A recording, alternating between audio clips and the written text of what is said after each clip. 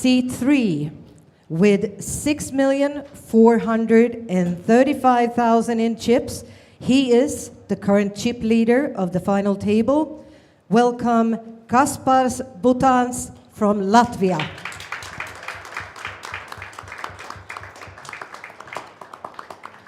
Seat 4 with 4,035,000 in chips.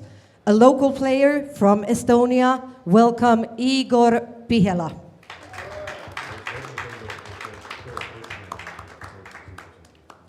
From Sweden, taking seat number 5 with 4,890,000 in chips. Welcome Monir Taju.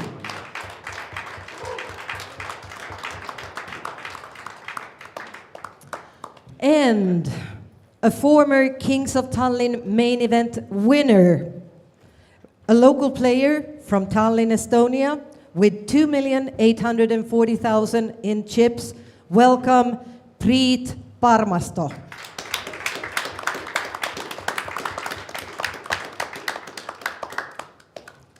Taking seat 7 with 4,330,000 in chips, from Sweden, Anton Bergström.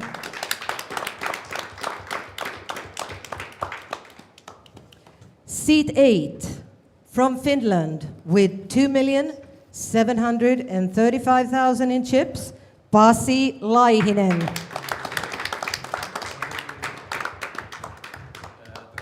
Seat 9 with 5,230,000 in chips, from Denmark, welcome Benjamin Canatan. We are going to make a draw for the button, so our dealer is going to shuffle up and draw for the button. We are currently on level 30 with blinds 40,000, 80,000.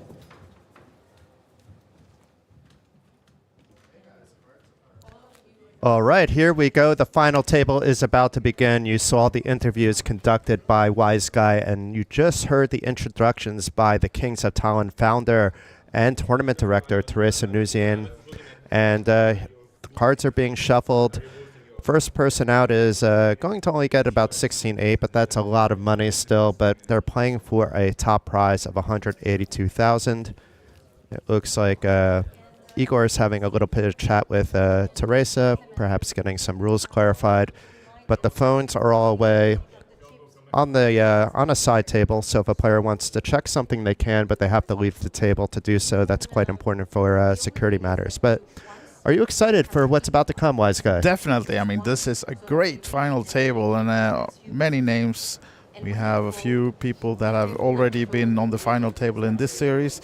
We mentioned that a lot, that if you go on a heater in a series like this, you often make 2, 3, 4 final tables, and a few of these players have already cashed big.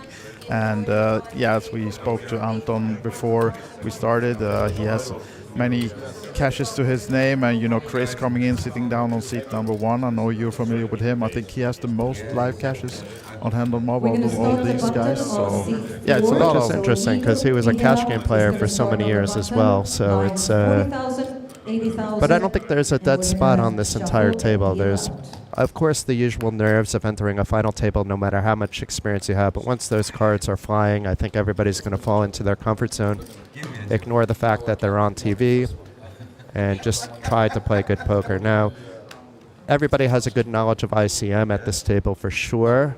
However, we learned from Anton, and he's not going to be the only one, that he doesn't want to make a deal because of the team competition, and there's a lot on the line there. And what happens is if you're 2 left and you make a deal, well, then everybody gets second place points for that. So we'll likely see this being played out to a conclusion, is my guess. Yeah, that would be my guess too. And as you mentioned, the team competition is huge. If you're not familiar with how it works, you enter the series, you can sign up a team of 4, and then you gather the team points throughout the week, and it's over 100 team entries, and part of the prize pool from all the tournaments goes to that specific team tournament. And yeah, and plus they were doing lots of giveaways. There was a Swedish team, in fact, that won a VIP trip to Florence to watch some football, but I mean, that wasn't much action, but we could see the chip leaders here to play. Pocket fours is definitely an open, even if he wasn't chip leader from the cutoff, but nobody wanting to play back at him. We'll see if he dictates the action. As we can see, Benjamin isn't that far behind Monir, and Anton, who's listed as Isaac, also not that far behind. And yeah, we have Igor Pihela Jr. right in the middle of the pack, and his father was here for the introductions before quickly running as he was blinding off in the final 14 of the 3,000 no limit hold'em. That was down to about 12 players, so they lost 2 very early. It's probably close to a final table now.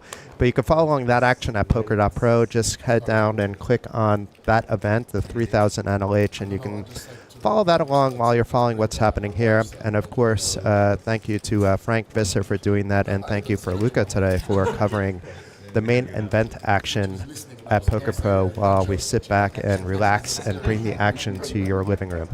Absolutely, and yet again the chip leader comes raising ace-4 in the hijack, and then maybe, as you said, he has the cards for it, but also he's making use of his big stack and putting pressure, of course, on the other players in early stage of the final table. But they are deep stacked. It's almost 50 big blinds average. That's deeper than normal see on a final table like this, right? Yeah, there's really no short stacks. Chris has about 20 big blinds. That's not really short. That's actually his comfort zone. I think he was on about a 20 big blind average pretty much throughout all of day 3. It doesn't matter necessarily how many chips you have now. It'll matter a little bit later, but we'll see some deep action poker. It's not going to be a shove fest, at least for now. Yeah. So Anton here defending with the better ace. Nobody hitting a piece of the flop. Anton has a little bit of room to float to a turn if he so chooses. And if Anton does it, I'm assuming it's correct, being he has taken a lot of my chips in online poker tournaments over the years. And 8 pair in the board gives Casper some chop equity, but this will very often go check-check. But maybe Casper's will put the foot on the gas. It's just awfully difficult when you're called on such a dry Queen A3 rainbow flop, so a check back makes a lot of sense.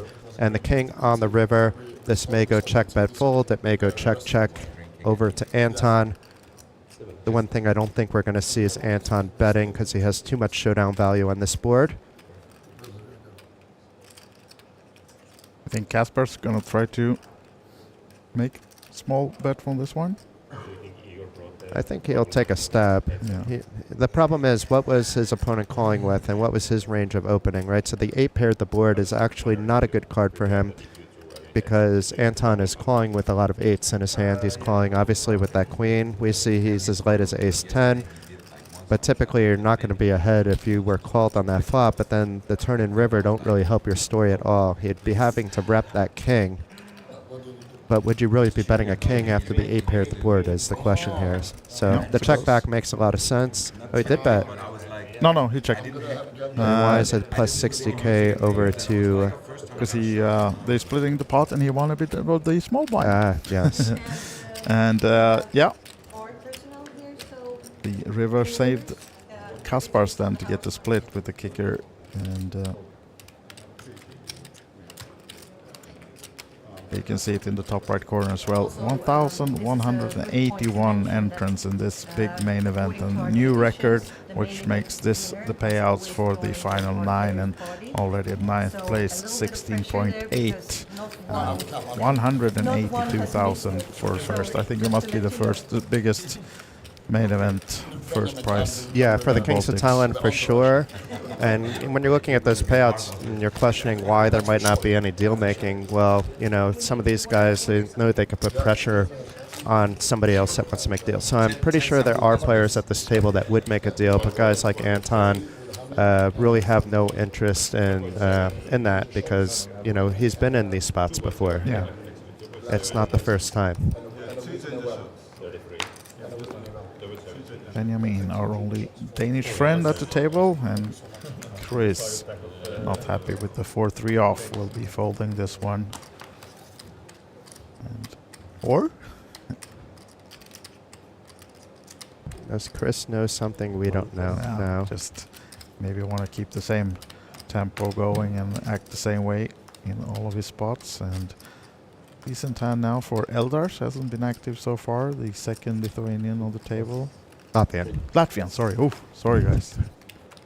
It's good that you're quick. Yeah, so Correcting me. Being a Lithuanian partly as you are. Yeah, I mean, I was just commenting to Sarah, who's going to join us in the booth very shortly, about the fact that there's no Lithuanians at the final table and how disappointed I am, especially after we had that Lithuanian heads up last time. But then you look at everybody else at the final table, there's no reason for me to be disappointed, but I know my poker community over in Lithuania maybe aren't watching it as closely as they would if we had a Lithuanian at the table. Yeah.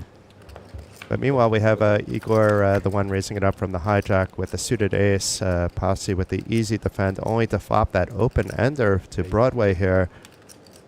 So he's not going to go anywhere.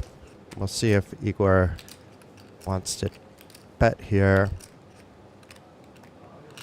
He does have at least a backdoor flush draw if he's called, which we know he is, but he's maybe going to be raised. We know Pasi's not folding. I think a call is what we're about to see, though.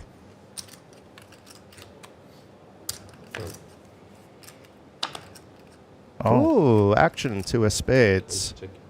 We may see Igor betting. He doesn't want to be check raised even here, though, but if Pasi checks again,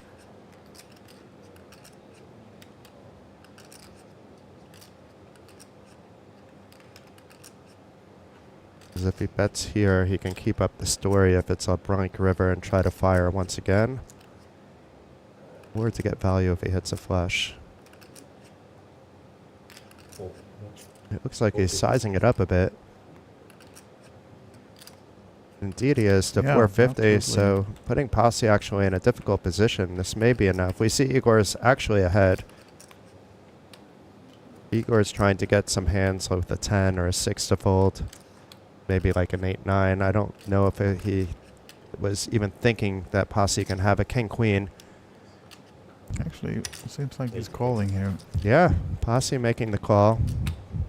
Drawing to 8 outs, but really only 6. And that is not one of them, but it would potentially complete his story if he wanted to bet.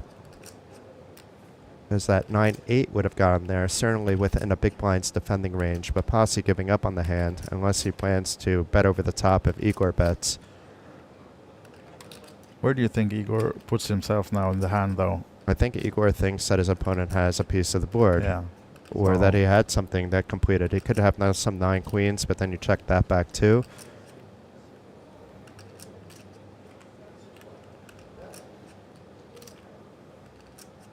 And Igor agrees with that, checks back, and he'll be happy to see that he won this just with ace high. You could see the expression on his face. The surprised / happy face, and the pot is awarded to home player then, Igor Pihela. And nice one for him. And our Finnish friend Pasi then dropping below the 2 million mark. But let's do one more hand together, and then let's get our first guest of the day. Yeah, we'll have some guests coming in during the day. Absolutely. And it looks like it's bubble time now in the 3K. You are healthy with those jacks to oust Yves Honore with Jack 10 suited in 11th place. So it is down to just 10 hopefuls. So near a final table, that'll be a 7-player final table because it's a 6 max affair. Yeah. But you can keep updated about what's happening in real time on poker.pro about that event, while also reading a log if you're missing a little bit of the hands here at poker.pro for the main event as well.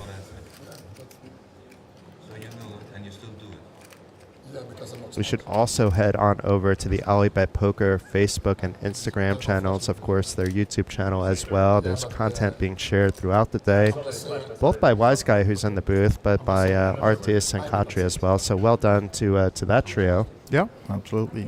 Keep up with all the action on all the socials. And now then, Chris with the first decent hand so far, but early position, and he shows us not to go with this one. As Eldars, also quiet so far. He's thinking about the King Deuce. He's like, I finally saw a Broadway card. Yeah. Thought better of it. Luck as well. Now Chip Leader has slowed down a bit. He was active the first few hands. Now folding the ace, as is Igor. Now then, the guy I announced as the Swedish version of Will Kasoof, meaning that he likes to talk a lot, but he's not been that talkative so far. Maybe the lights TV table has gotten to him, but now he's raising the sixes at least. Monir. And gets on through. Or did he call? No, it's on him. Yeah. Unfortunately for Benjamin, we do know that 2 kings are folded already, so we need help in other way to be able to best the sixes of Monir. That's no help. That's the kind of flop you want to see if you have pocket sixes. Definitely, yeah. Expect to see bet 100% of the time. There should be no check back. You need to protect your equity at this point. You don't mind a fold.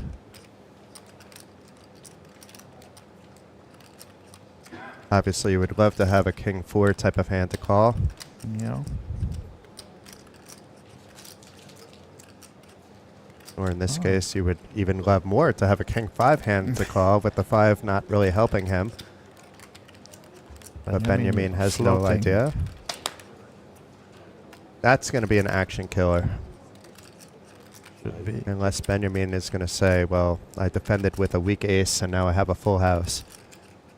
But the check is the obvious play. But Monir not slowing down. This is interesting. I mean, it will get a fold based on what we know Benjamin has. I mean, he does have the gut shot to the wheel, but it's a big price to pay to go see if you can get that 3.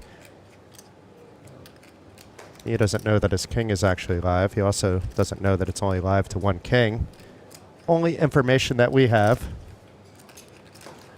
It doesn't feel like Benjamin's ready to give this one up. Now he's coming for that representing. Ooh, look at this. Wow.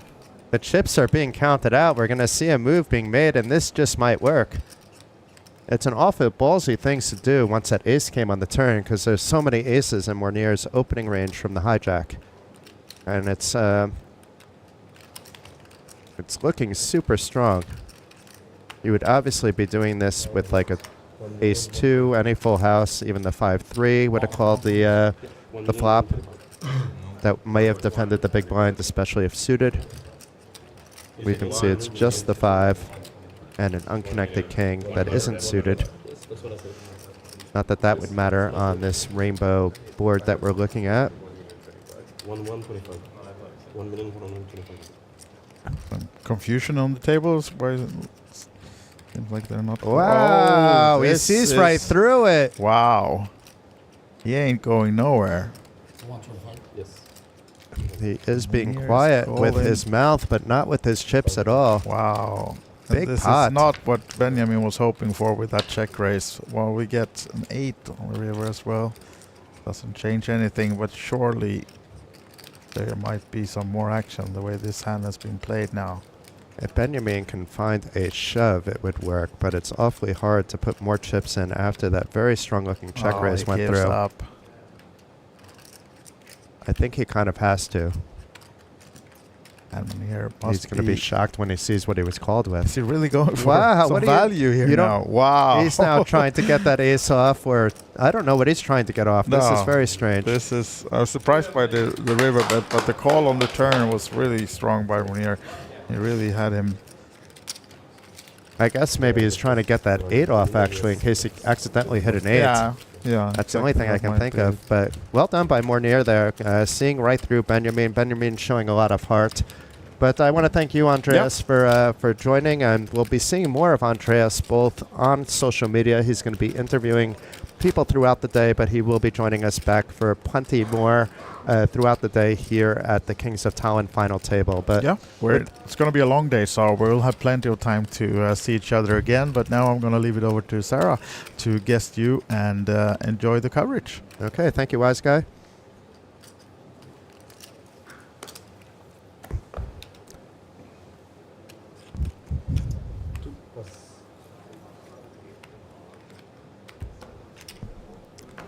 Raise 1. So it's Soul Day on Sunday. We have Sarah Zellentag here, which I learned I thought was translating to Sunday on Sunday, but it translates to Soul Day in German. But Sarah's does a stream of her own, and we thought we would have a little bit of fun here today at the Kings of Tallinn final table. So welcome, Sarah. Thanks for having me here.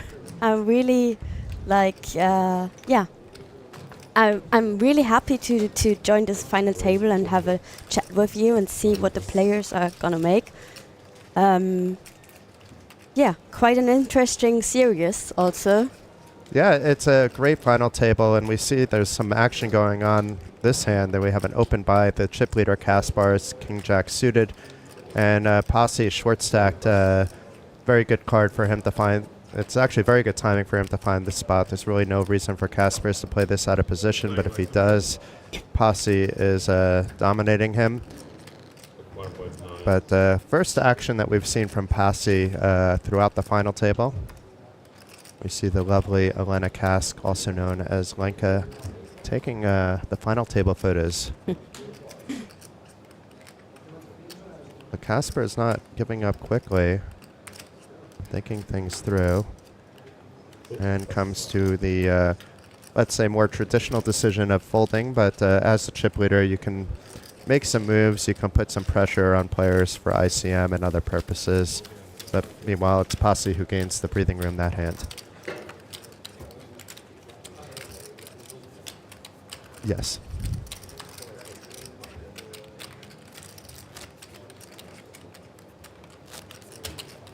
So 9 players remaining in what happens to be a deep stacked event. And here we are, Sarah. Hi. Let's straighten up. We'll fix our hair and look nice and sharp. But Sarah's in the booth. Sarah from Germany. It was your first time here at the Kings of Tallinn, Yes, right? it was. It was. So It how was a was- lovely series, really. Haven't had luck too much, but I enjoyed playing. Did you get your flag? Did you cash in anything? I did Okay. 2 times. Okay, that's good. So yes. I also had a final table, so What was the final table in? in one of the side events, 201. Raise 160. So that's nice. It wasn't live streamed, but it was it was still nice. I had a final table too this festival, Yes. so that was quite fun as well. Always Where was it enjoy. again? In the pot limit stud high low. I went on to win it actually, Yes. so that's why it was a lot of fun. But it would have been fun anyway. And you said you never played it before, right? I mean, I played a lot of stud back in the day, but not pot limit, so. But I don't think too Nice. many people. It was filled with all these mixed player beasts, but I'm pretty sure there isn't too many that have played between more than 2 of those events in this format, and most were in my boat that never played it before. So nice Yes, that thank you you. chipped it. Last Congrats. Sunday. And meanwhile, Igor raising with the min raise with the ace deuce, and it's Eldars who has a nice flop. Both players with a nice flop, in fact, but Eldars with the flush draw from the big blind. Igor with the bottom pair and a backdoor flush draw for himself.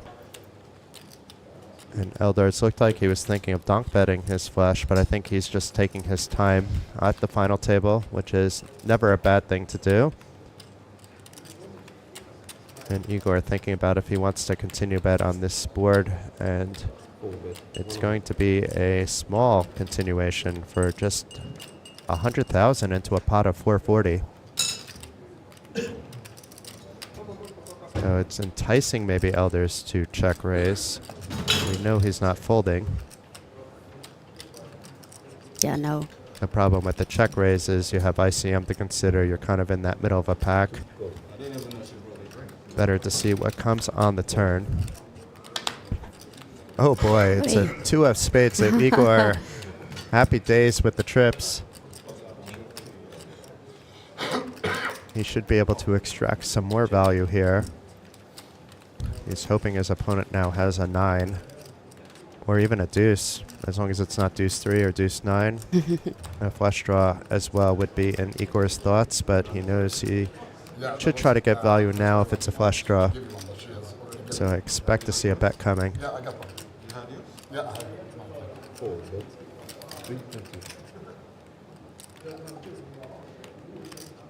Looks like a bet of 330.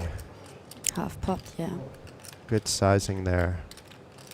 And Eldars now actually not with the easy decision with a paired board. Sometimes even if you get the flush, it's not going to be good now. We see that it is, unless it's the ace of hearts or the 3 of hearts. But instead it's a blind queen of spades. I don't expect Eldars to blow up his stack with a bet here, even though he should have the 2s in his range and not Igor. And does check. Very thin showdown value with the king as well, so Igor has very little to be afraid of on this board. I don't think Igor is getting more value. No, he From won't king get more 5. value, but he should try. Yeah. Also, the flush doesn't come in.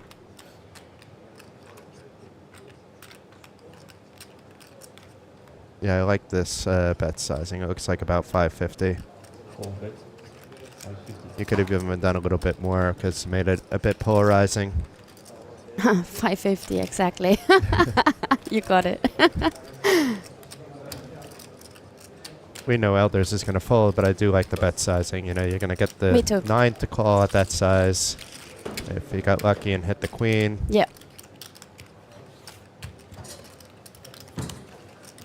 But well done there by Igor, one of Estonia's most popular players, quite a grinder himself. You'll see him quite often going throughout the European tour, but he is playing every major event here in Tallinn as well. And he is joined by fellow Estonian Priit Parmasto, who won this very main event back in 2023. But we can take a look at the chip counts. Kaspars is still technically in the chip lead, but it's neck and neck with Monir after he won a nice pot a few hands ago. Igor, after winning that pot, up to 3rd place. When do you go home, Sarah? How long are you here for? Just until tomorrow, so we're leaving. So no Back. sightseeing. I hope you can do some sightseeing today when you're out of the booth. Yes. we planned that to have a day off. Enjoy Tallinn. It's a beautiful city also. So it's you and your husband, and are there other people? Just me and my boyfriend, yes. Just the two of us. So we have an open race here from Monir again. Suited ace from early position. Being that the chip leader is not actively bullying people, and now Monir is co-chip leader, this is perfectly standard open, actually. Yeah. And we have Anton calling with the king-queen. I'm going to be watching Anton very carefully, actually, because he's one of the players that, you know, there's always players that get the best of you sometimes, but you get the best of them back. But this is, now that I know his screen name, he's always gotten the best of me.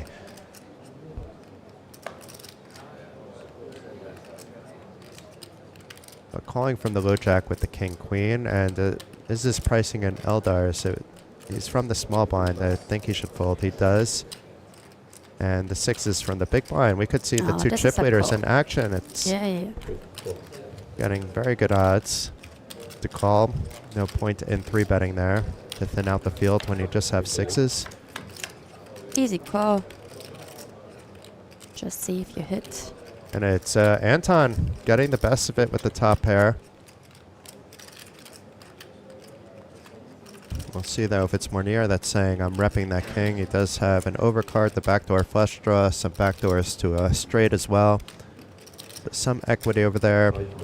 If he does get called, which we see that he will, maybe he'll even get raised. But I think we're just going to see a call here by Anton.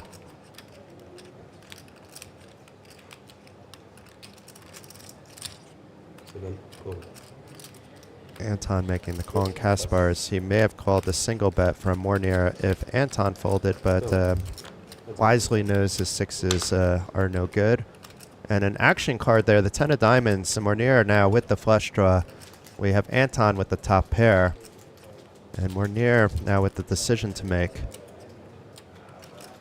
And we learned that he was quite talkative on day 3, but today we haven't heard much out of him.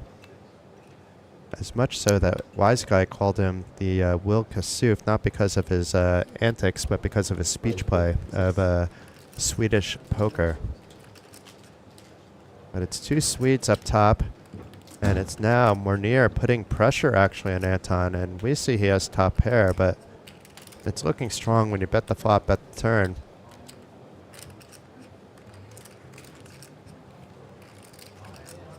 It can smell a lot like ace-king or something even better. But Anton making the correct call in this case. And now Anton should feel pretty good. There's only one other king in the deck. It would just be a cooler. If Monir checks, he may even try to get value. I'm curious what he's gonna do now, Monir. He's checking, yeah. After that call from the big turn bet, I think he realizes Yes. he'd be spewing chips. But we've seen something like some nice play with the sixes earlier, so Yeah.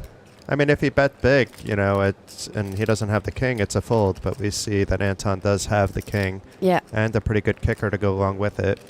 Yeah, now he's going for value, I guess. Yeah, it's about half the pot, a little bit more. I think 1.2, 1.3 million. 1,175,000. Okay, about 1.2, 1,175,000. And it's going to be an easy fold here for Yeah. Monir. Unless he's putting Anton on a 6-7 suited that he might have floated with. And there are a few bluffs that he could be doing this with. But he also blocks the 7, so I don't think so. Yeah, and that would be really the only hand. Otherwise, he's leveling himself in a hand. Sometimes it can happen. Yeah, I mean, if it's not final table and it's a side event and, you know, let's just say there's some people that may be enjoying adult beverages at the time. The ranges that we're talking about that are expected, let's say, at this table are going to be much different at that table. Or maybe sometimes ace high actually is a call there. Yeah. And a correct call, just because you've seen them do weird things with hands like 8 deuce. When they've hit, they've kind of been a little bit quieter, and when they've bricked, they're going 3-barreling to hell. Yeah, but you said it. It's like the final table, so ranges are changing. A lot of ICM. It's 16-8 for the next one out, but it's 182 for the winner for a record top prize at the Kings of Tallinn. You can see the prize pool in the corner there, nearly 1.1 million at 1,098,330 euros. From the very ambitious 1 million guarantee. And props to everybody at OlyBet, props to Teresa Nuzian, props to Krista Larson and the entire team. Gorgeous over at OlyBet getting those qualifiers in, but the numbers have been fantastic, and we've seen a lot of new faces. Not just Sarah, who I actually just met for the first time, learned that she was a streamer and said, yeah, we'll have some fun on the final day. And hopefully you're having fun, Sarah. I do. I love poker. I'm enjoying it right now. Also, like, I love to talk. So we have an open race here, I guess. Yeah, the ace-10 on the button. If he's folding, he's going to be the tightest player I've seen. But meanwhile, maybe he should have folded, because look what Igor woke up with. And Igor should be 3-betting a button open with ace-queen. Yes. But being that it's a final table, being that he's just chipped up, if he wants to call, that's the next best thing. And a fold is perfectly acceptable as well. And Igor may be thinking a call is the best thing. Igor has been in the spot so many times that he's thinking through, do I 3-bet my ace-queen, or am I just calling, disguising it a little bit? But he is reaching for that 3-bet, which, as I said, would be how I would play it. Yeah, me too. I don't mind calling also, to be honest, but If it's an early position open, I'm likely just calling there on a final table. But in a button situation, his range should be super wide, even if he's playing tight. If it's unopened on the button, you have a very wide range. yeah, I like the 3-bet more. Now, if he gets 4-bet shoved upon, which I don't foresee Eldars doing, he's going to have to let go of that ace-queen. So he does lose some equity against hands like jacks and tens. That would be doing that. I think Eldar would have to have an incredible read that Igor has a good hand, but one he could fold to a 4-bet shove. Because we have not seen Igor 3-bet yet at the final table. So Eldar's a good open, good fold, and Igor Raise and take. taking down the pot. Up near the chip lead now, Igor. Yeah. I have a lot of love for Igor. I mean, I've known him for many years. His wife, Evely, has been a host here at the Kings of Tallinn. She even guest hosted while she was here playing the ladies event. I did see a great video with her. And Igor's dad is busy grinding it out in the 3K. I should get an update over there pretty soon. Wow. But with 10 left, he was still alive. He missed a few hands while watching his son do the walk over to the final table. Nice. Family play. Family play, yeah. So, yeah, there's 3 in the family that play. It's, Yeah, this is nice. led by the dad and then the son and also the daughter-in-law. Evely took a little bit of break for playing while the baby was growing up, but I think we'll see more and more of her. And she's been an important part to the Kings of Tallinn family over the years. This is cool, actually, once the whole family is playing. Yeah. We had 2 in the main event yesterday with the same surname from Finland, Hapanini, and I had to go talk to Juhani, who's the Finnish Encyclopedia of Poker and also reporting in Finnish at Poker.pro. And he assured me that they were not related. I always love these family stories, so I was ready to run over to the casino and talk to them, even though it was a day of rest for me yesterday. Prepared for the final table. Yeah. It's a long festival, which is great. We're on day number 11 already. And I was here a week before as well with my family on holiday, so I've been loving Tallinn. It's nice that there was like every day something going on, a few tournaments. Yeah, and as a mixed game player, it's always nice to see that there's a mixed game tournament every day to play. Yeah. Just about outside, I think, the very first day, which was day 0 maybe. But in general, there's something every day. I mean, I love Hold'em tournaments too, but if I see a mixed game tournament that, especially in a format I haven't played, I'll just quickly read up, maybe ask a friend a few questions, and learn as I'm playing, which is a fun feeling. I was close to do it as well, so it makes some poker players just curious how to play. If it's a game nobody played, I feel like I have an edge, actually, because nobody's really solved it, right? I can imagine, yeah. So we have an open with the 9s. You might think a loose call, but it's fairly standard with the 7-3 because it's suited and it's easy to get away from at these stack depths anyway. Here we go. Monir is now into the table talk that Wise Guy was alluding to that happened yesterday. And this is interesting. He's hitting the 3. Monir hitting that 3, but I don't think this is good enough to bet. I think he's just hoping it gets checked all the way down and that his 3 is good, but he's probably going to look at this as a delayed C-bet, where really he kind of understands that Monir likely doesn't have an ace or a jack, but might have a diamond in his hand. So also, these 2 again, right? Yes. Benjamin, the winner of the 555 championship, and Monir, who was dubbed the Wilkesooth of Swedish poker, not having to see if his 3 was good enough because it did go check-check. To learn that his opponent was a little light on that C-bet and was likely for the reasons described as protecting against the flush draw, knowing he can get a call up a flush draw with his opponent not likely having an ace or jack. In this case, it was the 3 that called, drawing dead. Or 2 or 3, it's a 2 outs. You misunderstood it. But yeah, now we have the table talk. Maybe we can hear what they're saying.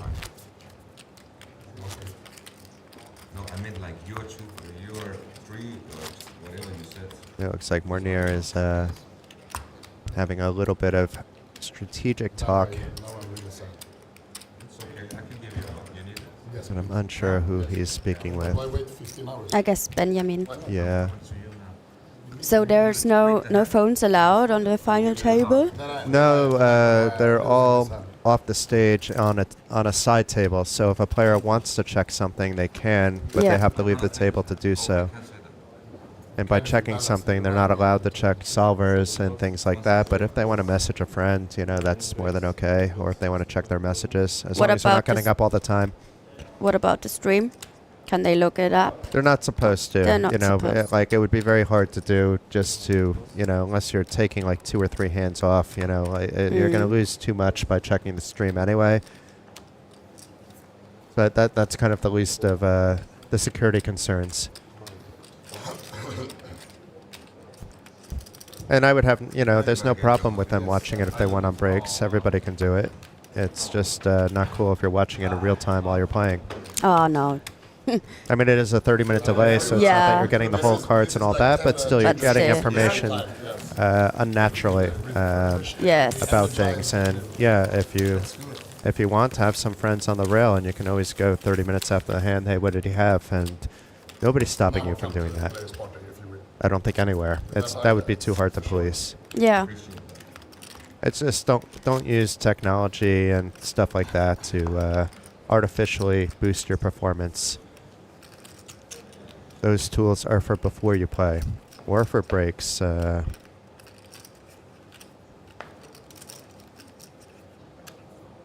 the human element should always be around. People, just like in tennis, it's time to go to the locker room. The coach will pick up the tells that they got. Oh, this player's overplaying to the left. You should go ahead and go to their forehand more often. So those kind of tips are always welcome to be given, but not during play.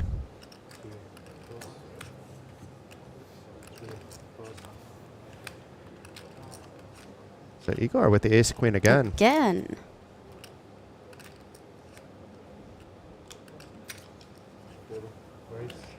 Looks like a min-raise. And nobody waking up with anything except for Anton with the queen-6 suited. This is going to be defended. He is overshadowed by Igor's ace-queen, so if it's a queen on the board, expect Igor to take that chip lead away from Kaspar's Bhutans, who started the table active, but now is just comfortably hovering with his 6 million plus stack. So this flop here is not going to be scaring Anton away to a c-bet. He has the backdoor flush draw, gut shot to Broadway. His 2 overcards are still live. Of course, if it's a very big c-bet, it would scare him away, but it isn't the kind of texture that Igor wants to put more chips in with his ace-queen.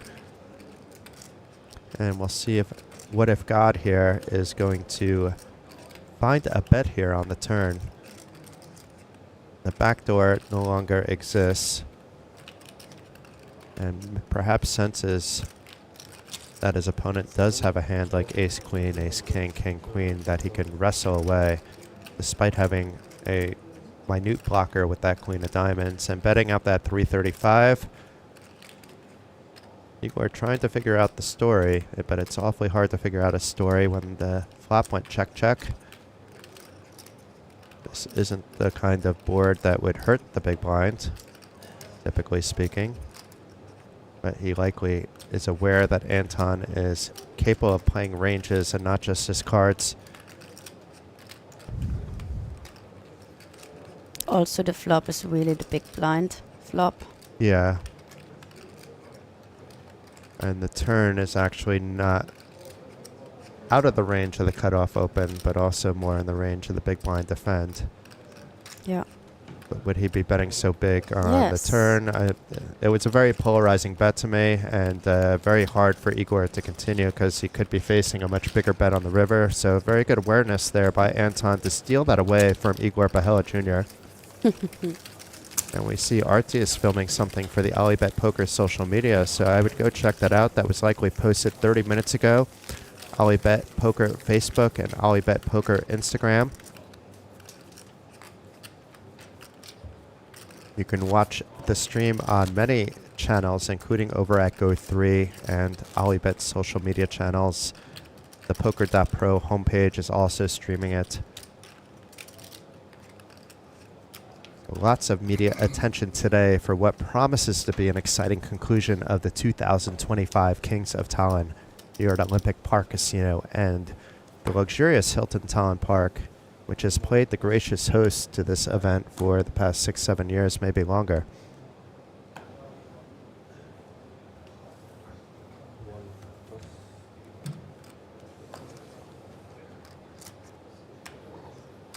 Eldars looks like he really wants to play a hand, but you're not getting the cards to do so.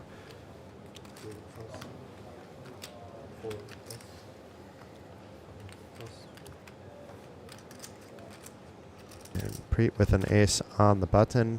Sporting that 30 big blind stack will be opening. We haven't seen anything like from him, right? I think we saw him in a hand very early, but that was it. And it wasn't anything memorable. Anton. He has space to make moves now.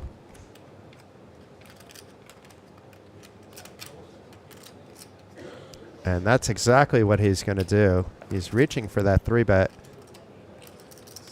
It takes a lot of bravery to do this at a final table. But now he has the chips to do it, so a little less brave. Once again, trying to punish the fact that the button should be opening wide, that the button does not want to go out in 9th place. And very good awareness by Anton there, stealing away a pot from the 2023 Kings of Tallinn main event champion, Priit Parmasto. Yeah, I like that play from Anton. It's so hard to do in real time, though. Online, it's much easier, actually, than in live. With so much on the line. Obviously, if he had 2 million less chips, it makes it that much more brave. He can easily 3-bet and fold and not affect his game plan at all. But I'm not sure how many other players at the table would find a 3-bet in that spot with King 6 suited. And Chris is dwindling down a bit. One of my good friends here, Chris De Silva from London. He messaged me the day that he was coming out. Jason, you've been talking about this festival quite a lot. I see the numbers are good. I'm on my way. Nice. And I said, ping me when you land. And I forgot that that message came in, and he pings me when I land, right when I'm about to get ready for bed. I'm like, well, I guess I'm not going to bed now. And wound up spending a little time with him. With pocket 8s. So Eldars finding a hand to open with the Snowmen on a non-snowy day here in Estonia. Yeah, it doesn't snow. It does snow. It snowed the week before you came because I had some lovely snow here when I was here with my family. My school forgot to look at the Kings of Tallinn schedule and scheduled it a week before, so we kept up with tradition and stayed here at the venue waiting for action to happen. Then my family went home and I got to be with another family. No, I have my poker family too, so it's okay. Yeah. I don't feel lonely here. I know that feeling. So Benjamin defending with the 5s, 8s versus 5s. It may become a leveling war at some point.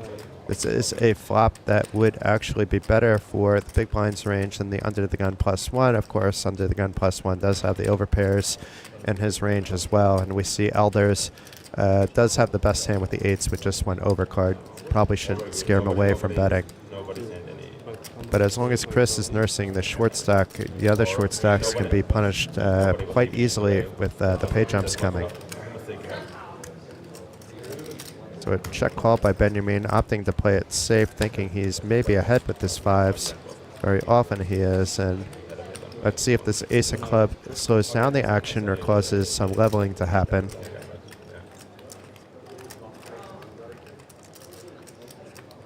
I think if I'm Eldars, I may actually be thinking of a bet there just because he was called with the 9 high. He could rep some aces and maybe scare off the 9, but maybe that's going too thin, so the check back does make a lot more sense. And Benjamin here with a decision to make and already decides to check, so no decision left to be made. If he did bet, it could have actually worked, but Eldars happy to see that his 8s are good. And one player that's not happy to see that is Chris De Silva, hoping he can get a ladder up. Very ICM conscious individual. He will be going for that trophy, but it doesn't mean he won't be trying for those pay jumps along the way.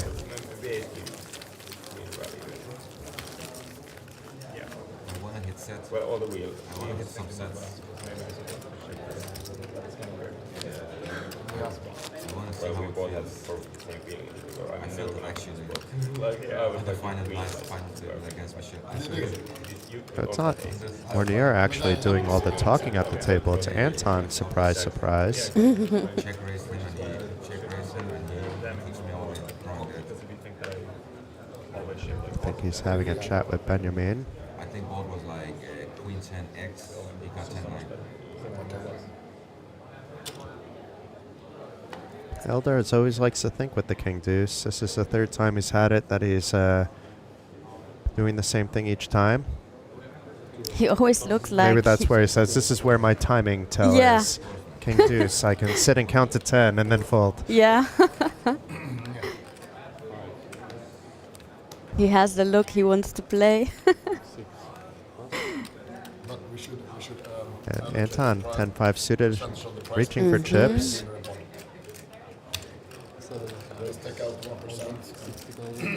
Not in everybody's cutoff opening range. But a But guy I like that. Anton, who plays very well post-flop and understands that Chris is actually going to be overfolding a lot of big blinds in his spot due to ICM. And in this spot, it's a fairly easy fold.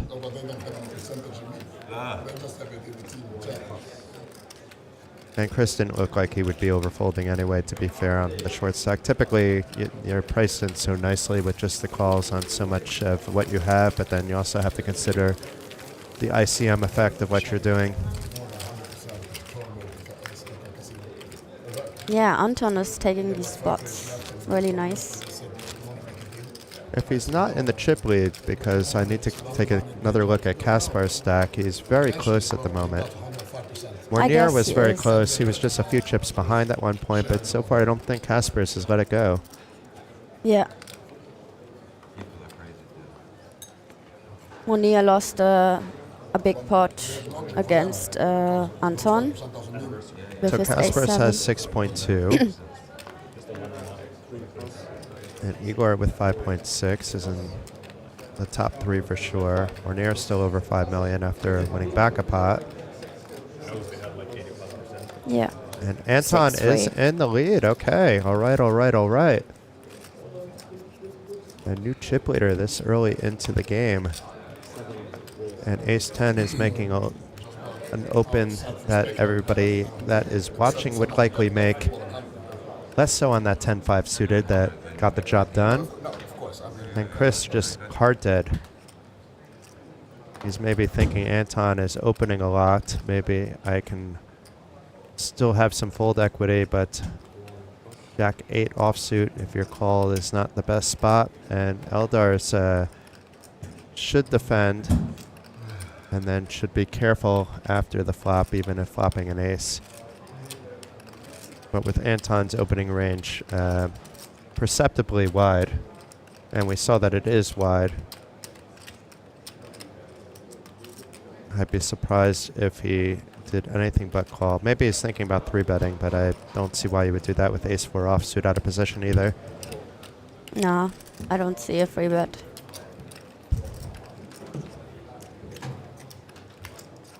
Okay, so either Anton will pad his chip lead or it will be short-lived and right back to Kaspar's. An ace for some action, and here it is, right out of the window, ace 7-7. So we could be seeing some trouble here for Eldars. There are a lot of chop pot possibilities, obviously, as well, so the equity isn't too bad for him. But he's not going to be able to go anywhere, especially to a min bet of 80,000. That's perhaps a little bit too small with this kind of board.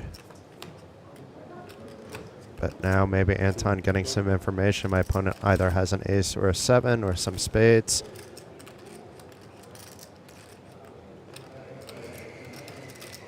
Is Anton going to check back the turn to bet the river, or is he going to try to get value on all 3 streets? It looks like a bit of a size up as well, too. Not that much, actually. 400, 2/3 of the pot. 375. And although he thinks a lot with King Deuce, this was a snap call here by Eldars. Does have a strong showdown hand. And despite pairing up with that 4, it's counterfeited with the other pair. So another check here. Is Anton going to just check it back here? what does he think his opponent is calling the flop in turn with, especially such a weird flop with an ace-7-7 that could have been spades, but then you're not getting any value off a bet. He's definitely checking all 3 streets with the 7, hoping that you bet it, and does check it back, and is the first player over 7 million in chips after showing down that winning hand with the better kicker. Meanwhile, Eldars is going down a little bit on chips, but he still has nearly 30 big blinds. I believe blinds will go up shortly to 5,100, but that would still be more than 20 big blinds. There's still some breathing room at this deep stacked final table. And here we could take a look at the chip count. So Anton up top, but Kaspars and Igor and Monir not too far behind. Then there's a bit of a gap, the 555 champion, Benjamin Canatan, with 3.8, and then a gap again with Priit, Eldars, and Pasi all with that 2 million range. And Chris, if blinds are up pretty soon, we'll be down to 11 big blinds, but is under that 15 big blind red flag, where you don't want to go too many orbits without something going. He's on the button now, so He has a little bit of time. he has a bit of time. He can be quite patient when he needs to be. I've seen him in these spots over the years. Yesterday, I was told by Frank Visser that he was basically hovering around the 15 to 20 big blind stack most of the day. So to do that and make the final table is always a good feeling.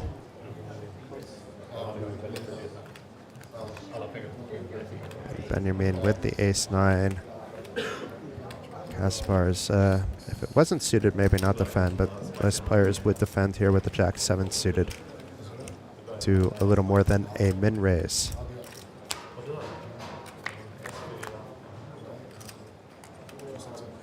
And a 7 out of the window, followed by a 4 and a 6. 2 diamonds, Kaspars with the top pair. Not the kind of flop that would really be that great for the cutoff's opening range. Obviously, he has some 8-9 suited, even some 7-6 suited, some sets in there. But the check back is the more obvious play when you have ace-9 offsuit. And Kaspars, I won't be surprised if he is going to fire out a value bet now, thinking his opponent would have bet those overpairs or things I need to be scared about.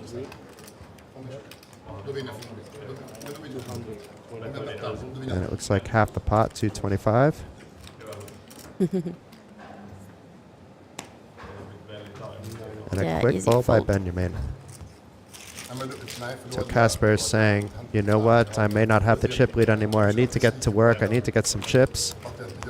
Not that he's really actually thinking about that. He's more thinking, I have a lot of chips. Life is good. I hope I don't blow my stack to somebody. Blinds up, small blind, 50k, big blind, and big blind under 100. 50, 100, 100. Okay, so we have blinds going up. Are you good to stay for a little longer, Sarah? Because we have another hour together if you have the time. I do. Okay, good, good.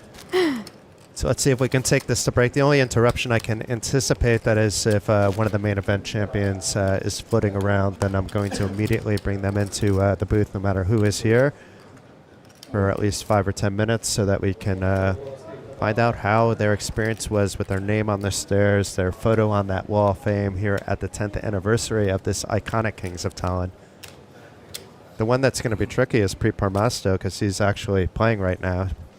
But maybe he will, maybe if things don't go well for him, we can get him in too. But we're rooting for Priit, very popular in the Estonian poker community.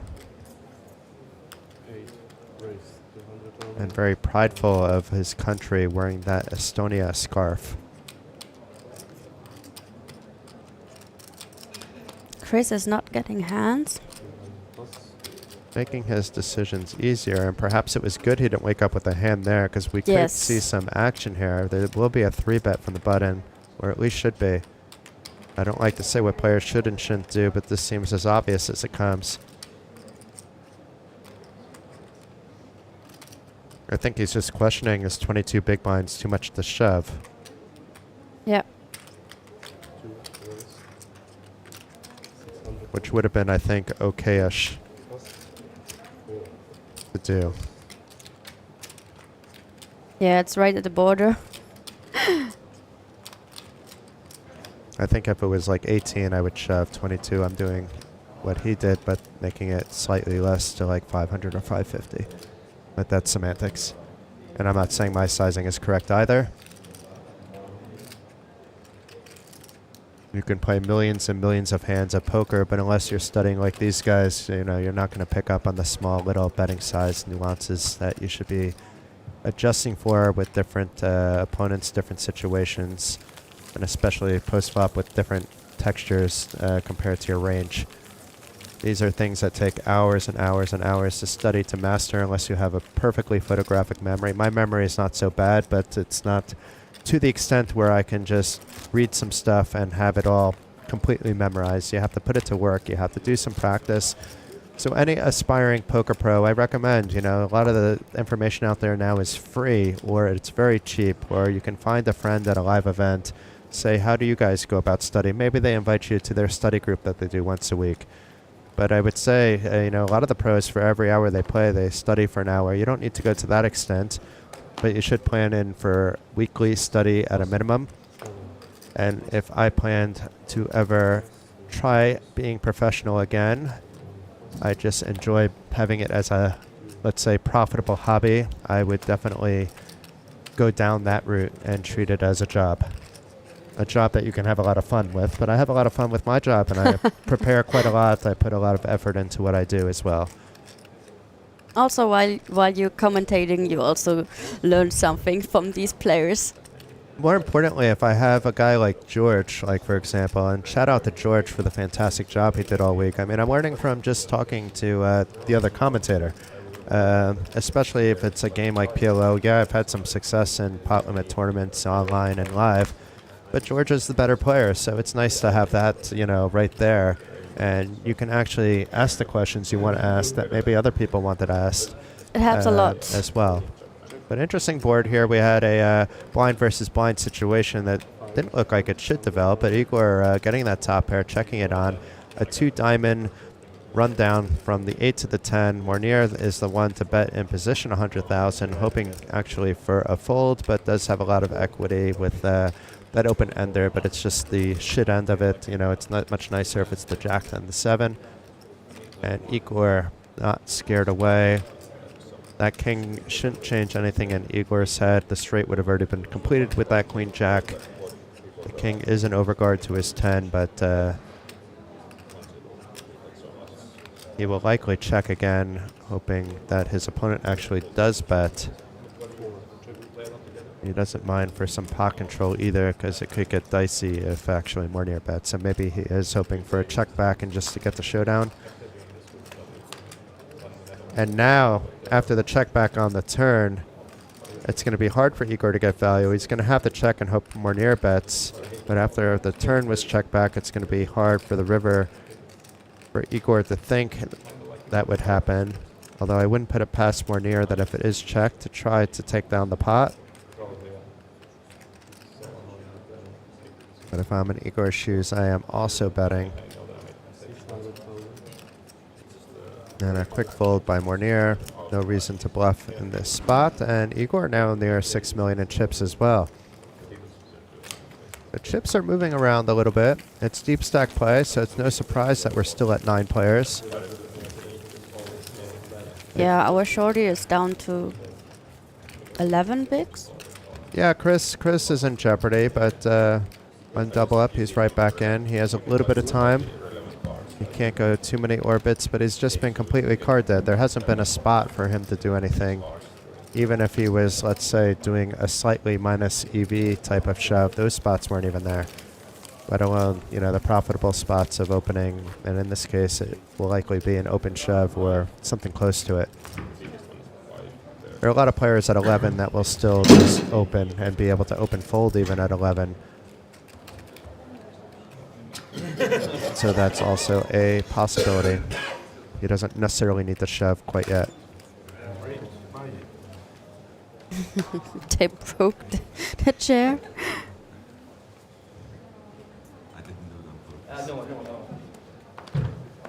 Anton already folding his king juice. The small, so we go slower. Yeah, one of those. My mom always says I break everything. It looks like min raised by Pasi with the king queen. Pretty sure you broke a lot of women's And heart. Chris, well, he got suited cards this time, Chris, but not very good ones to the muck. Not really connected. It was the suited Robbie. But it makes it easier for his decisions to just fold. Yeah. When you're in those spots, so you do hope other players bust while you're busy folding. So he hasn't gotten that aspect of it quite yet. But I've seen Chris spin up small stacks many times before, so I'm not counting him out yet. It's way too early to do that. And Priit with the easy defend here off a 21 big blind stack. Actually 22 big blind stack with the 10-9 suited. No player hitting this black 7 jack 6 flop with both players having red cards in their hand. It's maybe not even a board texture that Pasi wants to continue with, but he has the 2 overcards. He does have a short stacked opponent also that if he didn't hit the board to put pressure on and deny them equity. But he's obviously hoping for a fold with this bet, even though we see he's ahead. And Priit with the fast fold. Pasi and Priit changing around some chips, both still around that 2 million mark. Anton, who you can see in the photo on the left, at around 7 million, current chip leader. Kaspar's Bhutan's in second place with around 6.5 million. And he began the day as a chip leader.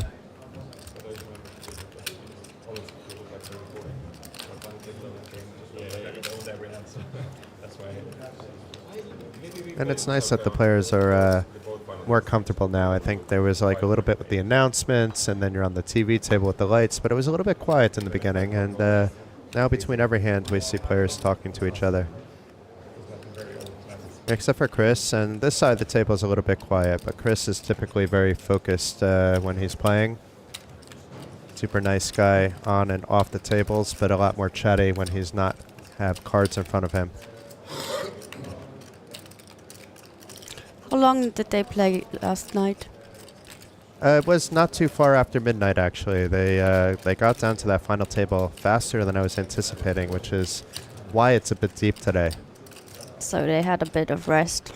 They had a bit of rest. Frank had a bit of rest, too. It took him a little, takes him the usual hour and a half for wrapping things up at the end of the day, but he's all set and now reporting actually the 3K final day.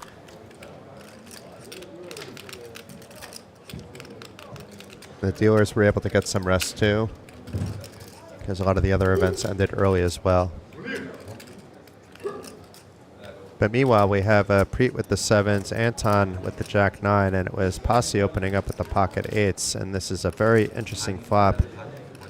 We could see what Chris is looking for, but not necessarily what we want to see from the main event champion of 2023 in Priit, because he has that overpair, but it's pipped just by 1 pair there. Does lead out from the small blind with a donk bet, which is quite interesting.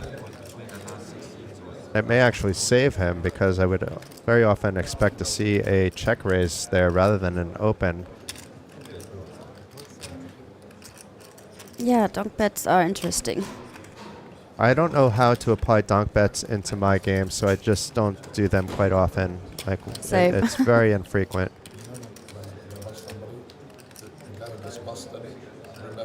In a game like PLO, I know how to use it quite well, or PLO 8.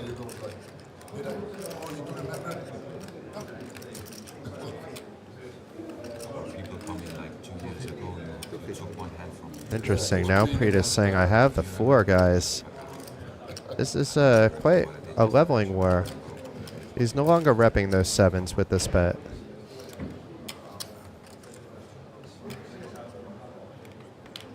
He could be, because 7s, he could think he's good. He should think he's good a lot of the time, but it was an under the gun open that did call your bet, your donk bet on the flop. I'm not sure if I like that. It's kind of like a merged range bet here.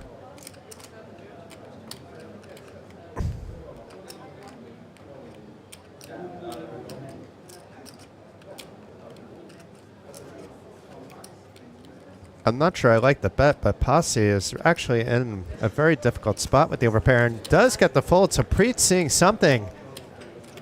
Wow. Stealing it away with those 7s against the 8s. Both players having an overpair to the board. Pasi in a tough spot. Thinking, yeah, he might have the 4. I don't want to be the first one out the door. Seems awfully strong with a donk bet and a follow-up on the turn. When you slow down on the turn, the donk bet can be seen through some of the time, or it's a trappy. But well done there by Pasi, the sole Finnish representative at the final table.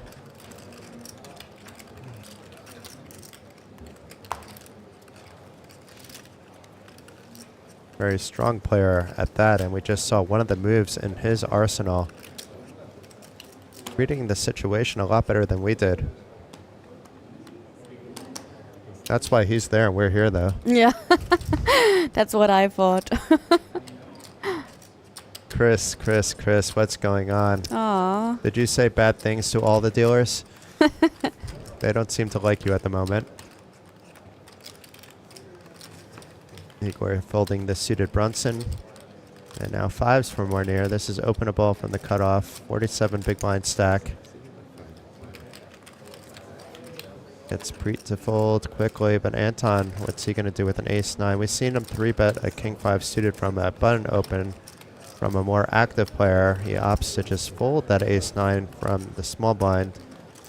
And Monir, happy enough. You always got to be happy when you're just getting the blinds and antes with 5s. If it's early in the tournament, obviously you want to be able to see some flops and hope to hit your set and have the proper odds to do so. And then get paid. That's always the tricky part. Yeah. I'm going to take a quick look at what's happening in the 3K.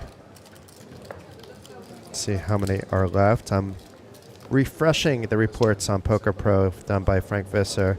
And it looks like we have 8 left now, so it's the final table bubble. Igor Pihela Sr. is still alive, but I'll bite with a short stack. Watch Zurjev as well, still alive in that bad boy. And Yalamaki with a nice stack. And Lucas Horanen. I mean, there's a lot of nice action over here. I'm scrolling down to the last elimination. Juhola cracks aces first hand, final 2 tables reach. So Juhola with the ace-queen basically making Joni Rantamaki short with his pocket aces. That's quite unfortunate. But meanwhile, back to the action. We have a blind versus blind situation. Pasi opting to fold his very weak king, and he was dominated by Benjamin's king-5 suited. I'm not sure, but like this was strange. There were pocket 8s at one point, and they folded. Who folded pocket 8s? Because I was busy reading about what was happening in the 3K. I was too fast, but I've seen pocket 8s. So if That anybody would be is curious strange. why pocket 8s have gone folded, I don't know. I don't think any player is in a situation to fold pocket 8s. Maybe Under the Gun player did, but I would even be surprised if that happened. Yeah. Under the Gun was Chris, right? So Chris would have jammed it. Yes. No, Chris had queen deuce or something. I got a queen this time. Things are looking up. Yeah, but not even suited, so easy. So Kaspar is opening with a suited ace from early position, goes all the way around to Chris. Look at this, 3 deuce. He's just going to shake his head, I'm pretty sure. He may actually defend here, though, because it's suited. Yeah, he can defend. I don't mind. I'm not sure what the right play is with 3 deuce suited off this depth on a final table, but as you said, I don't mind the call either.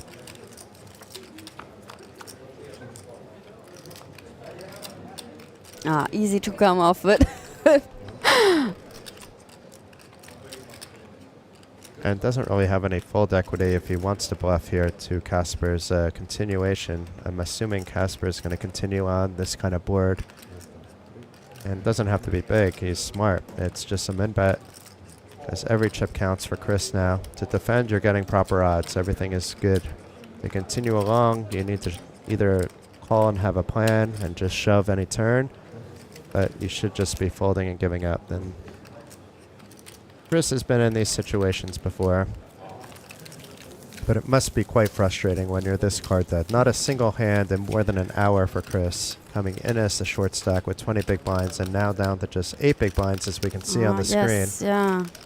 And Casper is back in the lead, so expect some back and forth near up the top with these chip counts. It's Kaspar's and Anton near 7 million, Igor near 6 million, Monir at that 5 million mark, and a couple stacks in the 3 to 4 million range, and then a couple in the 2 to 2.5 range. And our friend Chris de Silva hoping to spin up that 8 big blind stack, or at least to have a player or two go out on the rail to get those pay jumps. But Priit getting back in the action, opening for a min raise with 8-6 suited, and Chris with his usual garbage. Nothing to see here. And we'll see what Eldars does here. He can defend here. He can fold as well if he wants. I never mind seeing people overfolding in big blind situations. I sometimes do it intentionally on certain tables.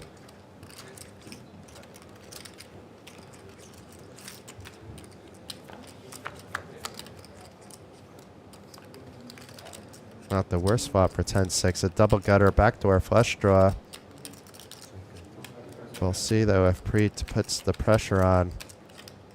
I think a small bet at least has to be called. Of course, he could be drawing very thin to a Jack-10 that Priit could open with, but for now you have to think that I have 8 live outs. And the Queen of Diamonds may be scary because it pairs the board, but after going check, check, you should feel that now both your flush draw, which is now in the front door, and your double gut shot straight draw are both live. And we can see Eldars has actually more equity than Priit, who has the best hand at the moment. And checks it back. So the 10 and the 6 are also live, and the flush is completed. There it is. And Eldars is just checking. Interesting. Not trying to get value after pre-checking the flop in the turn. Maybe hoping he would take a stab at the river. I'm not sure what he was afraid of there. Maybe didn't want to get coolered by a better flush that might be checking down the river, but that would be kind of strange with this board as well. I guess like that he thought Priit is gonna do a bet. And Priit getting away with the minimum there because the flop bet is getting called. The turn bet is definitely getting called. And for it to go check, check on the river is an ideal spot for him. He has ace for the showdown. If his opponent got there, then it didn't cost him much.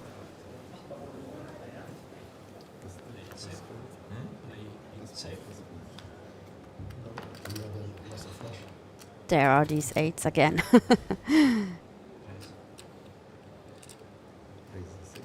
So Priit going nowhere from early position, middle position with his 8s.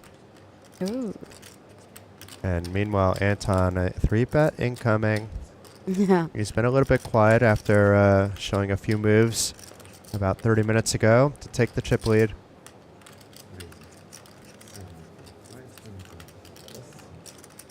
And I'm being told that the 3K is down to 9 players. So we'll be moving that to a delay as well because we may see some of that action on the stream with the outer table. Chris has in hand, by the way, but I think this is a tough spot. Yeah, it's a very tough spot. Maybe it's the first time he's had such a good card. He could still get here. Let's see. I mean, we'll see what Priit does. Priit might just shove over the top. If he does that, Anton may actually not want to continue with his ace-king. But I think Priit will fold, and Anton will come in with the easy call. First tap. Ah, good. And Priit does get out of the way, and it's Anton making the easy call. So Chris at risk with the king-queen. Good luck, Chris. We could see our first player out.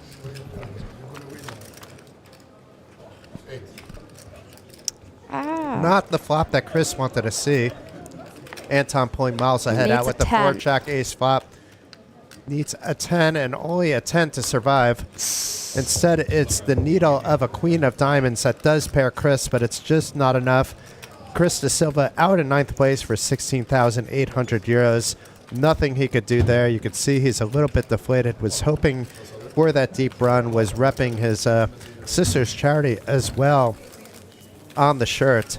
But meanwhile, nothing he could really do. There was no cards, no spots. I don't blame him for trying here with the king-queen. Who knows when he would see 2 Broadway cards again, despite having no fold equity. But now Anton, the clear chip leader, with nearly 8 million in chips. The final 8 players locking up 21,800 euros each. So everybody at the table earned an extra 5,000 euros just for sticking around, and there's a lot more money to come. So we did get to see an elimination, but unfortunately it was one of my friends and Chris de Silva, but it's everybody here is worthy of being the king in the main event. It's quite a stacked lineup here. And Anton, now he's likely to come right back in. Maybe say it's time to go over 8 million, maybe 9. All momentum going his way. Ooh. Oh my. Benjamin, the 555 champion winner, waking up with those pocket rockets. And he's reaching for chips. Maybe a little too big here. It looks like 625. It is the 625. It's going to probably fold Anton out, actually. Yeah, I There's can no reason imagine to as play well. King Jack out of position against a guy that's maybe 3-bet once this entire day. And you're not Yeah. getting a great price either, so... That was a bit too big, I guess, also. I mean, based on what everybody had, he raises to, let's say, the you know, like 550-ish, give or take. It's going to turn out to be the same. I don't think that Anton would have been happy to play that hand in position and not have been 3-bet, but once he's 3-bet, it's in his head, he was already in the muck before the sizing was counted out, as soon as the chips were being counted. An online player like him that's multi-tabling, everything is automatic for him, even here. Maybe he's picking up some live reads that he's throwing into, you know, the equation.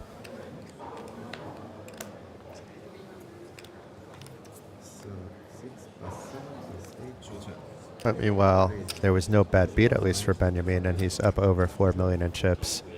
I've seen aces cracked quite a lot this week. It happens. So those of you that play online and then say the site is rigged because your aces were cracked, Yeah. chances are your aces were just cracked. Especially if playing on a reputable site such as OlyBet Poker. I think you can rely on the fact that this kind of stuff happens quite a lot live as well. You just get a lot more hands in playing online, and it can hurt more when it happens live because you're investing a lot more time into each event.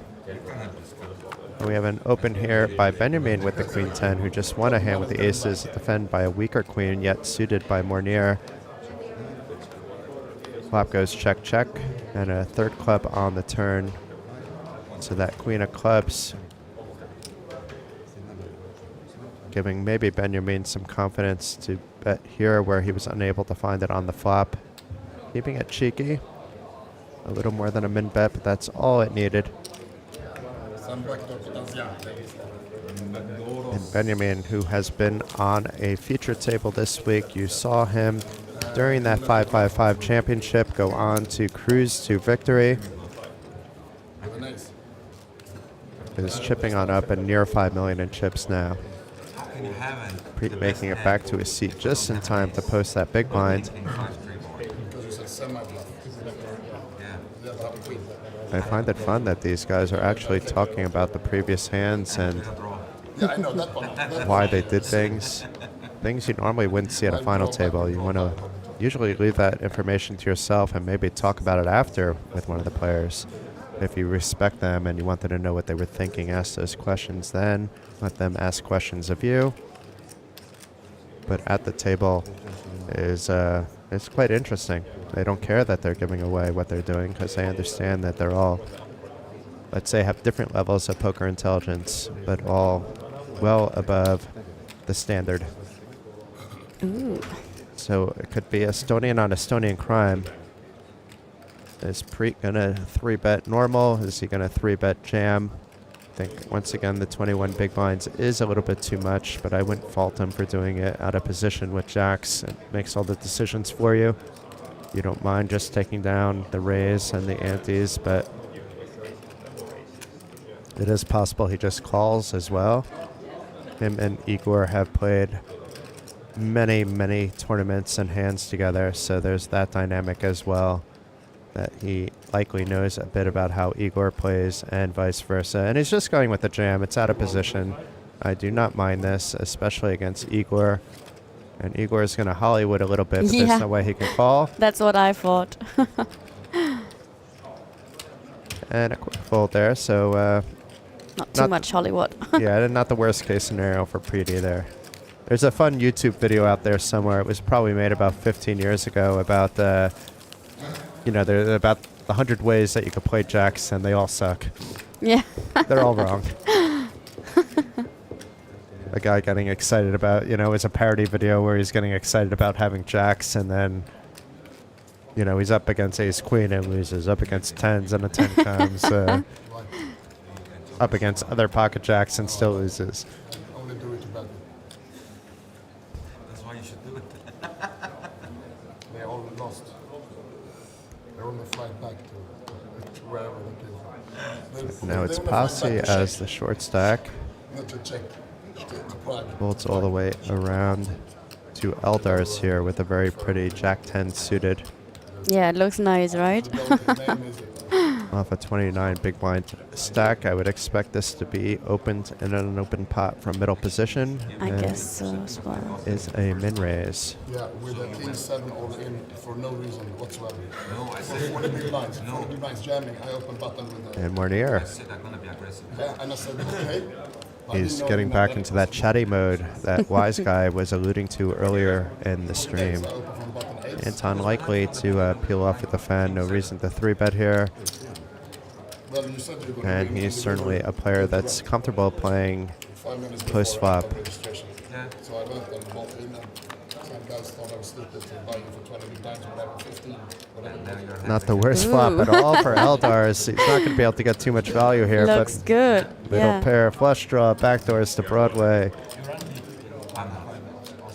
You can see he's 91%. But it's not going to matter. He's going to bet small. And a snap fold there by What If God. And Eldars up over 3 million now. Both him and Chris just silently grinding away, although Chris wasn't really grinding. He was silently folding away until he ran into that unfortunate spot. But they seem like they're just focused on what they're doing, and if people want to talk on the other side of the table, let them talk. But I'm just going to focus on what I'm doing, which may not be the most fun approach, but it's probably the best approach in terms of final tables. I really enjoy this final table. It's good poker. Is there a poker player that you're going to be rooting for when you're off the stream? It's okay. We can play some favorites. My friend is busted, but I like, as I said, I'm also friendly with Igor. Priit is, would be a worthy second-time champ, but any of these guys are great. Caspers I've seen around. And What If God would be a nice win there over there with the white shirt, Anton. Anton, yeah. But all the other guys, Pasi, nice guy as well. Very strong player. Having the 2-time champion potentially within the same festival with Benjamin is nice. So there's so many stories. Monir being charismatic and fun. But Show his aces. Monir, I think that's twice now, right? Or no, it was Benjamin with the aces before. Yeah. They learned you already. They know your style.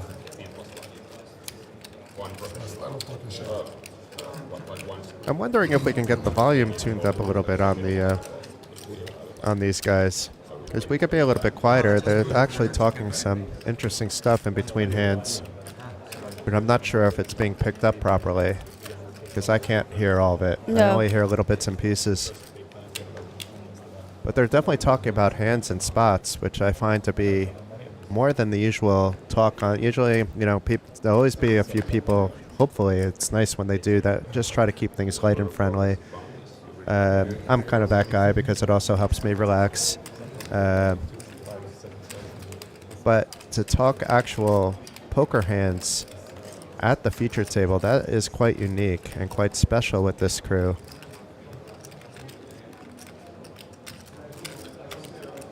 And honestly, I'm not sure that's plus EV for them to be doing. You know, it's nice to be friendly, but you don't have to give away information. Unless they're giving away things that they're just setting up for later. It may be a whole leveling game. It's hard to tell because we don't know what they're talking about.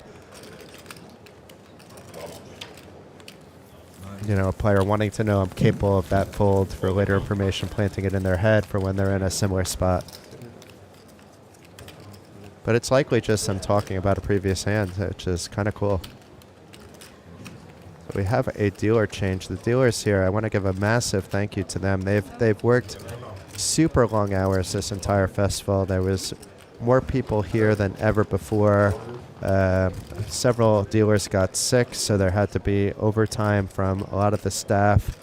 But everybody always coming in with a smile every day. Everybody always happy to be here, feeding off the energy of the players. So a massive thank you for the players for making it so that the dealers had very little sleep. You know, it's a true testament to the work that Teresa and Krista and the entire team at OlyBet have done to grow this festival over the past 10 years. Yeah, it was a nice series, really. We enjoyed it. That's good, and I've only been hearing that feedback from everyone, and also a massive thank you to the floor, keeping their cool at all times. When you're dealing with this kind of festival, you know, most of the time everybody's having fun, but once in a while, of course you're going to always have that situation. Maybe somebody had, let's say, one too many drinks, or maybe someone's just having a bad day and causing problems. I've never seen problems being dealt with in such a professional manner, not saying that there were this festival, than I have from this crew that have been coming to all the festivals over the past 5 years or so. It's been consistently similar floor people. And Olivier doing a fantastic job as well throughout the week. Hopefully today is a bit easier for him. But Teresa's right-hand man and making sure everything is smooth. And a massive thank you also to the crew here that's allowing us to do the stream, Edgar's and the team. Yes. The graphics have been amazing. The collaboration has been amazing as well.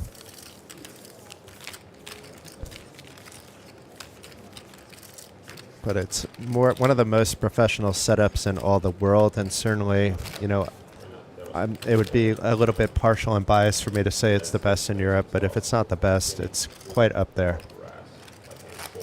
There's some casinos that have like a full-time studio in their casino that do streaming every day, so if we take those out of the equation, then it is the best pop-up, I think, studio that you'll ever see at a poker event in Europe and perhaps across the world, but being that I don't go to the States for poker, and haven't been to Asia yet for poker, hopefully later this year.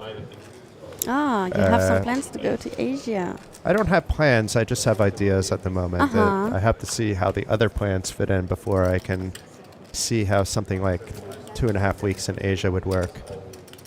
I want to go to Japan and South Korea, the Jeju, but not when there's like big events. Yeah, I like want to last week. experience like the kind of like the everyday scene. There's a lot of stuff going on in Japan that makes me curious. And I bumped into a lot of Japanese players over the past couple years, even here at the Kings of Tallinn. Yeah. Or even at the Kings of Vilnius. We had Yuri Yoshida from Japan there. We were close to go to Cambodia, also in February. Well, the field would have been a lot bigger if not for the event in Cambodia. A lot of the Lithuanian ballers went out there to play in the super high nosebleed events that are going on over there. Yeah, the field was tough, they said.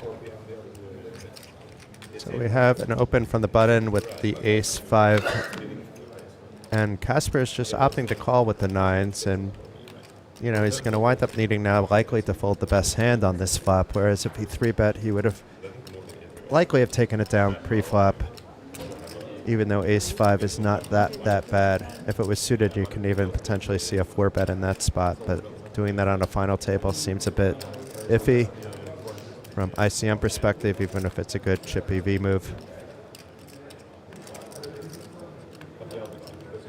But Casper is, because of the pairedness of the board, isn't buying into the C-bet here.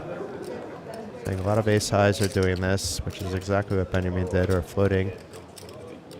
And the 8 is probably not going to change much. I would expect now maybe Benjamin to check and give up, but maybe he'll take a stab. But if he does bet, Kaspars will likely stick around and does check it back.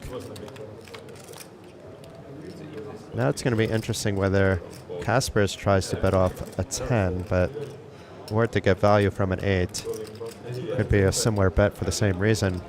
But I think the most obvious thing is that it goes check, check, or check, bet, call. Unless it's like a massive overbet, but even then, you know, it's so polarizing you might see a call too.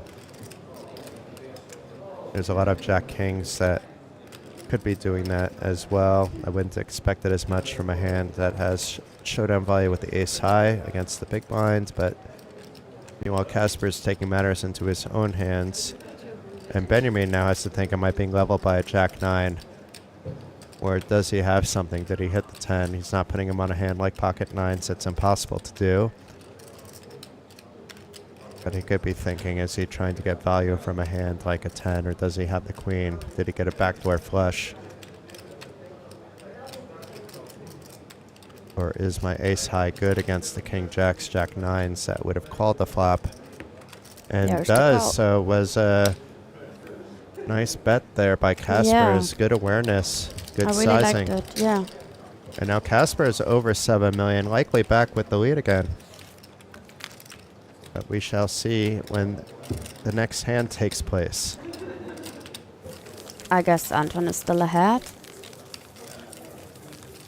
But Casper is not that much away. I will come back to you.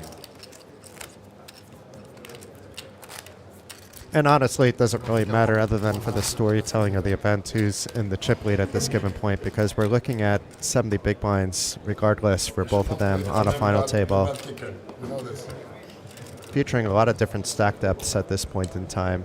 So neither one is really going to want to go stack versus stack with each other unless they've got it.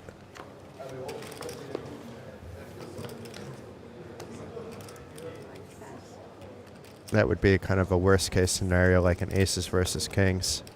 I've had that happen recently where I've had the aces and it held, and then once I had the aces and it didn't hold. And that was frustrating. But the other time I felt bad for the other guy, but I went on to win the tournament because I had all the chips. Yeah. To raise to 210 from the cutoff here. So Benjamin opening up his range a little bit, perhaps feeling a little bit more comfortable at the table. And Eldars maybe not ranging him on hands like this. I'd be surprised if there's no 3-bet, but a call is not the worst thing to do here either. But he's reaching for 3-bet chips. Yeah, it looks like around 560, maybe 535, but we'll see soon. Maybe a bit bigger even. Maybe 605. Yeah, I think that it seems like I check all the wrong spots.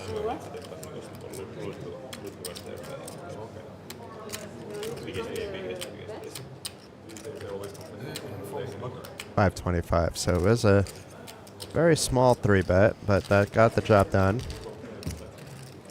Denying the equity of the opener. Whereas if he called, he, despite being in position, maybe the blinds come along as well. You could even have the best hand at times, and we've seen it happen already at this table and not be able to see it to the end.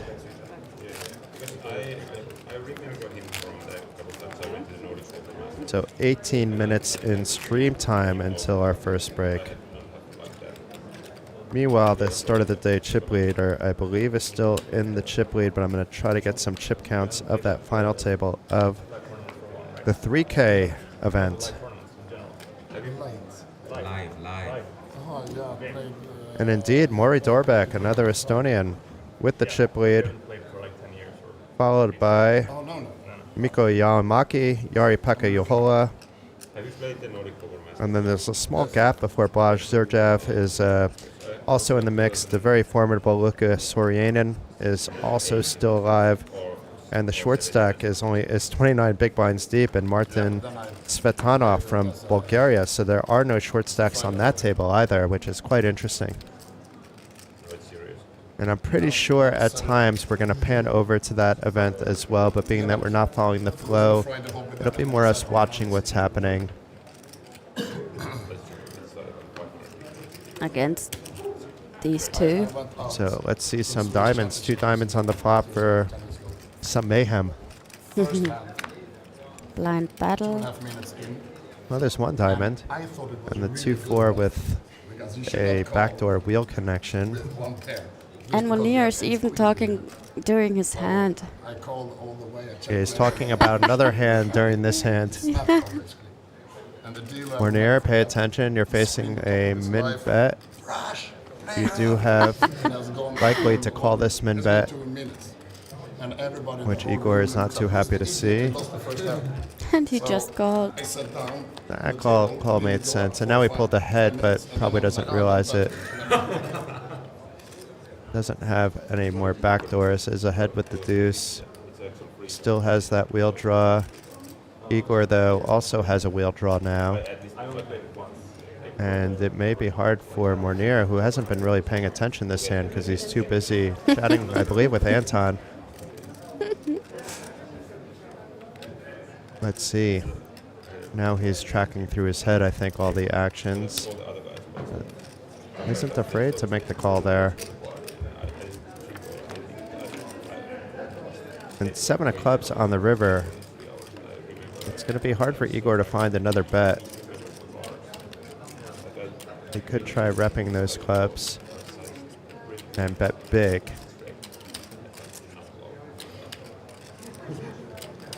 If he does find another bet, it should work, though, unless Mornier is that sticky with his deuce.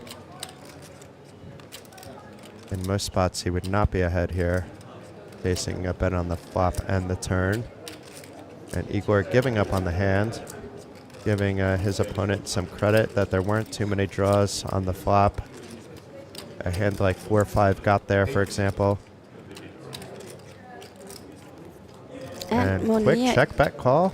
Check bet fold, I mean, and it was a decent sizing, so Mornier turning his hand into a bluff, actually. Yeah. What's the point of You're not betting that big for value. But he's having fun. I That's think they have good. Free, we can order whatever we want, right, for free. I think they're just here to catch that. So they're ordering beers for free and then just they're not even real life. So Mornier is saying that they're not his rail, but they're his rail now, I think. It's possible they're here for Anton, and they saw that Mornier is also Swedish. What's your favorite?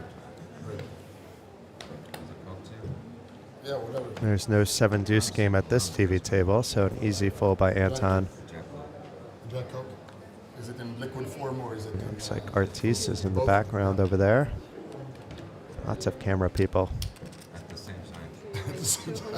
And Bhutans, who regained the chip lead recently, opening up for a min-raise. I like the way he's approached the early stages of this event, understanding he doesn't need to make high risks. And Priit with the defend with the king-queen could be dangerous on a queen-high flop. Oh, your father. But instead, it is not dangerous. Very happy flop for Kasper's, flopping that top pair on the ace-9-7. Nobody with clubs in their hand, nobody with connections with the 9-7. There's no point in doing anything other than playing his cards at this point. Should go check, bet, fold. If Kasper's wants a delayed c-bet, that's fine too, but if Be a little bit unorthodox with this kind of texture on the board. What happens if an 8 of clubs comes, for example? You missed a street of value. Because you're going to have to check that one back. So a bet of 150 from Kaspers, and that should be enough. Yeah. There's default. And the 2023 champion down to 2.2 million, but meanwhile Kaspers Bhutan's one of the 2 Latvian players still remaining with 8 players left, takes down another pot. Well, Anton did have the chip lead at one point. He's still very near the chip lead, only one small hand away from probably regaining it. And it's Monir leading the table talk aspect of the game. Talking his way through a hand. A couple hands below about a different hand before taking down the pot. I'll ask Wise Guy later a little more about Monir.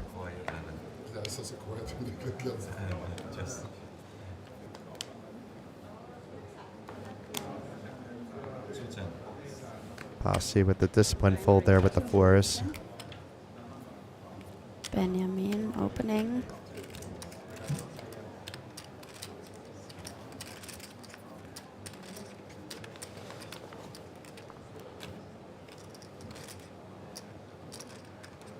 And Monir, is he reaching for a 3-bet? No, he's just going to float with the Queen 10 suited. I wouldn't have minded a 3-bet.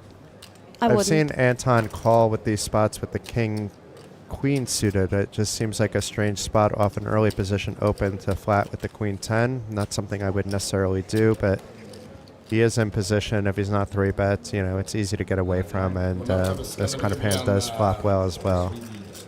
The problem is your Queen can be dominated, your 10 can be dominated, especially 3 ways. We see his 10 is unlikely to come, with all 3 players having a 10 in the hand.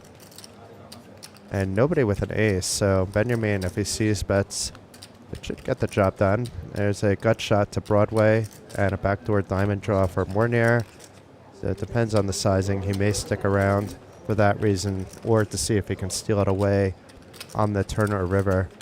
And he's not even wasting any time. It's a snap call, but it is a small bet of 175, so I think I would do the same in that spot. Also, these two have a bit history and a special dynamic, I guess.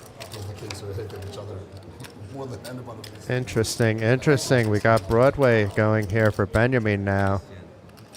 Not quite the check mark, but he is secured at least half the pot, and most of the time all the pot. He's just fading basically one of the 3 remaining kings. Yeah, but you're... They're having a bit of trash talk. I'm getting stressed. Benjamin having a little bit of fun. But I think Benjamin has to continue the story and pray that Monir has an ace, but he checks. This is interesting. And he did it correctly because Monir wasting 0 time. I'm not quite sure what this accomplished. Maybe he's hoping that a jack will call. But it does seem like it would have to be for value. And the 7 of hearts on the river. Very safe card. For Benjamin, maybe Monir is going to try to rep a full house type of hand though, but that would be awfully ambitious, being he was just called on the turn. It's often possible just on a call that it isn't a hand like King 10 and it's a pocket pair.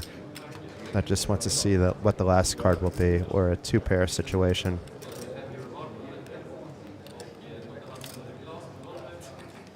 So let's see if Benjamin leads out.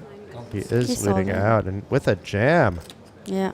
That's enough. That's enough. That's very interesting. And Monir isn't snap folding, and I don't think this is pure Hollywooding. He's probably thinking, what was my opponent on? From a Turkish granddad. He checked the flop, so maybe no ace. In which case my queen is good. It's quite polarizing with the jam here. Mm-hmm. I think, though, against this kind of opponent with Monir, we've seen him call thin river bets. So I would have maybe not have jammed and just bet less than half the pot against this particular opponent, but it's easier for us to say because I've seen every single one of Monir's hands. And the players at the table have not seen very many of his hands. By that meaning what cards he has in his hands. They've seen him obviously play and picked up maybe some information from that. But being that he hasn't quickly folded here, maybe this is the right bet. Yeah, it looks maybe a bit bluffy also. And Benjamin is capable of bluffing here, but would he be over bet jamming with 8 players left with so much ICM on the line? He does have a title to his name, so maybe he's not playing ICM. Maybe Monir doesn't know that he's won a title, though. It's not like I have a super hand. Well, that's right, Monir. You don't have a super hand, but you do beat some bluffs. Or semi-bluffs. Can I have a count just so I can discount? Oh, the semi-bluffs wouldn't happen if you're thinking that hard about the queen here. Yeah, but it's 2.8-ish. Yeah, I think he's going to talk himself into the correct decision. 7 and then 75-ish. Yeah, It does seem to have some kind of false read here that he might be good. Tricky, tricky, tricky, tricky, tricky.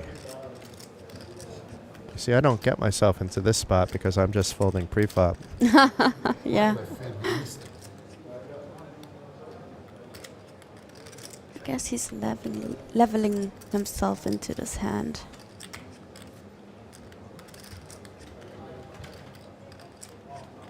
He kind of did this to himself when he basically decided to bet the turn, because now it was a jam-heavy sizing, basically. I mean, there was 2 million in the pot. It was a 2.8 million jam. 2.8, yeah. And if it just went check-check on the turn, there's no jam possible on the river. He probably would have cost him the same, but hopefully he doesn't call here, and it's a fold by Monir. I don't mind that he was thinking about that, though. I mean, it's if he thinks that Benjamin is capable there, he does have that queen. I lost 600. Is Benjamin ever jamming with 2 pair there, for example? Yeah, for him it was a good pot. I think the lightest he's jamming with is Broadway, in fact. You know, he's jamming full houses. That just leaves how many bluffs he has on that kind of board. Checking back the flop, of course. He did call the turn. And is he doing that just and then jamming the river if he hit the queen, for example? So I think Monir just went through the story, said likely you got it. I'll try to pick you up another time. Yeah. Probably have a hand or two before the first break in action. So far, we've just lost our sole British player on the final table, and Chris De Silva in 9th place for 16,800 euros.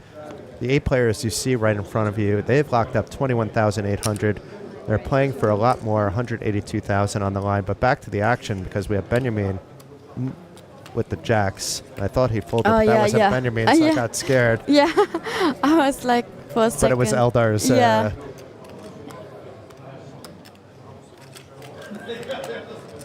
And so far, nobody waking up with any possibilities. Anton would have peeled from the big blind, but not from the small. And Pasi, they say he folded, but not yet. And now it's made official. Not the worst case scenario with jacks from under the gun, though, to just get the blinds and ante. Better to win a small pot than lose a big one. Of course, it's better to win a big pot. So here we are up top. Kasper's back on top. Started the day with the chip lead, but it was Anton who took it over. Anton still remaining strong with 7 million. Then we have 3 stacks between 4.5 and 5.1 million. Then we have Eldars with 3.4. Priit, the champion from 2023 with 2.1, and Pasi Lehtinen. He's the short stack, but still a little bit of room to go. But with blinds going up to 60,000, 120,000 after the break, it's not going to look like he has that much room in a few minutes' time. He's going to be in a similar situation that we witnessed Chris De Silva in before he unfortunately found himself going to the cashier.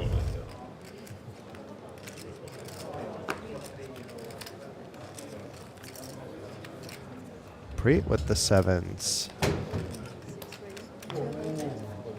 Opening the cutoff, and Anton maybe has something. He did give him a look, and he has something, but not something. The ace-8 suited. It is 3-bettable. I also like a call here. I don't mind the call against Priit, for sure. Yeah, you're a in fold is position. okay as well. And if Anton's doing it, a 3-bet's okay. I mean, I don't have any 3-bets there, but Anton could, because the problem is your 4-bet jammed on so much. And you could just take a flop and see this hand in position, knowing that if you're 3-bet, that you're 90+% likely going to be behind with that ace-8 suited. That nobody's really playing games with their 3-bets at the moment. We've only seen Anton play a small game with this king-5 suited before, and happy days for the aces. Most likely there won't be kicker issues, but you never know. Just takes a card higher than an 8, or an 8 itself as well. But Priit saying this flop helped me.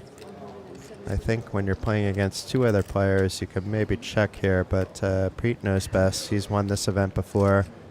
He's a studying player, very studious about the game. Anton with the easy call. And a very disciplined fold there. Very nice by... It's often split pot. Yes. But it was disciplined, you know. It's not always a split pot, and you don't want to spew. Like right now, Anton would still be ahead with the 4 of spades coming on the turn. We may not see a river, because I don't expect Priit to see, let's say, a call on a turn. It's possible that Priit just tries to push his opponent off here. That would be possible, but a check, bet, fold is possible. A check, see a river is the most likely scenario, being that Priit called the flop bet. Now Priit led out with the flop bet. So actually with Priit leading out, Anton may be betting here. Yeah, but I mean, the ones that look like this, I mean, doesn't matter which flavor. Okay, 2 of those.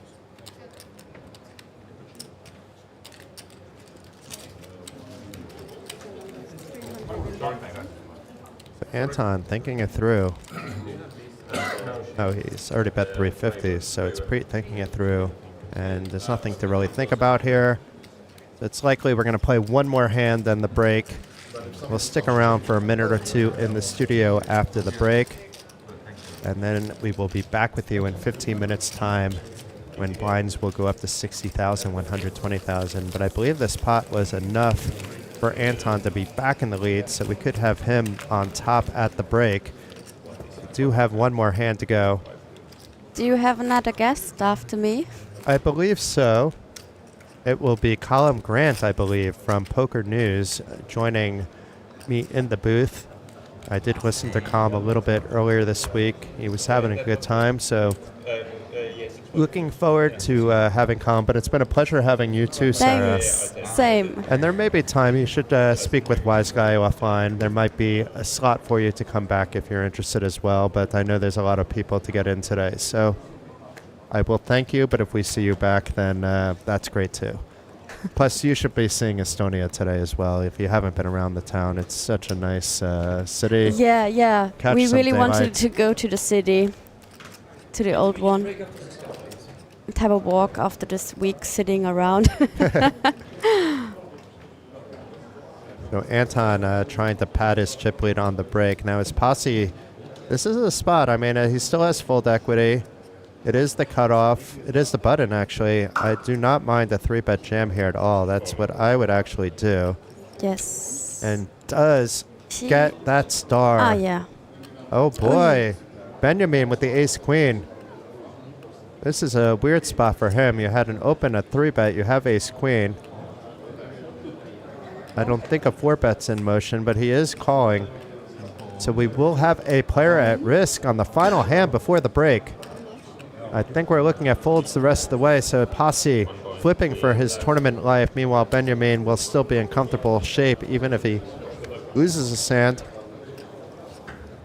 But ace-queen versus 5s, Pasi at risk. Will he collect the 21,000 entered prize, or will he be right in the middle of things and not come back to the table short like we said moments ago it was looking strong that he would be doing?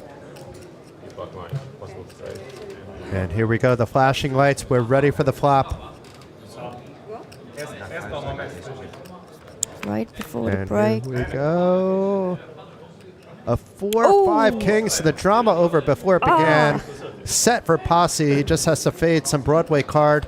And that is not a Broadway card. So Pasi, Lehtinen doubling up, and Benjamin still with some chips, but still will be at 8 players. So well done there by Pasi, taking the most advantage of his spot. And of course, winning the coin flip to stay alive. That will be remembered if Pasi comes back to win. That's that he nice, could have easily been out in 8th place. Yes, nice spot for Pasi. And Benjamin stays with 3.4 million still. So we're about to head on a 15-minute break. I believe we're going to be coming up on the screen. Yep, there's me, there's you. So here we go. We've been having a lot of fun, Sarah. It's been great to have you in as a guest. Thanks. And I hope you tune in. You know, you can put in a headphone while you're walking around the town, have a little bit of fun. But it's been great having you. And, thanks a lot for this opportunity to have me here. And hopefully we get some more Germans out to some of the events here at the Kings would be of Tallinn. nice, I know that everybody that comes from Germany, Switzerland, the German-speaking countries, Austria being another one, they all have a blast over the years, sometimes in smaller groups. But I think we've hooked another one in you, Sarah. Yes, so, thanks a lot. Thank you very much for coming to Tallinn, and thank you even more so for joining me in the booth. It's been an honor and a pleasure. Thanks. And that'll be it. We'll be back in 15 minutes, folks. This is Jason Glatzer. I'm here with Sarah Solday. But we'll be back in 15 minutes. And Colin Grant from Poker News will be joining me as soon as we're back live.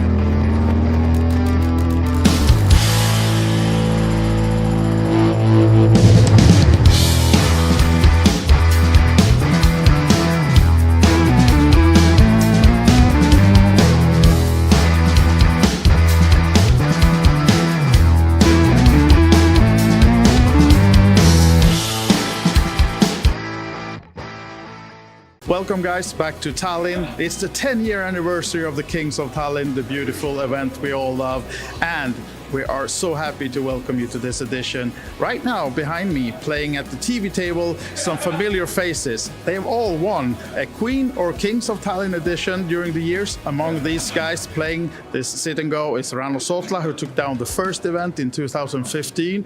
We also have Juha Helppi amongst the winners, Sarah Benjamin, who won the ladies edition last year. And all of these are battling it out for a VIP trip to Fiorentina game. They will be able to go and see the game and enjoy some nice VIP treatment. But let's go and meet a few of the players as well, look at how the game went down, and see what they have to say about this. They started on 7 players. I can see there's been 2 re-entries made. Rano Sotla, winner 2015. Who made these 3 entries? Well, I guess it was me. Yeah. It was you? Yeah, it was me. Today, What happened? Well, I just decided, that today it's gonna be on me. Matthias Siljander even said that they should change the name, that Royal Showdown sponsored by Ranno. Today is giving show for the fans and a little bit punting here and there. Yeah. It's really nice. Like, I was very nervous coming here, especially because Martha was supposed to come, so I would have had some female support, but she unfortunately couldn't make it. But the guys have made it very welcoming, and we're having fun. It's not too serious, but at the same time it's serious, but it's like also having fun and chit-chatting and stuff. So joined by Matthias Siljander, the most recent winner of them all. Is that to your favor? Yes, I suppose so, yeah. You have old players like Juha and the guys, right? Yeah, and Ranno, he won in 2015, I think, and he hasn't updated his playbook since, so yeah. he's not doing great. No, of course. It's a really fun table to play. Aggressive playing. Who's the strongest one? Strongest. I like the way Matthias Siljander plays, and Rano as well. And unfortunately, I have both of them to my left. You do, yeah. So, yeah, I have to be cautious. Have you adjusted your tactics now? Yes, I have to.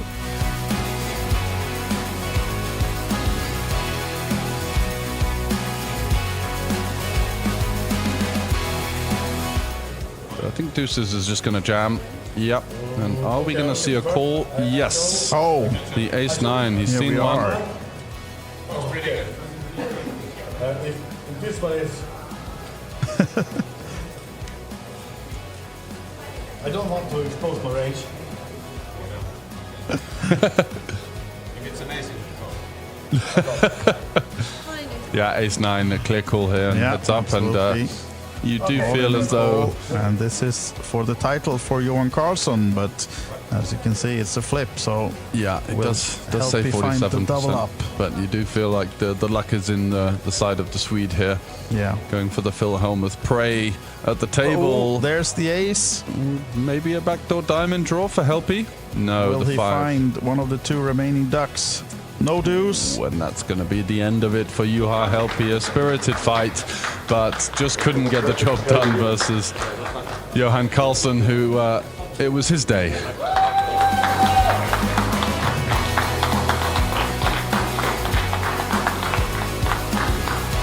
You help me. One of my idols from when I started playing, even though I started playing like, yeah, it's close to 20 years ago. Like you help me was already around and a famous name around the poker community. I told him a couple of times, it's a pleasure to be here playing with you. Yeah. Heads up. Then eventually I got out of it with a win. I can't feel more happy than I do right now. And part of this winning this tournament is having the possibility to bring a friend, going on a VIP trip. If my girlfriend would like to, I would love to bring her with me on this event. Of course you should. She's supporting me, and I love what she do for me, being here, supporting me all the time. Huge congratulations, Johan Karlsson. Enjoy the victory. Thank you very much. Yes! That's it for the coverage of the Royal Showdown. I hope you enjoyed, but of course a lot of more events to come during the week. So make sure you check us out on our socials, and on OlyBetEvents.com you can see the full schedule and see whatever event suits you the best to come join us here at the Hilton and the Olympic Casino. Bye for now and see you soon.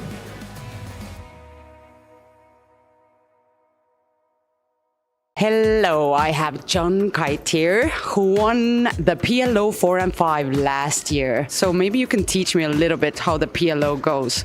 I've been playing No Limit Hold'em, but I know nothing about PLO.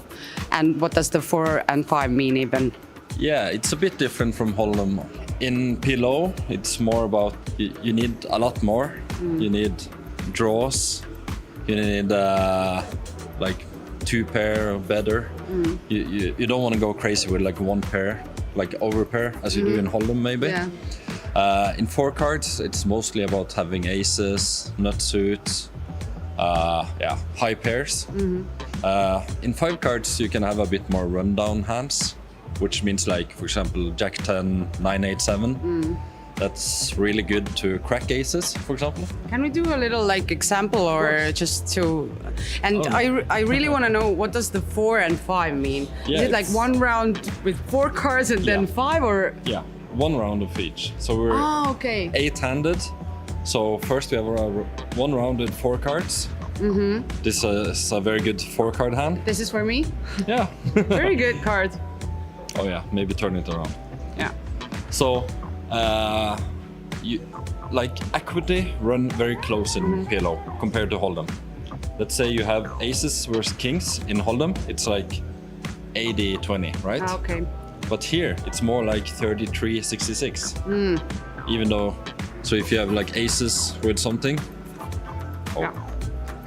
against kings with something. And here you see we have a double suited kings. We love the hand, but against aces we're always a dog, obviously. But when you have kings, you always want ace blocker. That always helps. Less chance for your opponent to have aces. But in the game you still have like the flop and turn and river the same way in that. You just get more cards. And a big difference is you have to use 2 cards from your hand. Yeah, right? These are the cards that play with the table, right? So normally if there's 4 5s in Hold'em, you both split, right? Yeah. Because you both have an ace. But here you have to use your 2 best cards. So if you have four a full quad- house. Even though the board is this, no one have quads. Okay, so still 3 of the cards Yeah. is playing from 5 cards altogether playing. So you have a house here and aces full, Yeah. or 5s full of aces. Okay. So that's a small difference. Like if there's 4 to straight, having just a jack is no good. Like this is not a straight if this is the board. Okay. You see, normally in Hold'em, this would be a straight with a jack, right? Jack, yep. Oh, this is this. Yeah, that's fine. But here, we need to use 2 cards. So we need a king. Then we have a straight, Yeah. right? So Nice. that's small differences. And it goes like 4 cards, 1 round, like each. yeah, every player gets 4 The button cards. moves like the whole, what do I say, circle, and then the other round is 5 cards. Yeah. Okay. So you tend to see more all-ins in 5 card. So normally a lot of people build stacks in 5 and 4 is a bit quicker. People just wait for aces. But in 5, you get so many more possibilities. Because 50% of the time you even get double suited when you have 5 card. So it's very easy to get double suited with 5 cards. Like here, ace king 9 8 4. Compared to 4 cards, it's harder to get double suited. People want double suited hands. But what is the usual mistake that people do, like that you see in the tables? So normally it's not respecting your opponent or the board. Like if you have aces on this board, it's never gonna be good. Like people overplay overpairs, you know. I was all in with aces once, overpair. Guy had top set, so I was crushed. Yeah. But I still found an ace on turn. So, Oh, wow. So you that- had that lucky I'm lucky. charm. I'm lucky Yeah. today. Even though I just double up a guy with aces. But is PLO your like top 1 game, like your favorite of them all? Yeah, at least in cash game. That's what I prefer to play. Okay. But on every flop, we want like big draws. If the flop come queen 10 6, even though the guy have aces with a queen, it's very strong, right? But let's see, you have this hand. You only have king high, right? Yeah. You have king high, but you have a full wrap. You can get straight with ace, a jack, a king, a 9, or even a 7. Yeah, So and that would be a nice. and a 8. Yeah. So this is monster flop. And we even have flush draw. So even against aces here, we have like over 60% equity. Yeah, it's so different from Hold'em. We have no pair. So it's about putting a lot of pressure. You know your opponent have aces, and like I have no showdown value. You can just go all in on this flop, and he kind of have to fold. It depends. Someone calls, but yeah, you know. Anything else that I should know before I enter my first PLO 4 and 5 tournament? I don't know. It's like in every poker game. You just have to pay attention to your opponents, see what they're doing, and I mean, some people like to look at every flop before they go all in. You know, see that you have something, and some others just, if they have a good starting hand, they just always try to push their equity. It depends. So you should on be your a little bit smart, and you should have luck as well, Yeah, like of in every course. poker game. Of course, yeah. Okay. Thank you, John, so much for joining us and Yeah. explaining the PLO 4 and 5 to me.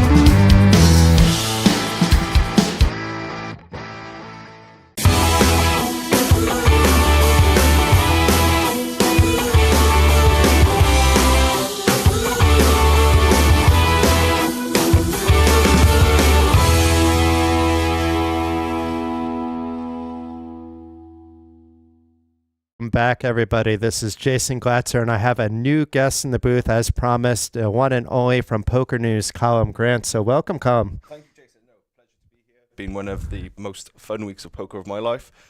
King's Tallinn has really surpassed any and all expectations that I had, and we've got a great final table here on our hands.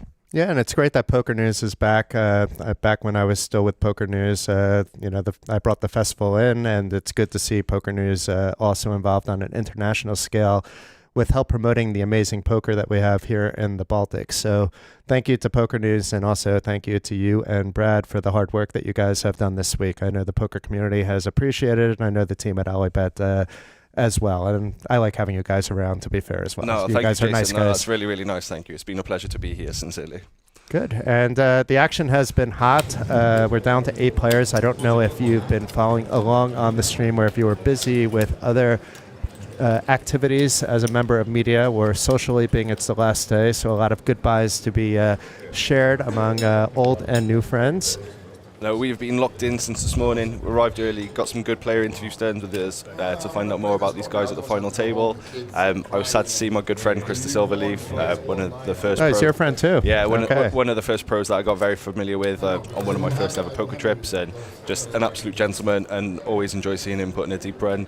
Of course, today wasn't meant to be, but of course, Chris will be back in the winner's circle before you know it. Yeah, I mean, there was nothing he can do. He came in with 20 big blinds, but was completely card dead. I mean, it was insane how card dead he was. And he finally got the best hand he's seen in like close to 2 hours, and King Queen offsuit was down to like about 7 big blinds, and felt now was the time.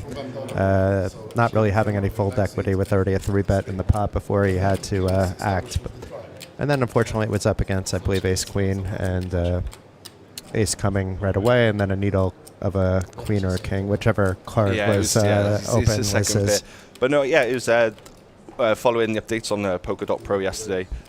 So Chris was able to ladder up 20-odd spots. He sort of grinded that short stack very masterfully, but unfortunately today is sort of where, well, the luck ran out for him, so to speak. So Eldars 3-betting his Ace-King. That'll get the job done. Pasi with a standard cutoff open off his stack size, but has to fold. And Eldars is playing a solid game. Didn't come in with a lot of chips, but is staying in the middle of the pack throughout the day. Probably one of the most unknown quantities at the table. Someone I've never really been familiar with or come across, but yeah, he seems to be absolutely chipping up on a very nice pace. Yeah, I think that's fair to say. Out of the list of names that we see in front of us, he's the least known. In the Baltics, he's known a little bit, but it's most of these other guys are known on an international scale, or at least outside of their home country. Priit Parmasto got on the center stage when he won this very event 2 years ago. Yeah, and then of course he followed that up in the same year with making the final table of the EPT main event in Cyprus. I was speaking to him just beforehand, and he said, Priit, unfortunately, he busted on the first hand of the final table. He shipped in, I think, around 18 bigs with Ace-Jack over an open, and he ran into Queens. Speaking to him about that this morning, he said it was the biggest mistake of his poker career, and he thinks about it often, but he's feeling good and in a good headspace, looking to become the first ever 2-time Kings of Tallinn champion today. And what about Anton Bergstrom coming in here? What if God?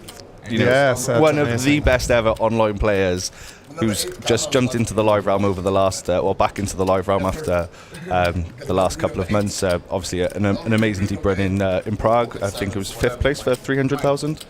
And it's great to see him at live events. He was someone that I've covered many a times when covering online events, and was never able to put a face or name to the Elias. Luckily now that sort of mystery has been solved.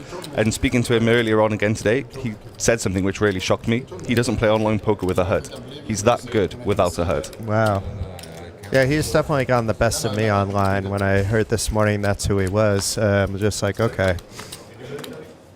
He's one of the few players that stands out. There was him, and Toilet back in the day was the other one for us, Jaka, that no matter what the situation, they're getting my chips. It just seemed like it was a magnet, my chips, your stack. I'll say he would be a great champion to have here at the Kings of Tallinn, and For it would be his first live tournament win as well. He's must have won hundreds, if not thousands, of tournaments online. Yeah, 2-time online EPT champ. nearly following that up with a live one himself. And Igor Pihela Jr. thinking about betting his 5 now after it going check, check, check, check. And I said blinds were going up to 60-120. I was close enough. It's 50-125. So the same 300,000 going into the pot, just the semantics of how that's distributed. Casper's our start the day chip leader, who actually busted me just before the money bubble on day 2. Oh no! Yeah, but it's good to see that he's put my good chips to use. He's put my chips to good use, and at the time it was only maybe 5 bigs, so not many of my chips are in his stack. So you're not angry with Casper? No, not at all. More than happy to, more than happy to see that he made it to the final table, and as well the player in seat 7 as well was also on my table for a large stretch of day 2. 2 very, very capable players. They absolutely bullied me around the table for the 10 hours on day 2, and then they marked my demise after. They mocked it. Marked my demise. Yeah. Okay. I thought they were making fun of your demise. No. That doesn't sound like in character for any of these players.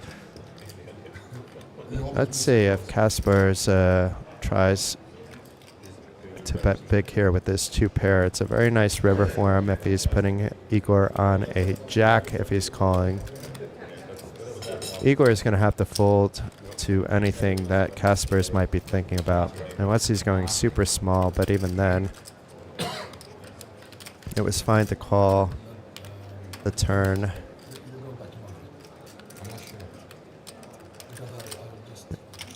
Looks like it's near the pot. And a snap fold by Igor. Yeah, it was for either the pot or very close to the pot. And Casper's maybe back on top. It's been bouncing around between him and Anton. Igor, the junior of Igor Senior, who's I suppose Estonian poker royalty, and he's just unfortunately just bubbled the 3K side event going on, but a 10th place finish for the older Oh, Igor. it was Igor that went out. Yeah, not bubble. Okay. I don't want to give away, I was reading the coverage during the first 2 hours, but they may pan the camera over at the final table, so I stopped looking just in case. But you can keep up to date with that. That's being reported on no delay at poker.pro. If you're curious and want to get a spoiler yourself, you can on that one. The reporting on the main event, though, is done on a full delay. We do not want any spoilers on that going out on social media. So if you want to see in very live action, you can join the ever-growing rail that's taking place outside the TV table here at the Hilton Tallinn Park, connected to Olympic Park Casino, the host of the 2025 Kings of Tallinn. Yeah, Pasi here with the 7s, raising it up. Pasi was the other player on my table for all of day 2. Very, very good. He's a very strong player. Yeah, he navigated the whole day masterfully. Was nursing a short stack, and he started picking up steam and never really looked back. So it's good to see that he's made the final table. A very, very polite, nice man as well. And he doubled up on a coin flip. It could have been out 8th on the very final hand right before the break.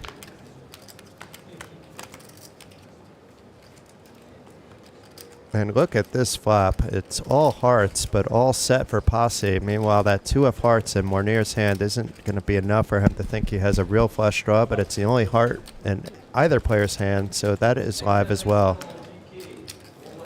But I don't really see any reason for Monir to stick around even to a small bet, but here we go. He thinks differently. They're his chips. He's at the final table. We're in the booth. Even though your chips are in play, you're not at the table, Colin. And that closes any door here for Monir. Oh, he's leading. Wow. This is shocking. He's trying to rep that I have a 2 pair. Or that I had the flush the whole time.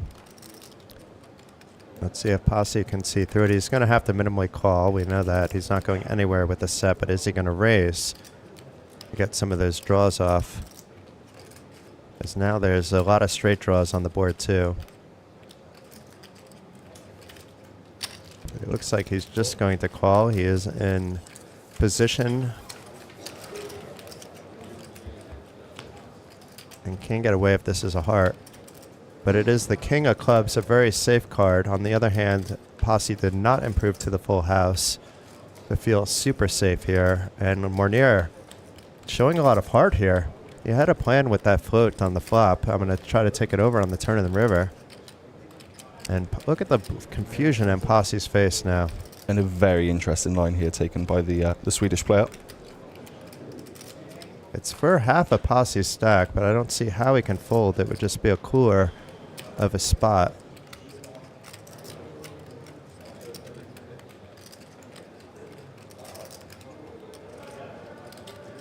There are a lot of flops where Monir would have check raised. I mean, this like all heart flop is a check raising flop if you have the flush already, assuming you don't have an ace high flush. Yeah, you'd think the big blind there has a lot of smaller flushes that, you know, don't really want to see that fourth heart peel off. On the other hand, Monir seems to be able to mix it up nicely, which makes him a very tricky player. But Pasi coming up with the correct call, wins a massive pot here, 3.7 million, so up to 4.7 million. And meanwhile, the man dubbed the Will Kassouf of Swedish poker, not because of, let's say, any behavioral issues, but because he's talking nonstop, is down to 2.6 million. He likes his speech play, does he, Monir? He does. Okay. He was quiet early on at this final table, so I thought what Wise Guy was telling me, I'm like, well, he's just not talking. But then after that, it was just he would be in a hand and talking to somebody else about a previous hand at the same time. But we can see the stacks. Priit still the most at jeopardy, but now Monir getting closer and closer down to that bottom end where he doesn't want to be on that leaderboard. But really just a double up away from being near the top again. And now Pasi up to third now with that pot. Yeah. Was nearly out the door moments ago. And now has put himself in a strong spot to run deep. It was Pasi in the hand who flopped the fives earlier, the set of fives. Yeah, so he got a set of fives and now a set of sevens. Happy days.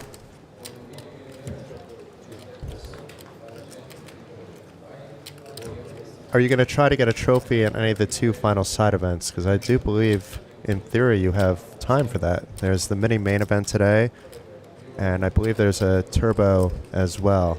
I think as much as I would like to jump back onto the felt, I think there's a fair bit of work that needs doing this afternoon, and of course I would like to attend the player party taking place tonight. And I think maybe an afternoon of poker or not may well.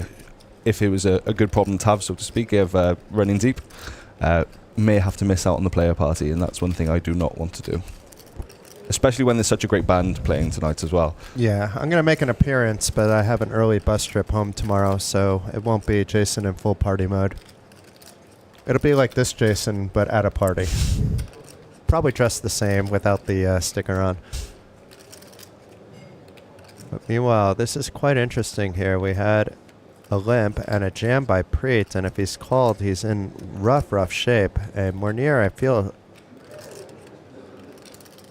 Oh, it's Monir that just jammed from the small blind, sorry. So Priit in a tough spot because ace-9 shouldn't be the only hand in his range to jam over Priit.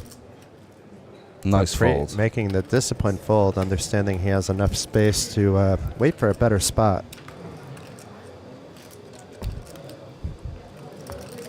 And Monir, with his aggression, able to take it away with the inferior hand.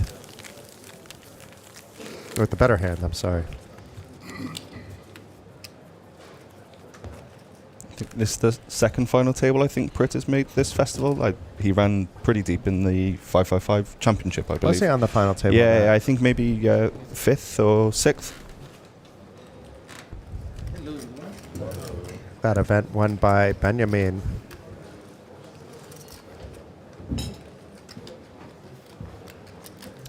one of Estonia's fastest rising stars in the poker world. And yeah, what a week for Benjamin as well. The 66k for the championship win, and possibly 182,000 if he goes the distance today. I will say, speaking to Priit earlier, he actually pointed out as Benjamin as someone as the one player he didn't want to clash with today. He was very respectful about his game. Said he can do everything. Navigate post flop well, find those bluffs when they don't seem possible. He marked him as a very, very dangerous player.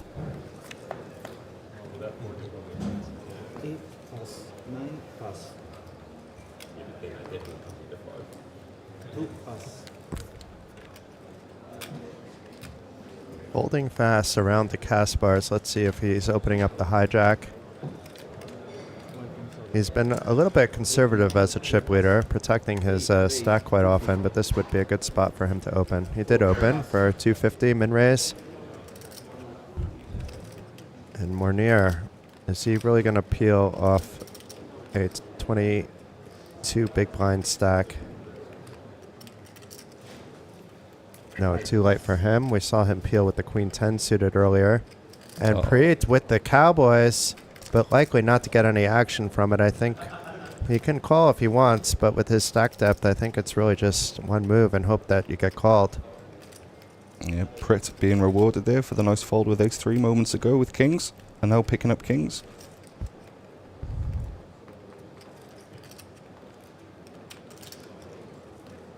It looks like more of a... Most of my stack is going in. Not even. He's just doing a standard 3-bet, leaving about 800,000 back. And Anton's giving Priit the stare down, but not in the hand. And Kaspar's making the easy fold. I like the open, but no point in...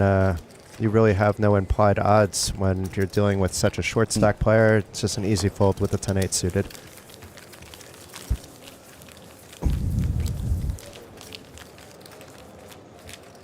So for those of you just tuning in, you are watching the Kings of Tallinn record-breaking main event. Nearly 1.1 million in the prize pool out of 1,181 players. We are now down to the final 8 players, each locking up 21,600 euros. But there's a lot more money to come. There's 182,000 top prize. That's good money for any player at the table. I don't care how experienced you are, how much you've won in the past. 182,000 euros, a record-breaking top prize for the Kings of Tallinn to celebrate its glorious 10-year anniversary. That's quite a nice few buy-ins.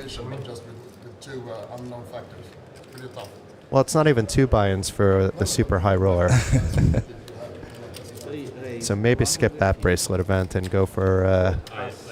but it could be like that bankrolls my entire WSOP, right? It could be that, or it could be bankrolls to have a very an apartment somewhere. No, it's just added to the poker bankroll. I mean, it depends on the player. Each of the players are probably in different spots in life.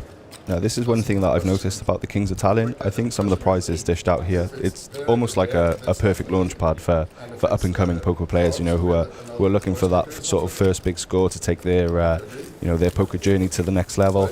And the buy-ins again really accessible, even if you're sort of at the first rung of the poker ladder.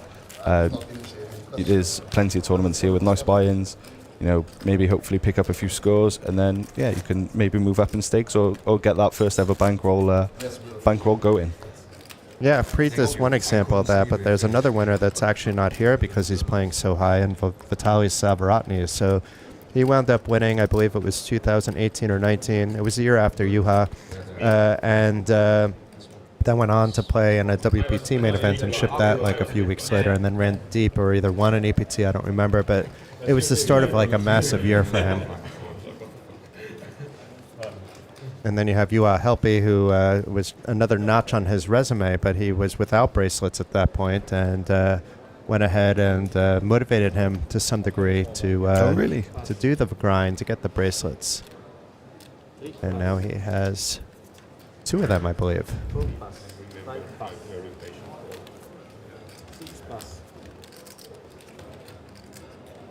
There you go. Anton is God on your side here. Easy open. Pasi folding his weakish ace. And I think this is a defend here by Benjamin, but we'll see how he approaches this. I think regardless of your stack depth, this is a defend on a button open, regardless of ICM. Although he has something else in mind. Look at this. Quite interesting. Perhaps some studying says you should be doing this a certain percentage of the time. It does put Anton in an uncomfortable spot. He's not getting the odds to call. He can't be really 3-betting, 4-betting, unless he has a read. But what a leveling war that would be.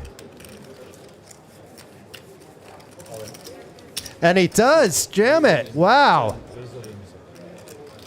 I don't know if he had a read or just said, you know what, if it happens, it happens. But Anton showing up to play and up over 8 million clear chip leader now. Truly masterful from one of the GOATs of online poker. Maybe I'm playing a little bit too conservatively on final tables.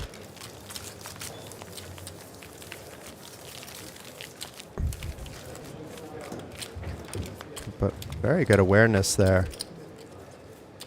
And keeping the momentum going in the right direction.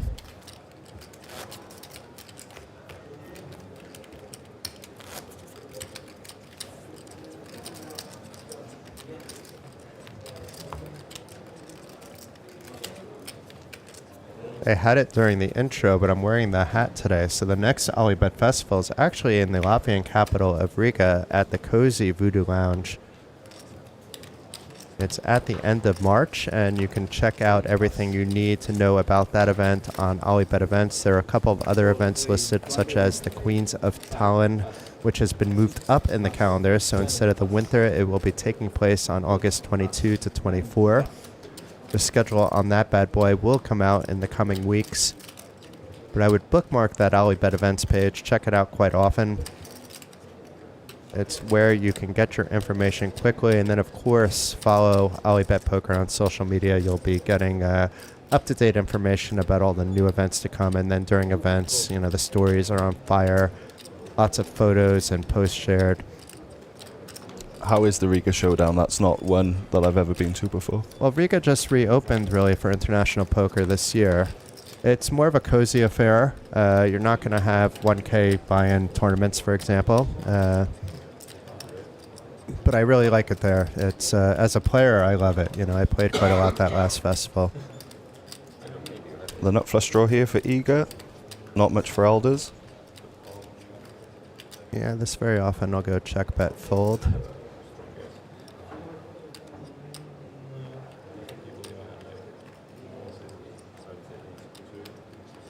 Looks like a fairly sizable bet, actually. So yeah, chips it up a little bit on the flop bet there to 400,000. Eldars, are you thinking of making a move? Because there's really only one play to make here. You don't have any backdoors. I guess a backdoor wheel draw, but what does that count for? We could say he's only 4%.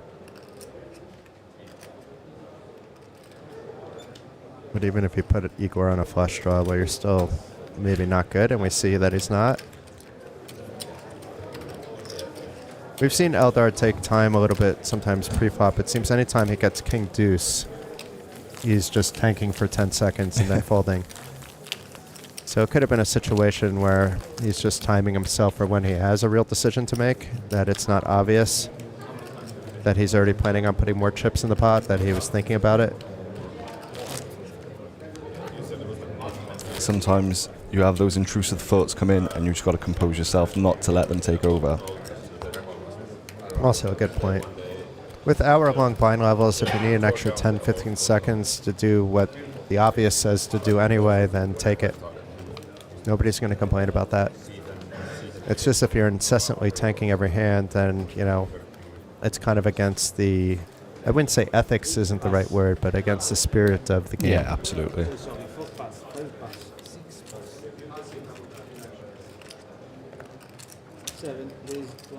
Another nice looking hand here for Anton, Jack 10 suited. He's been getting a pretty good card distribution. One that Chris De Silva would have been jealous of. Was it that bad? Yeah, it was one of the worst I've ever seen. I mean, he wasn't even getting like a single Broadway card for a while. Not connected, not suited. King Queen was literally the best hand he had by far.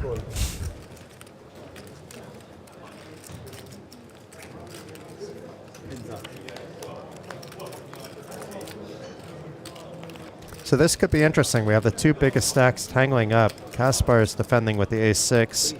Not much for him to see on this 2-8-9 flop, but does hit Anton a bit with the open ender. Obviously, if that 8 and 2 were diamonds, it would be an absolute monster. But meanwhile, it's Kaspar's ahead if the hand ended now. But if you look at the equities with the Jack and 10 also live, Anton has the better equity in the hand. And it's going to be hard for Kaspar's to really continue here. It was a hijack open. How often is your ace high? Good? It could be good, but it would be, if you had like a 6, 9, 10 flop, let's say, it would be a more likely situation to just see if you can further connect. So no fireworks, but Anton padding his chip lead. He looks like he's been having fun all day too in the process. And here's a look at the chip count. So the big blind average is going down a little bit as the blinds go up. We're not going to have a big spike the next blind level. It'll be 75, 150. But we have Anton up top. Kasper is not too far behind. Igor, Pasi, and Eldars all kind of in the middle. Monir not too far behind them. And then we have Eldars, and I believe we have Benjamin as the short stack. But we can see the payouts, 21,800 euros for 8th, and a nice bump to 28,000 just for letting another player hit the rail. And nearly 1.1 million in this prize pool, easily shattering the previous record. A bit of card exposure there. What happens on the TV table, it's like I've played a lot of cash games on TV tables over the years, and especially this nice one that you see here. You could see how high, you know, it is. The, why can't I think of the name? The rail? The rail, thank you. Is, so you're actually need to learn to look at your cards like kind of like this, you know, like nobody can see what I'm doing, but I'm twisting my wrists down in an unnatural position for me. Almost like in a T-Rex stance, I think, Jason. Would be what's going on right here. And the other thing is that the cards are different, you know, because they each have RFID chips. They are slightly heavier, so you get used to that pretty quickly. But in the beginning, it could be that, you know, you've been playing so many hands with normal decks, and this deck is a bit nicer. But also means heavier cards are also harder to, let's say, slightly harder to pick up to look at, you know, to see what you have. But you get used to all that pretty quickly. But it does lead to things like more cards being exposed from time to time as well, because you have to be slightly more careful. But meanwhile, Igor getting a walk here with the King Deuce. I'm sure he's not too upset about that outcome. Not a lot to talk about there. And are you staying in Estonia calm for a couple days, or is this it for you? Are you leaving tomorrow morning? Yeah, fly back home tomorrow evening, I believe. I think around 5 o'clock. So you could go full out tonight at the party. I'm a little jealous. I don't like being, let's say, having alcohol in my system at all if I'm going on a bus. You know, I enjoy the bus rides, but yeah, it's 2 flights for me tomorrow. I think here to Estonia to Amsterdam, and then Amsterdam to Bristol, for then just a short drive home, then back to Cardiff. Do you have time in Amsterdam, or it's can't leave the airport? It's like a 2-hour layover, I think. That's not enough, because the town is a bit from the airport. I think 5 hours is kind of the minimum to do the quick visit. Priit here with the ace-10 suited, and Eldars here 8-7 suited with the suit dominated. This doesn't mean he's necessarily playing. He's done this before with the King Deuce, as I mentioned. But it looks like he does want to play and could be in a bit of hot water if there's diamonds. Would you have preferred a 3-bet from Eldars there with the 8-7? I know some players elect to use this combo as a 3-bet from the cutoff, or is Priit sort of short stack under the gun range? Yeah, that's a the bit too problem. strong? You can't 3-bet. I would have preferred a fold actually, but that's maybe I'm a little bit too tight on the final table. Monir comes along in the big blind and gets the best of it, flopping middle pair, slightly out kickering Eldars here. And Eldars may decide that he's good after it goes check check.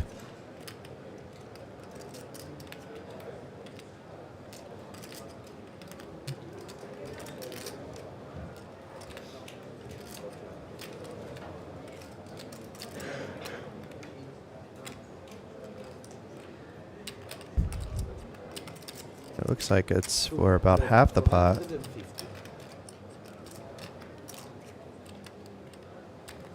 Yeah, a little more than half at 460.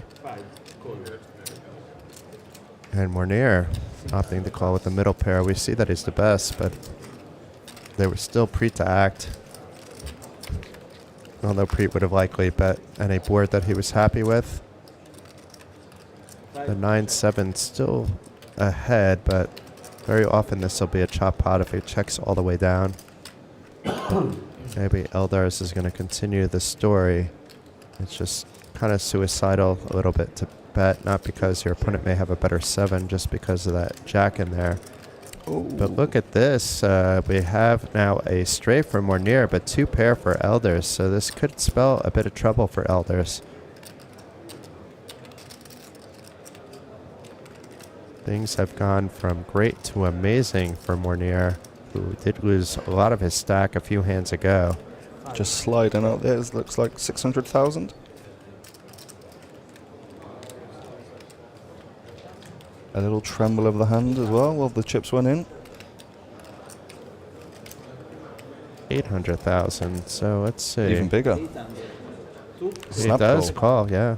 He is beating a lot that could be bluffing here. Well, of course, Monir had the the Queen Deuce hand against Pasi earlier. Maybe that maybe inspired Eldars for a quick call there. It's actually true this time. So Monir quite happy, and Eldars still has a little bit of room. He has a little less than 15 bigs in a stack.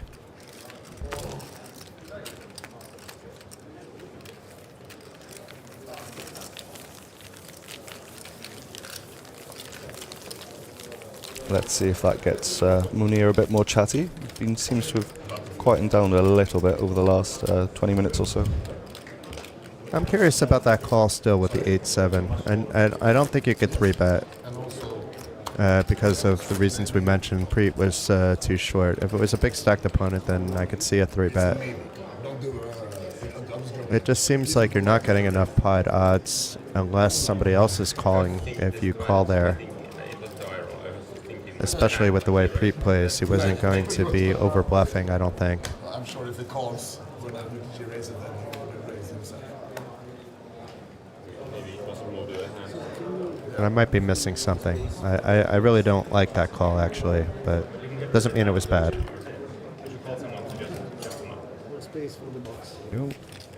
Pasi opening the ace-jack offsuit. Nice one in early position.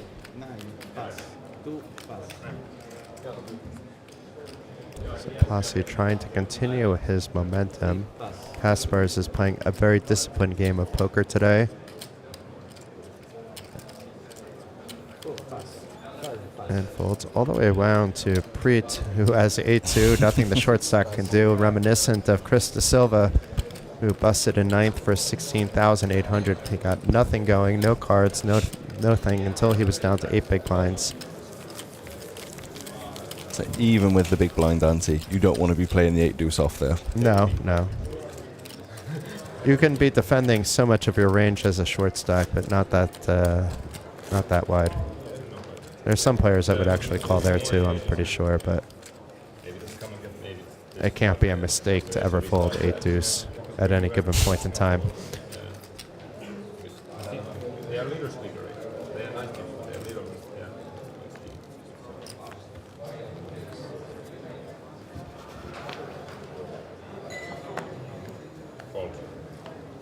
Pasi didn't seem thrilled about folding. Can't win every hand. And Eldars. Okay, he's not in jam territory yet. This looks so strong when you're min-raising off a 15 big blind stack. Sub 15. Exactly. Let's see what Igor decides to do. Could anyone at the table think he was possibly steaming after that hand with Monir? Then he's shoving, most likely, if he's steaming. You're not playing in France, I think I did 25 out of child place. And this looks like aces so much of the time. Now Anton has to defend, but is he just going to 3-bet instead? I don't think so. We know he's not folding. 2 good odds with the 4s. A fair fight at the moment. This is a very interesting flop, although if Eldars just bets it, the hand is over, but it's a double gut shot for Eldars, also the backdoor flush draw, so the equities are actually in his favor despite the 4s being ahead. And Eldars turning that 50-something% equity into 100% with a single small c-bet. And Anton forced to fold the better hand, although the better hand did have less equity than the hand that was currently behind. Reminiscent of a lot of hands in pot limit Omaha, where you can flop the nuts and still be behind. So Jason, I know you play all the games. What are some of your favorite games you've been playing over at Kings of Tallinn?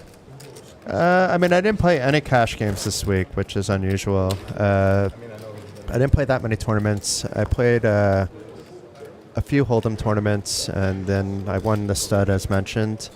And then I lasted 2 hands in the Raz.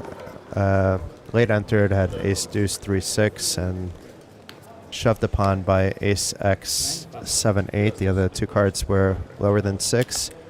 The other card was lower than a 6, and then it was like 9 king king for me, and he got a 4, and like pair didn't matter. He was already down to the 8, and I couldn't get below a 9.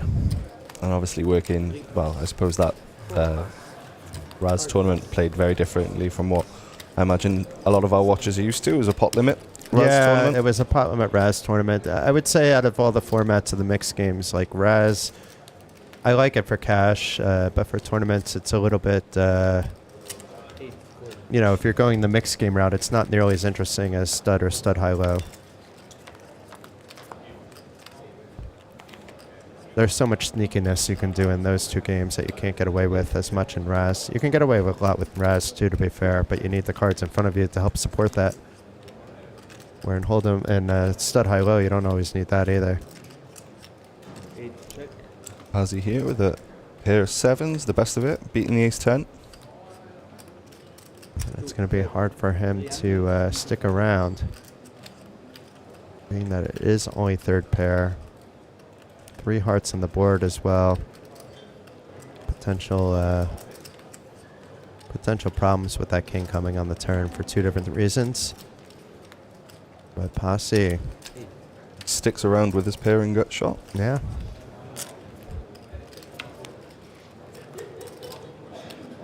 And the 5 of spades on the river. Let's see if Eldars can find a jam here. He has so much showdown value, but not when your turn is called. It's not a jam, but this may be good enough. It's hard for Pasi not to buy the story now. He had some outs the first time and would have been happy for this to go check. But the sizing also isn't that big.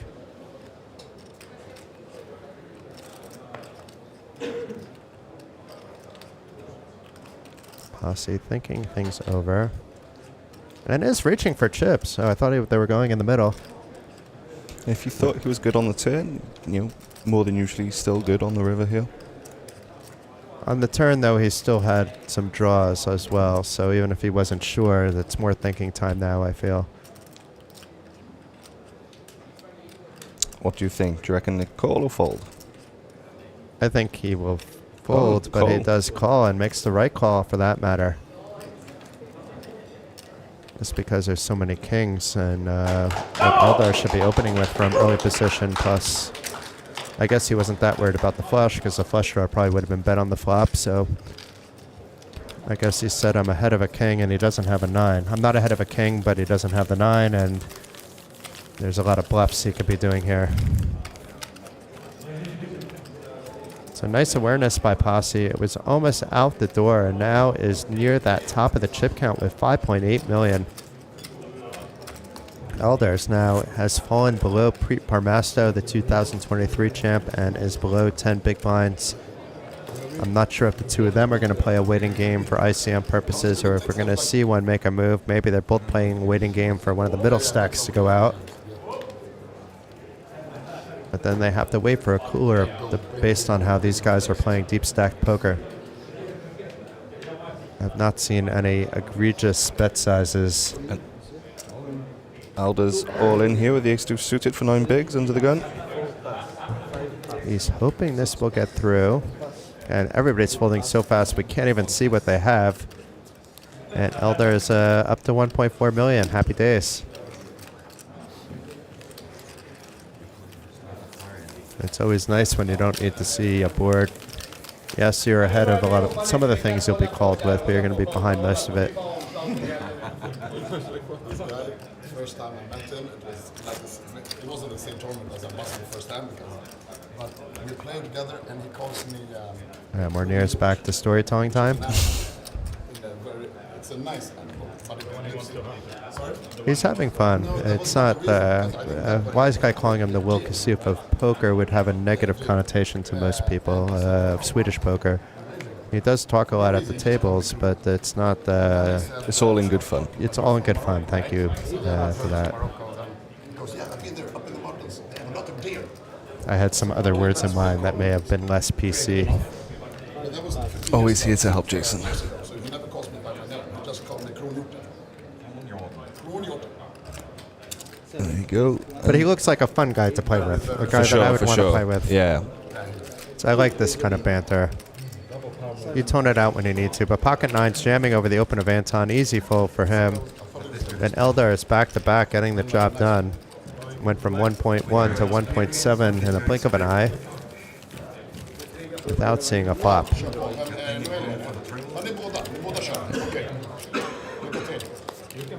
Managed to claim back the chips he lost with that river bet there with the ace-10 in the previous hand. Well, two hands ago.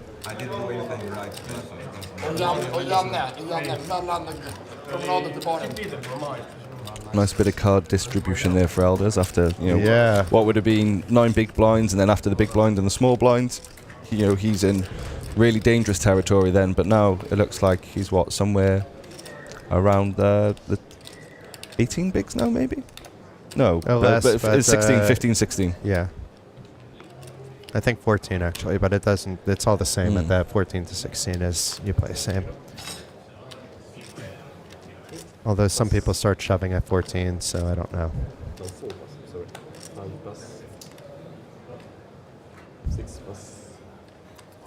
Priit not too thrilled. He would have liked to have seen a 1 ladder up at least before he needs to make a move, but he's going to make a move as soon as he gets some cards to do so. And another jam here. So we have an open by Anton, and people are going to stop believing him, but he's had cards each time. The ace-2 suited with the open jam was the latest he had. And look at this. He's doubled his stack from 1.1 million to 2.2 million in 3 hands without seeing a flop. Priit must feel sick yes. seeing that, yeah. And here's Andrew, the floor man, perhaps making some headphone adjustments. Maybe checking if the table dealer needs a coffee on the break. Because the breaks, sometimes it's nice to have someone help you out, and I want to thank Wise Guy for bringing me this lovely coffee I have in front of me. What happens is you pop out on break and everybody wants to talk to you, and you just want to use the toilet. There'll be time to talk to everybody later.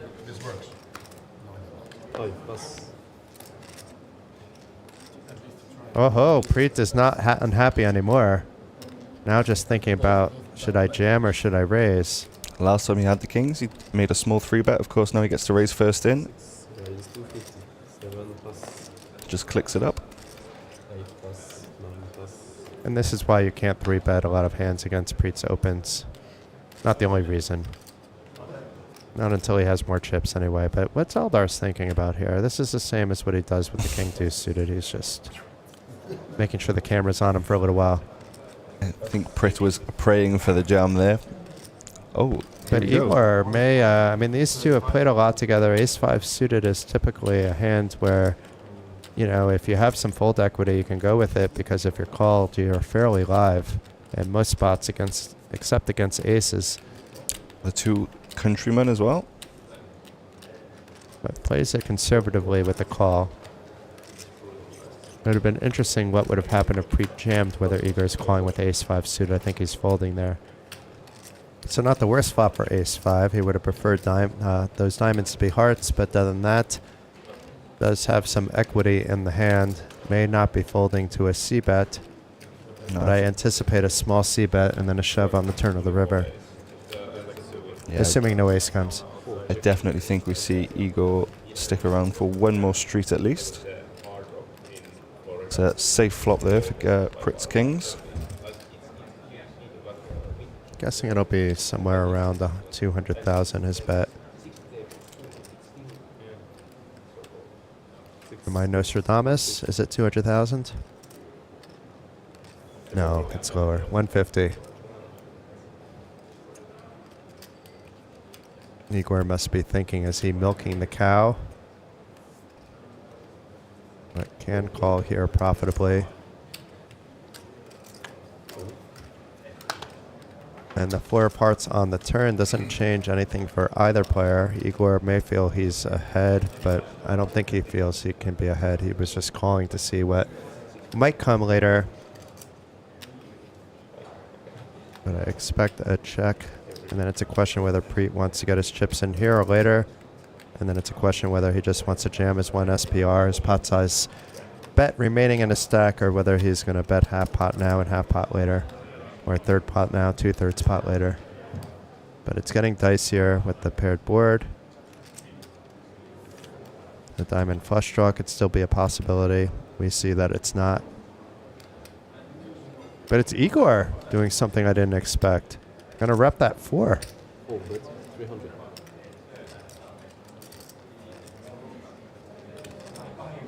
And don't overthink this, Priit. You're being played.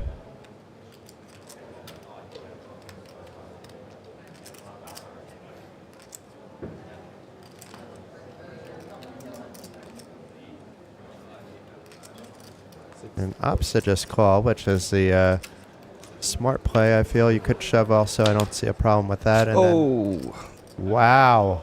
What's going on here? Are we going to lose Priit, or is he going to be able to find a fold? But what the heck just happened here? We have the 3 of spades completing that wheel. Not much justice for the 2023 champion here. Has been card dead for much of today. Gets the kings and now runs into a wheel here on the river. Try say that very quickly. Yeah, and at least if it was an ace, Priit would be able to get away, but I don't see how he's getting away now.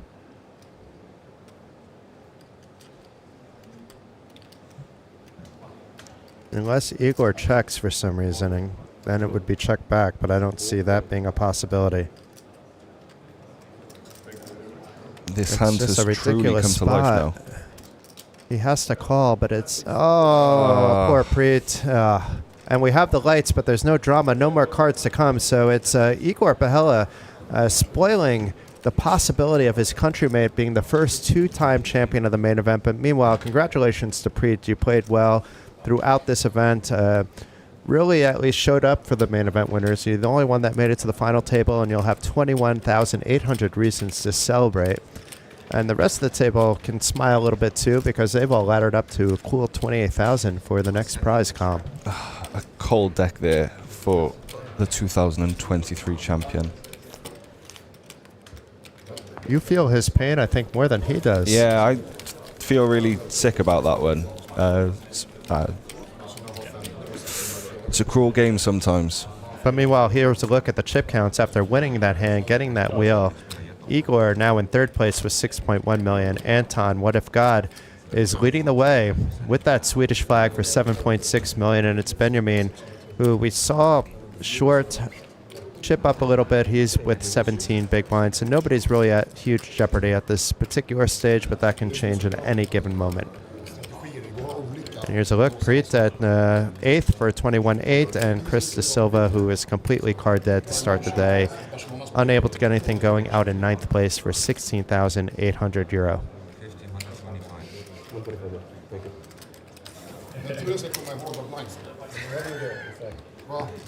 Because you're not playing any hands. And meanwhile, Monir having still the time of his life at this table. Is this better? Yes. No, it's better. Is it? No, it's not. Is it? No, it's not. You need 25. A little bit of banter between him and Pasi now. Not sure what that's about. It still seemed friendly, but with an edge of maybe a little unfriendliness in the tone there. But meanwhile, Anton back to work as the chip leader, the table captain, finding a suited ace from under the gun.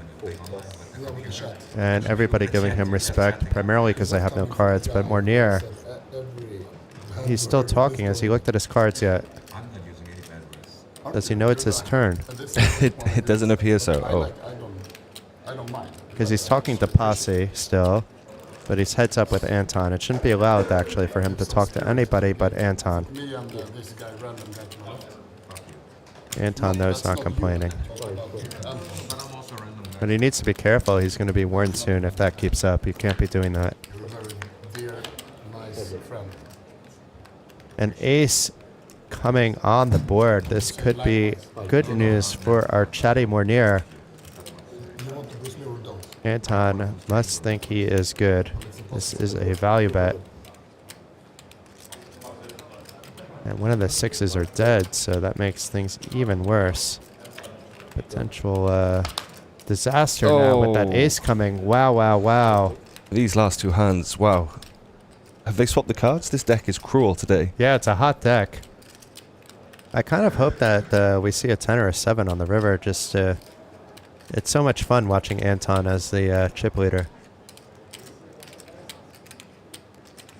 And I'm wondering if Monir is concerned that he may actually not have a strong enough kicker against the under the gun open, but you know, when the ace pairs that board, we could be watching the biggest pot of the tournament so far here.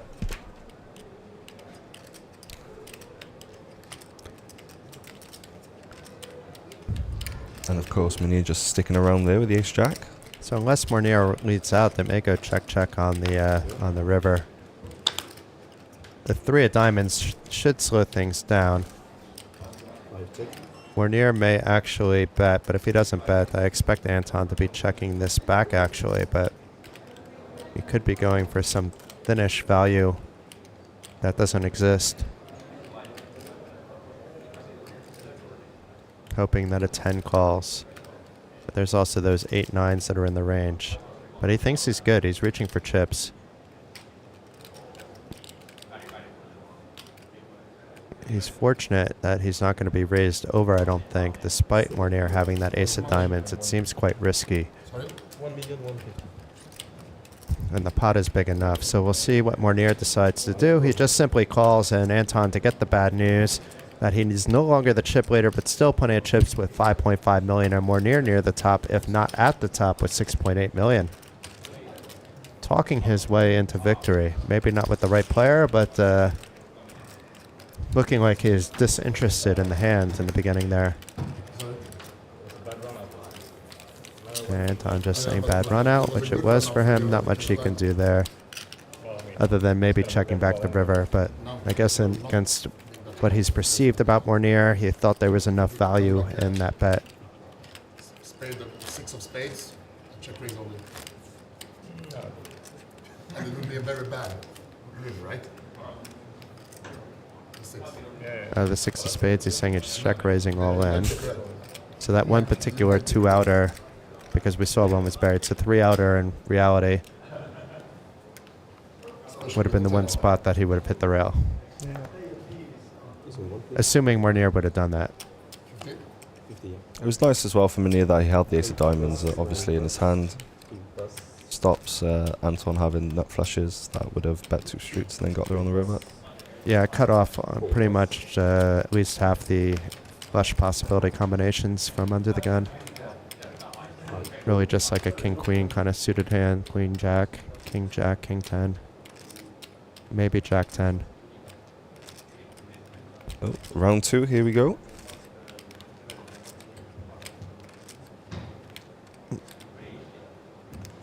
Anton with a much better ace this time, jacking it up a bit. And Monir just gets rid of it straight away. Not worth seeing the flop with. Did you see how much the raise was for? Because I think that makes a big difference if it was like a 3.5x sizing or a 2.5x sizing. I think you should call in the second case, but in the first case it's fine to not play your 10-8 offsuit out of position against a very strong player who doesn't tilt easily. You know, I don't think Anton is tilted at all. You could see him talking very calmly. But he was almost smiling. Well, I think he was smiling as he was handing his chips over to me. I think he felt he got away with one. Yeah, because for it sure. could have been stacks going.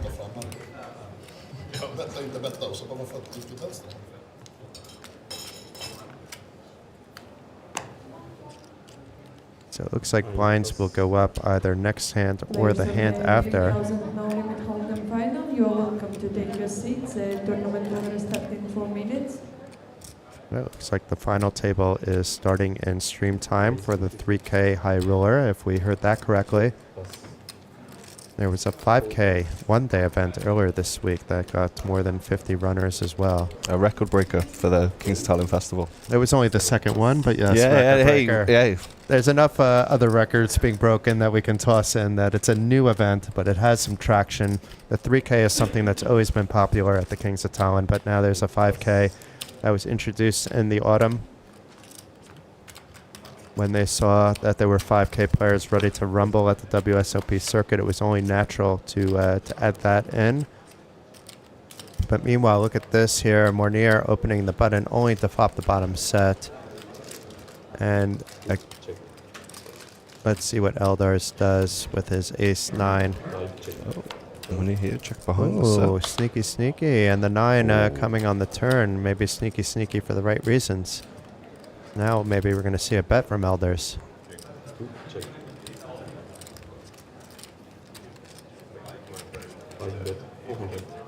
There we go. Monir throws out a bet of what looks like 400,000.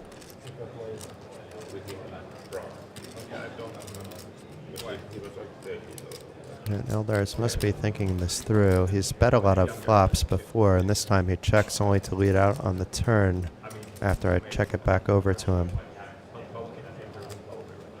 It wasn't a situation where he was continue betting or not on the flop, though, because he wasn't the aggressor. So let's see how Eldars processes the information. Did he flop a monster and just want to disguise it, or is he just trying to poke away at the pot? Maybe the 9 helped him. Sticks around. Monir for a second time in, well, the second time in the last sort of 10, 15 hands, getting the best of Eldars. Of course, there was the 9-7 versus the 8-7. Monir river in a straight, while Eldars had middle 2-pair. And quite an interesting river here, because there are some hands in play that would have gotten there. You know, the Jack-10 on the 8-9 there is sticking around to a small bet. Eldars is already checked, so it's up to Monir now to see if he thinks he has value. He shouldn't be getting a call, but we've seen things that I didn't expect before. But is he really going to call off half his stack? Like, even if he thought he was ahead potentially on the turn, it's very possible that it was Monir calling with a Jack-10 suited, you know, from the button, and opting to wait to the turn when he had some outs, especially if he thought his Jack and 10 were live. But we could see that he had the goods the whole time, the bottom set. And Eldars making discipline fold, yes. Well played, Eldars. Well played, Monir. Nice hand, both gents.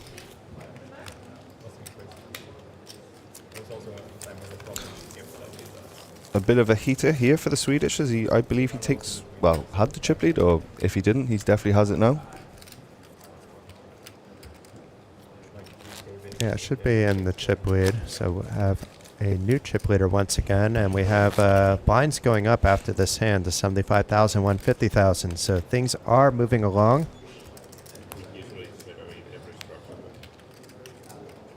We're at a nice average of losing up 2 players in the 3 blind levels. It's always nice when it's not bang, bang, bang, but it was a deep stack final table to start things off. The best kind of final table is a deep stack final table.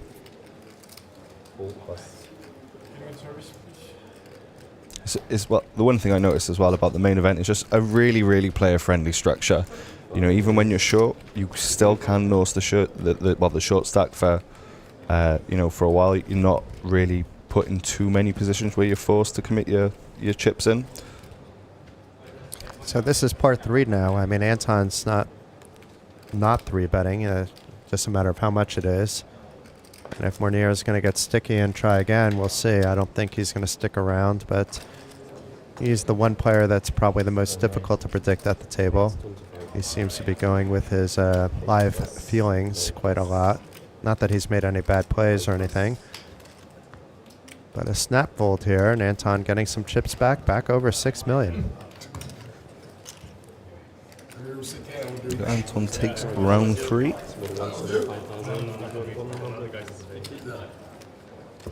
He didn't appreciate it that much. But he's not with us anymore. I mean, regardless of where Monir ends up, he does win the trophy for having the most fun at the final table. Then you should be able to take it more. Monir is indeed still with the chip lead, 7.4 million. Our start of the final table chip leader at Kaspar's Bhutan has been either number 1 or number 2 throughout the early start of today. And One of God was with the chip lead at one point, but coughed up a decent stack over to Monir to give him the chip lead. Against his king, I was actually in decent shape.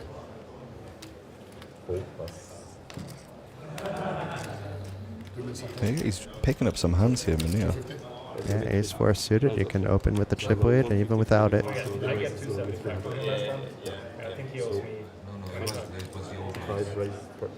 Oh. The chip is owed because the raise sizing was off. Hello, Cowboys. Pasi looking very confused about things, but we could see that he's trying to disguise something. He doesn't have space for more enemies. Yes. But you still, but that doesn't mean you have space.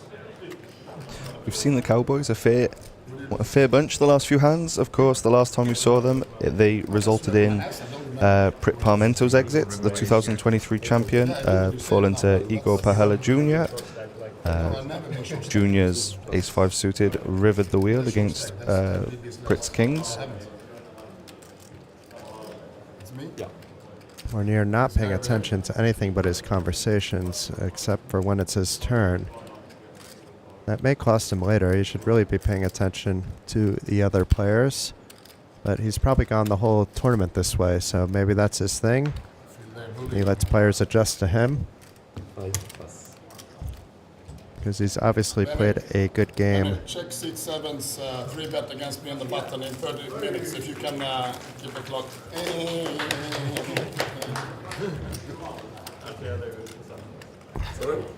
Now he's making fun of the finish rail, I think they're clapping.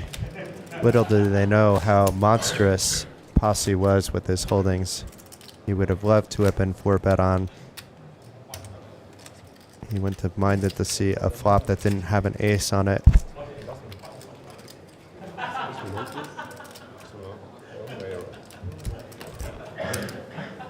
Stop playing. I'm going to just play when you guys have folded, and that's going to be not too many hands. Still binds. Oh, that's...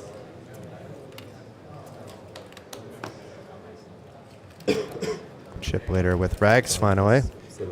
He can go back to his conversations. And Eldars with the queen 9 suited from the small blind. I think you shove here. Is he shoving? He's all in. A little jammeroni in the 10-9 is a little bit too light to call. Although if Eldars knew he had the 10-9, he'd be begging for a call. But the jam is a little bit too big and the holding's a little bit too low. And a little bit of breathing room again for Eldars. Not too much because of the blinds going up, but still more than 10 big blinds.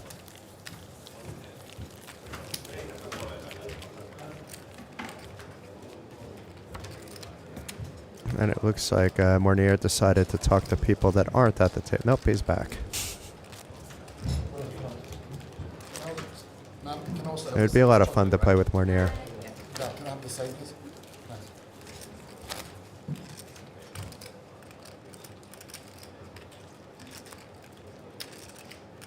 I would have to ask him, though, if he's in a hand with me and he's talking to a third player, that not to do that. So that would maybe be a little bit awkward, but other than that, it would be fun to play with him. I feel like if you're in a hand heads up with somebody, you shouldn't be talking to somebody else, even if it's about something in English on a completely different topic. You can say hi to a friend on the rail real quick, that's it. But of course, you know, the Kings of Tallinn, it does foster that friendly atmosphere. I'm sure the players don't mind too much at this moment in time, but obviously, no, as the it's pay just jumps that get one up, spot that was strange, and that was against Anton, and he didn't seem to care. Otherwise, his talking is going into other hands, but not when it's like anything important happening. And do we have another guest coming in, or is it Wise Guy returning? Let's see. We do not have another guest, but we do have Wise Guy. How many are left in the 3K, Wise Guy? Okay, we may be getting information soon. Although I'm not sure we can give that information away because that's 30 minutes in the future.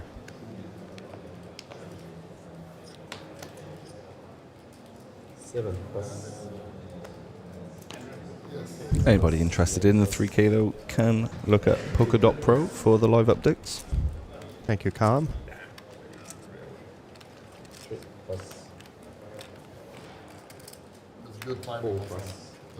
So another walk, interesting, and with an ace this time. Is he going to show it? He's the kind of guy that would maybe show the ace. He did flash it like high enough where at least some people could see it.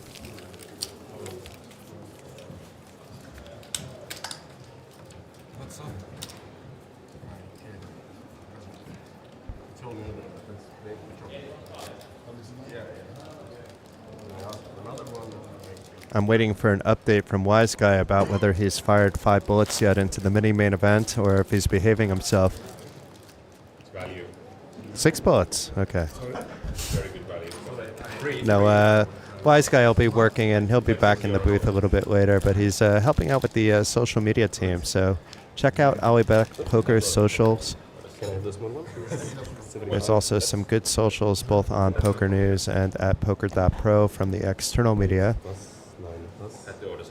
Brad and Colum doing a great job all week, providing some backstories to things that we're not able to, let's say, cover in the reporting in the daily articles. So it's always nice to have a different view. A nice holistic approach. Yes. When things can complement each other like that, I'm all for any cooperations with anyone. You know, it's nice when you have the power of, you know, you guys are focusing on this, let's focus, we can focus on that, and, you know, it's 1 + 1 = 3 that way. Not everybody thinks that way, though, Colm. But here we go. We have 2 monstrous hands, the 10-7 and Jack-3 suited in a limped blind versus blind affair. Well, we have 11 war to pursue. So far, not so good with that. Anton's Jack is ahead on the double paired board after the Queen of Spades flying off on the turn. Interested to see how Anton navigates the river here, whether he thinks his Jack is good enough. He may bet the river now that it's a chop pot, but I think it's going to go check, and both players will be laughing at the chop. Yeah, there's a nice smile from Anton.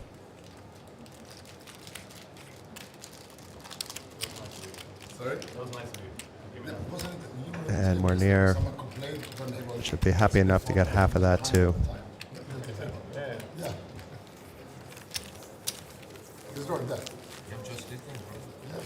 And here's a look at the chip count. So Benjamin and Eldars are the most in jeopardy with those sub-15 big blind stacks. Everybody else between 40 and 48 big blinds. So look how tightly packed that top 5 is at the moment.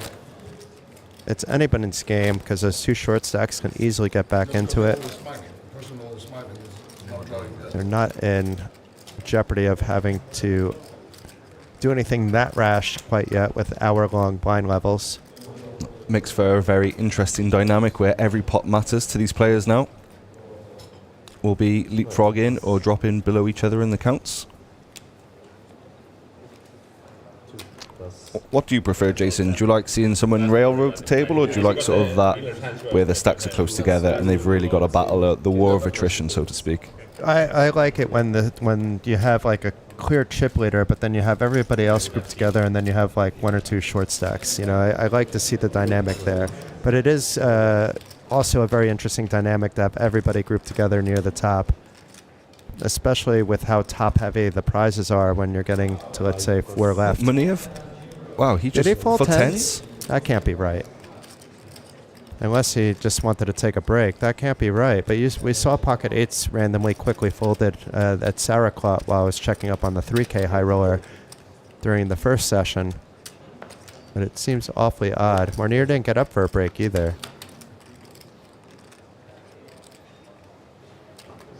But meanwhile, he would have not been in the best of shape on this flop with Pasi flopping top pair unless he was going to 3-bet those 10s. Pasi is going to peel off. And a bit of a cooler here for Kaspers. Dominating King-Queen over King-Jack, only for a Jack to come. He's going to be continuing on a lot of these kind of flops. Rainbow. And it is just 1/4 of the pot, so maybe getting away cheap. But you're not going to necessarily get that much information from a 200K bet, even if you're called. You know, some 4 or 5 suiteds with a gut shot and a backdoor calling. You know, it doesn't have to be that he has the jack. And this may slow everything down. Although Kaspers maybe will rep that ace. If he was like under the gun +1, I would expect to see another bet come from him. I'm not sure about from the hijack.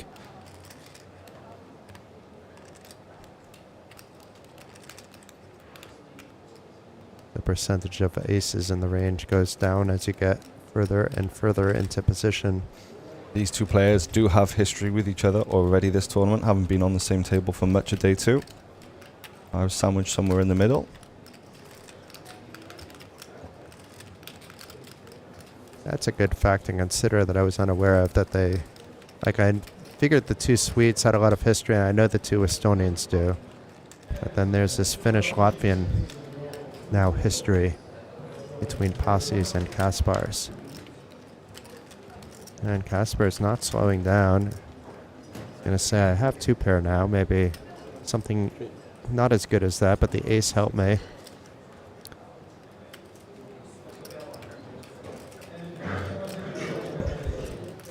And let's see if Pasi can see through this one.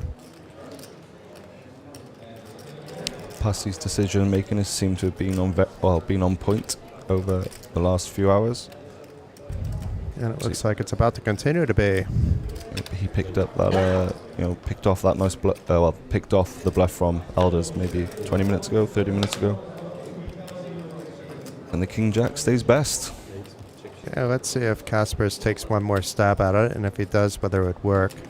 It's hard when you're called on the flop and the turn, but neither of those bets were super big. The flop bet was under 25%. The turn bet was 1/3 of the pot, I believe.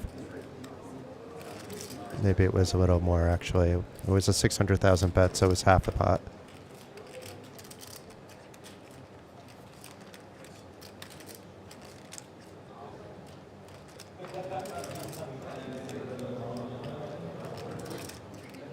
He has the best unconnected hand possible, so some showdown value there, and opposite just pray that it's good.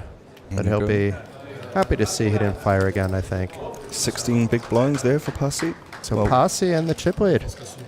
From 0 to hero, nearly on the rail in 8th place, was the short stack heading into the break, and on the very final hand, doubled up with 5s against, I believe it was ace-queen. And then has been all going in one direction from there all the way into the chip lead. So a story developing there. A coin flip away from collecting 21,800 for 8th place. And now the chip leader with 7 players remaining and 182,000 up top.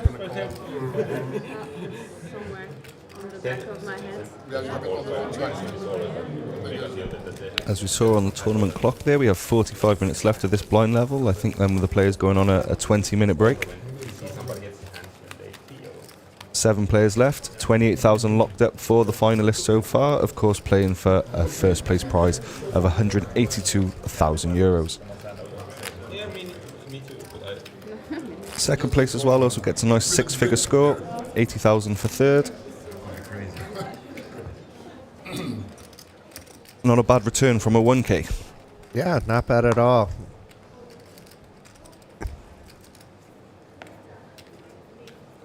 Especially with all the qualifiers that were happening. We don't know if they bought in for 1K. They could have qualified for a few dollars over at OlyBet Poker.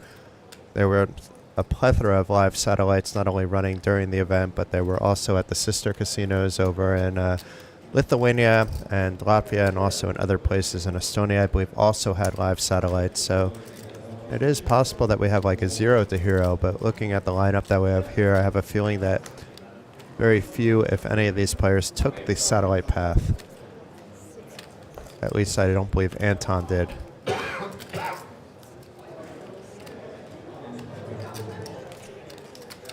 So interesting, just opting to min-raise under the gun on a quite active table with ace-queen holding a little more than 10 big blinds. It sounds like a recipe for danger. You want to keep that fold equity in play too. And now if you're forced to fold your hand, you're going to be so short. But maybe he flops an ace and all is good in the world. But no, it's top pair here for Benjamin, but also a pretty good flush draw. Gut shot to Broadway, ace is live, so more equity over to Eldars' way. But now it's going to be a little more gamble, where if you shove pre, you know, okay, you may get looked up by an ace-king, but you're going to get these other hands out of the way. Let's say our last elimination, the 2023 champion, Priit Parmasto. He was an OlyBet qualifier. Yeah, okay, so you have the list. Yeah, we do some investigative journalism every now and then. So we have an all-in, and we have a call, so it's almost a coin flip situation. We could be losing Eldars, although he is ahead. It's the 2 short stacks as well. Yeah, so Benjamin, does he have any chips left? No, so we could be losing a player either way, and the flush gets there, so we're going to have Benjamin left with just crumbs in his stack. There's no river that can help him any further. But nice hand there by Eldars. He knew what he was doing the entire way. Min-raising off the short stack. Getting a board which was more than fine to gamble with. And up to 3.4 million. But meanwhile, they're doing a chip count. We could have lost Benjamin, but it looks like he's down to under 1 big blind. But this is the hand that would likely seal his fate. That would take a comeback of all comebacks at this point. So whenever he gets his hand in with the crumbs is almost irrelevant unless he just goes on a run of a lifetime. But we've seen stranger things happen with a chip and a chair. And Eldars, let's see if he has any chips left. He is sitting back down. Because although the cards have RFID chips, the chips do not, and it just takes like one little thing, and you can be off easily by like a big blind or something in the player's stacks. Pasi is also a qualifier. Ah, so we have a Finnish qualifier and a Estonian qualifier. Quadruple up, more than quadruple up. 10x. Also, you have a. Yeah, you have small. So that's weird with this. All right, let's see if Benjamin can make a comeback here. You could see he has less than 1 big blind in his stack. Eldars is still the short stack after him, but has a lot of breathing room now with 22 big blinds. With more than half of this blind level yet to be played. Pasi and Monir are neck and neck. Igor and Anton behind them. The start of the day chip leader still with plenty of chips, but is officially in 5th place. And then you could see that Priit and Chris left us earlier today. both in kind of unfortunate spots. Chris being card dead, and Priit just running into a massive cooler with his Cowboys. So all in from the small blind, it looks like already from the start. There's an 8 gone for Benjamin already. Yeah, he's going to need a lot of help, not the hand he wants to see to mount the comeback. But once again, the hand before is what sealed his fate. This one, he has to hope to get some luck. He would get up to not quite that 325, but up to 225 at least, give or take. If he only has 25,000, because the other board said 125,000, in which case that changes quite a lot. But it doesn't matter anyway. We know he's all in. We see a loose open from Monir with a player already all in with a 9-7 actually, but nobody else with anything, and the 9 actually is ahead. And Eldars folding, so we could be losing Benjamin. Can I get the big one? I should get the big blind. And here we go, the lights, the flashing lights. The last Dane in the tournament, just at 27%, as we can see on the graphics on the left there. But Benjamin has already had a fantastic event. He did win the 555 championship, a 3-day affair for about 66,000 big ones. And now, if things do not get lucky for him, he'll be going out in 7th for another 28,000. So quite a nice Kings of Tallinn regardless, but maybe he can get lucky here. I'll say is. Or maybe it's a chop pot. I mean, 9 high versus 8 high. That happens. There's a bonus that you're in. Ooh, wow. 8 out of the window, but followed by a 7 and a 5. So we could be looking at the Cinderella story happening. But it's a 7 on the turn. It's not looking good at all for Benjamin. In fact, it shows that he's drawing dead because the other 8s are dead, and it's the ace of clubs on the river. So we've lost our Danish contingent, and Benjamin Ahmed Canatan in 7th place for 28,000 euros. But meanwhile, the final 6 players can celebrate a little bit more. 36,500 already locked up, even if they're the next player out. A good week off. A good week at the office for the Great Dane. Almost 100k this week. Happy days. I think we'll be seeing more of Benjamin Canatan in bigger events in the future. Seems to have been a formidable force through the Olympic Park Casino over the last 6 to 7 days. But usually at this stage we have a couple of Lithuanians, a couple of Estonians, and we're down to just 1 Estonian. But look at the Latvian contingent. They're hanging on. There's 2 Latvians at the table. And the 2 Swedish as well. Anton and Monir. Sweden, a little bit less surprising, I would say. Although the Latvian attendance has been through the roof, and there are a lot of good Latvian players. It's just not something that is regularly, let's say, experienced on these big final tables. There's usually 1 or 2. I mean, we did have a Latvian champion who went on to do amazing things right after his win, and Vitaly Zavaratnis. But perhaps we're looking at a Swedish versus Latvian showdown preview to come, even though we have a Finnish chip lead at the moment. And you can never count out Igor Jr. Or his father, Igor Sr., who bubbled the 3K. Bubbled the final table 3K. Oh, final table, Yeah, so yeah, win the yeah. money, okay. Gets to watch his son now. I imagine how he started the day, he would have been having his phone, resting his phone on his lap, keeping eyes on Junior. I'm not sure he would have been watching the stream, but he was certainly probably getting updates from Evely or from somebody else watching it. Must be a very proud moment for the father-son duo. No. They're betting on the side. They haven't paid it. Yeah. They're still betting on you, or? No, there's no bet. Monir continues to pick up good cards here with ace-jack suited under the gun. Raise it up to 300,000.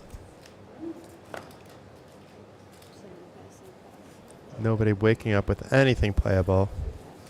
Eldars now back up to 3 million after that double up through Benjamin.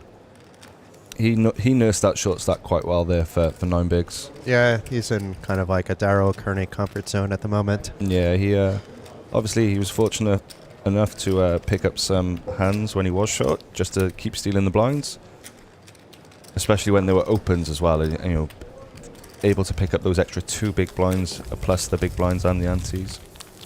The only dicey spot for him was getting that first jam through when he had that ace-deuce suited on. I think it was like an 8 big blind stack. Yeah, he was under the gun, I think, and jammed 9 bigs. And then he picked up 9s or something the hand after, and then I think it was 7s after that. It was 3 hands in a row, and he doubled up from 1.1 million to 2.2 without seeing anything.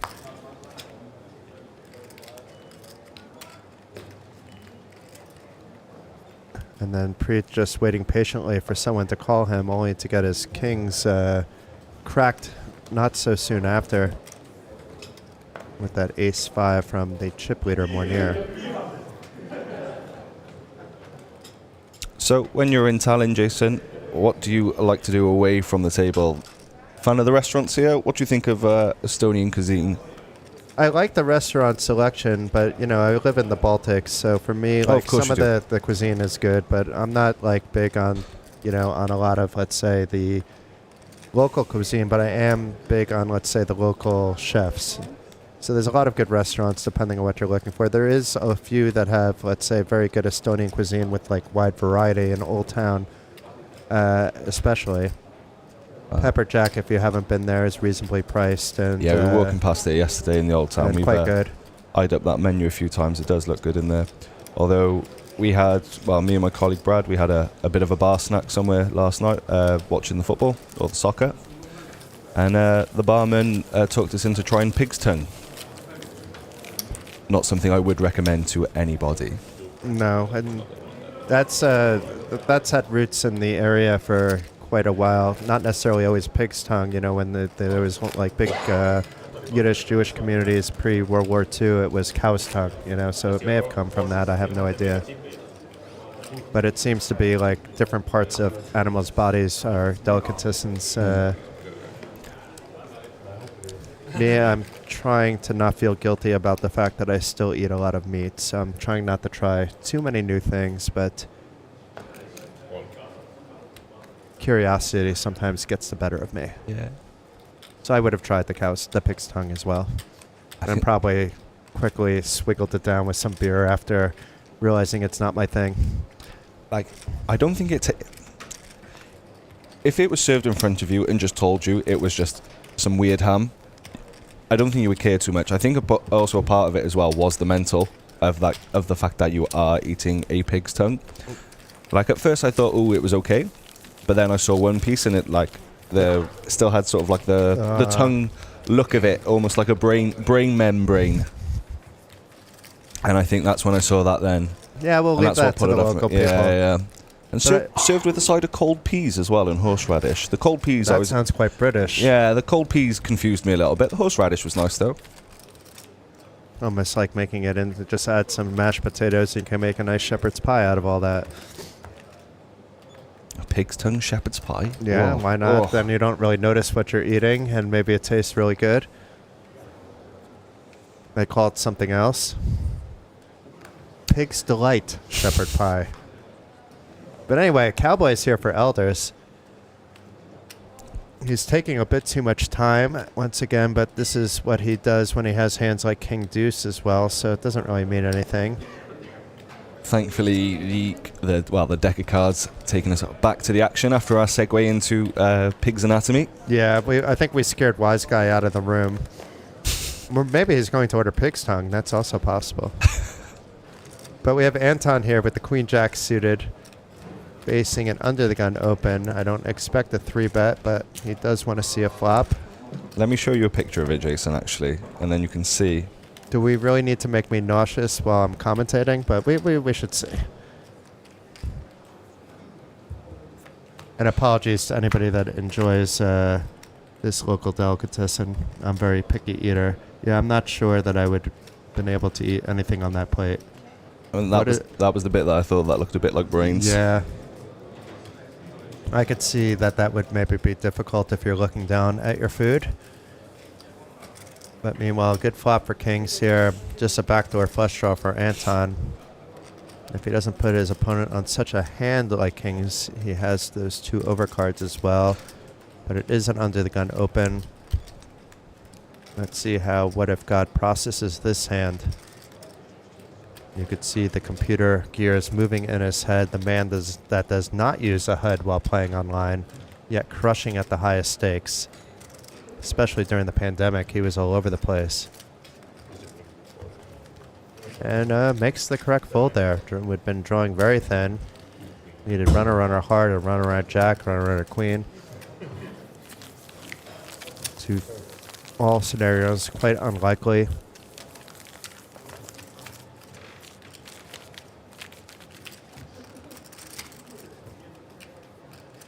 Yeah, with Anton stepping into the live arena a bit more as of late, I wonder if we'll see him put in a bit of a schedule in Vegas in the summer for the WSOP.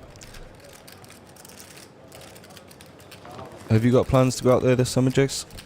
I don't think I will. I mean, I know, like, it's such, like, hard for me to get there. Like, you saw me there in December. It's not, Vegas isn't for me. I've lived there before. Maybe there'll be somebody from the team out there, but I just feel that the people that are out there that do such a good job, that what am I adding by being there? And I try to be value added in what I do. I want to contribute to the poker community. But the team at Poker News does a fantastic job. I like most of the people that are out there too. So it's fun to follow along the action. Poker.org with some of the video work. I do like their videos during it. If we go out, we'll do something different. We're not going to be live reporting stuff. That's just redundant to me. We're not going to do, Poker News does such a great job with the reporting over the summer. We have a bit of ace-jack on ace-jack here. Casper's initially getting dealt a card. That was turned over. I think it was 3 diamonds that was exposed. A little bit of a leveling war happening.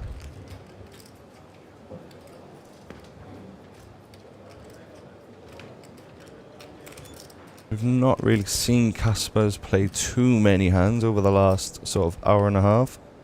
Just maybe that one hand versus Pasi where he checked back the king-queen. Monir actually seems weak based on his demeanor. This would seem strong for other players, but when he's had hands, he's always talking to somebody else that isn't in the hand, and now he's stone-cold silent, looking straight ahead. I mean, he is kind of strong with the ace-jack, but I wouldn't necessarily put that on a monster. So well played by Monir, and being a very good chip leader at this point, near 9 million in chips. Different gears, sometimes with the talking, sometimes with the stone-cold silence, mixing up his talk game. I'm not sure if he considers that a tool in the arsenal, but it certainly is. If you can get in the heads of your opponents, even being friendly, it's never a bad thing.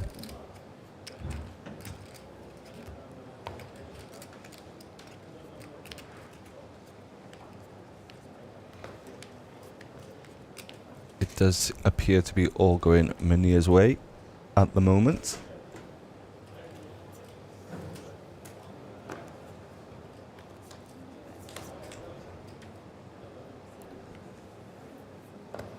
And Pasi's turn with the ace-jack, but this one is suited. Seen a lot of kings today, a lot of ace-jacks today. Not so many aces, though. Trying to think if we've seen aces at all, in fact. Maybe once. Was there any action in that hand? If I can't remember it, then yeah, must not be yeah, fair enough, fair enough. So we have an open, min-raise, and Casper's with a decent defense. It's crappy cards, but they're got the gapper. It's easy to get away from, and he has some chips to spare. Yeah, still super deep. And he outflops the ace-jack. Pasi just with the overs and the backdoor. Oh, backdoor straight and backdoor flush. Let's see if Pasi's going to rep an overpair. I think Casper sticks around one more straight. Yeah, he kind of needs to. If you're going to defend with the 4-6, you have to do a smallish c-bet for sure. And there's no point in raising here.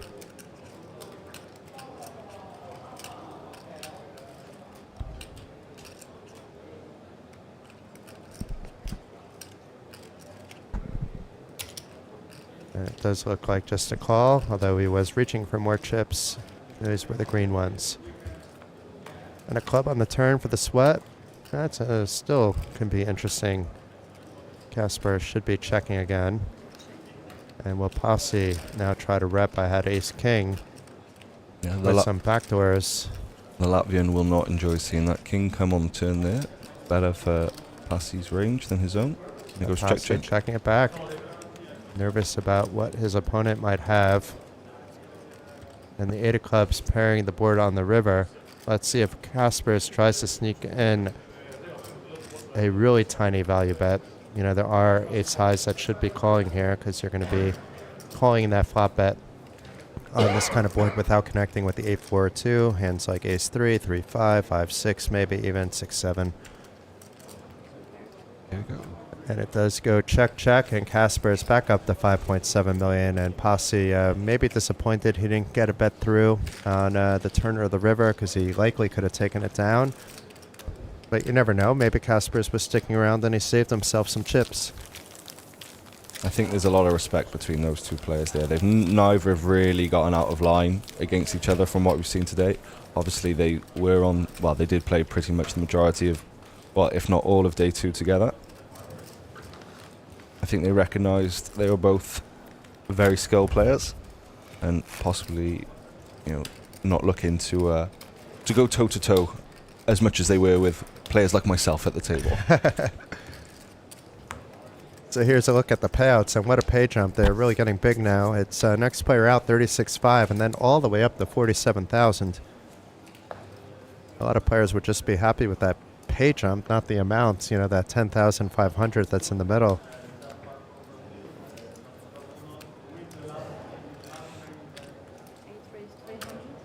And Pasi, this time a little bit lighter, but perfectly acceptable open with the Queen-8 suited. Near the bottom of his opening range, I'm sure. And Igor with the Ace-8 suited, dominating that Queen-8 suited. Will be coming along. Not really seen Igor in action since he picked up the Ace-5 suited to eliminate Priit Parmasto in 8th place. Decent flop here for Pasi. Flush draw, 2 overcards. We know his 8's not live. He doesn't know that. And Igor checking. I expect Pasi to fire out a standard size c-bet around 1/3 or less. I think 250-ish would be fine. 275, 300. But he's going even lower to 200, which is also okay. It's kind of a weird spot for Igor. I think he needs to call here. We see he's ahead, but that doesn't mean he feels he's ahead. And does indeed call.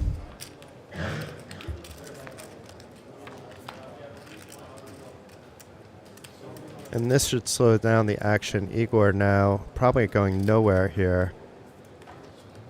And Pasi is going to have an awfully tough time to find the bet. Thinking he might be ahead of those 6-8s, 4-6s, but no reason they're not going to necessarily bet out. And now this is going to go check, check majority of the time. This 9 would have completed, unless Igor is going to start repping that he had the 6-8 that he called the flop with. But even then, are you really going to bet the straight? Probably not. Not with a double paired board. So Igor with the ace high will probably go back to level 1. Check, and then if Pasi takes a stab at it, should probably be making a call, assuming it's not like a overbet to the 1.2 million in the pot. Anything up to a pot size bet, he will likely call. I think you've broken that down quite nicely there for the watchers there, Jason. But meanwhile, it's nothing that I said. Igor is just going to rep something the entire time. The commentator's curse strikes again. I was more worried about what Pasi was going to do, thinking Igor was going to check. But Igor trying to bet out some of those overpairs, perhaps, or maybe a better ace. Not that there is a better ace, because it's a double paired board, so just maybe trying to bet off a chop. Not sure. I'll ask Igor maybe later if I see him about this hand, what the purpose of the river bet is. He's a very well thought out player, so it was either big tournament circuit grinder, plays everything right. I see him a lot at the EPTs, and I'm sure he's a bit of a regular at the series as well. But the only thing that he's betting out is another ace. Otherwise, he could be falling into a trap. But based on the way the turn action went and then the check on the river, I guess he felt was out of line. Or maybe just wanted to set the price for the ace. That's also possible. That might have been it. Otherwise, I'm not really quite sure. I think you could be right on the latter there. Of setting the price?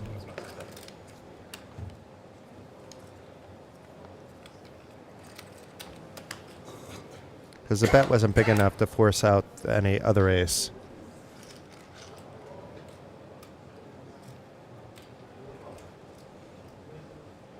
Meanwhile, it's Pasi's turn with the suited ace. Keeping Finnish hopes and dreams alive that he will join the likes of Mattias Napanen, Juha Helppi, and Mattias Siljander as another Finnish champion.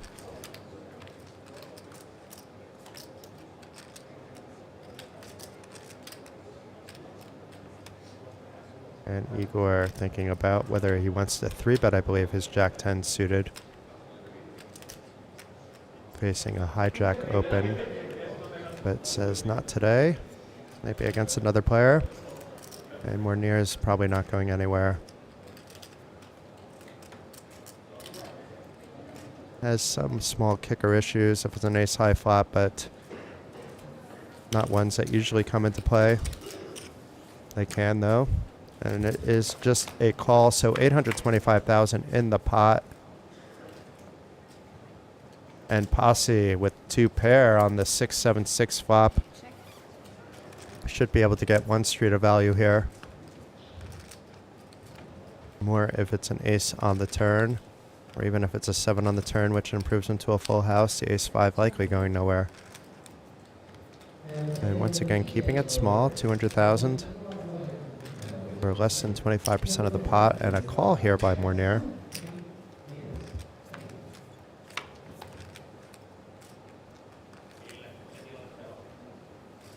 And it looks like we're getting some past poker news reporting looked up by Column. So maybe we have some information after this hand. Yeah, just a little bit of looking at a bit of Monir's results. Had a nice 100k score back at EPT Prague in December. Came second in a 10k turbo hold'em. So he plays rather high then if he's playing 10k turbos. Because to enter a 10k turbo is a lot. You need a bigger bankroll than just entering a 10k main event or a 10k high roller side event, which are always fun at the EPTs. Not that I played one, but fun to watch. And fun to report for that matter too. I've reported a couple of them over the years. This year my plan is to go to Malta. You know, I'm looking forward to that one. And I will play my first EPT, maybe not the main event. So I'll have to qualify for that. That's a little bit above my bankroll requirements to directly enter. No, looking fire forward. away in a few of those 1Ks is certainly possible. Maybe I can hook up a score. It's been a long time since I've taken, let's say, a full time off, and let's just grind. And usually when I do that, then I'm always in the cash game pit grinding. I may be doing that at the EPT because I'll definitely have some mixed games going with Anton and the crew out there. Yeah, for sure. A nice, good mixed games offering in Malta. Lovely place in the world to play some poker. Actually, I believe that's where me and you met for the first time, Jason. Obviously, a bit familiar with each other beforehand, but I think, yeah, it's the first time we... I think you took my money playing open-faced Chinese, but I still like you. I might have won. I don't really remember. That was just a joke. But we had fun one off night. Yeah. I was actually there just playing that festival, but it was more of a social trip for me and networking, not anything else. But I do enjoy poker over there too. Not as much as I enjoy here, to be fair. And I'm not just saying that because I'm commentating here. This is my home, my go-to place. And when there's some strange reasons that I may not be working, which has happened a couple times over the years, I'm happy to come up as a player. No, playing here has definitely put a fire in my stomach to start getting back into the live streets. I think for post WPT World Championships, just really was not enjoying playing. I think went and played my a home game, sat down and just immediately felt allergic to cards. And a good 2-month break was followed. And do you know what? I'm ready to get back into it. It's the beauty of being a recreational player. You don't have to be forcing yourself to play, and that's the most difficult part, I think, of being a pro. The second most difficult after the money swings is just being motivated to enjoy poker. You know, like I love poker, but when I've played professionally online near the end, I was hating poker. It took me a couple months to get back into it again. It's actually something I was speaking to with Chris de Silva this morning, our 9th place finisher. He said sometimes you can feel like a madman because you are doing the same thing over and over again and hoping for a different result. But, especially a guy like Chris, who basically is always entering these big field tournaments, you know, and not offsetting it. He is playing high rollers and things like that with smaller fields, but it's a lot more variance as you move up. I enjoy big field tournaments too, but when I'm playing live, I don't want to necessarily commit 4 days because I don't know what I'm doing the next day. So for me, having those one-day side events is perfect for me. But that's the beauty of the Kings of Tallinn, is you have your cake and eat it too. 64 events on the schedule. But we have some leveling wars going on here. Is it a 4-bet? Because we had a 3-bet here with the King Jack by Igor and Kaspers, who's been rather quiet. Perhaps smelling something is up with the 4-bet with... he's not 4-betting his hand, he's 4-betting the player here. And Igor is going to be forced to let it go. He is in position, so maybe he peels and folds most flops. But this looks so strong. Kaspers has not even done any light 3-betting, let alone a light 4-bet. Picking his timing perfectly, I feel. But Igor is maybe trying to grab a tell or something. Or maybe just showboating a little bit, saying I'm not 3-betting you light, when we see that it's a little bit light. It's a perfectly acceptable 3-bet, but it's on the lighter side. I wonder if Kaspers will show a deuce. If this gets through, I wonder. It could be pick one. Yeah. And see if it's the deuce, or I don't think he's the type to show. No. Takes one last look at his raggy ace before returning it to the dealer. I'm pretty sure Igor is going to find out about that hand on the break. Sure. Because Kaspers had such a tight image. He's been picking up pots where he sees they can be picked up. But this is the first real move we've seen him make. A bit of a smile on his face there. Knows he got away with one. And a little update on the chip stacks. We have pretty much the top. We have Monir on top, but after that it's 4 tightly grouped players between 33 and 46 bigs. And Eldars, who's the most at jeopardy, but still with a deep enough stack with 21 big blinds, doesn't need to go crazy. Can be patient and hope there's some mayhem between 2 of the bigger stacks so he can at least ladder up. But he's hung around already while 3 players have hit the rail. He's already earned almost an extra 20,000. We're just sticking around with 16-8 going to the 9th place prize that Chris de Silva earned, and the next player out getting 36,500.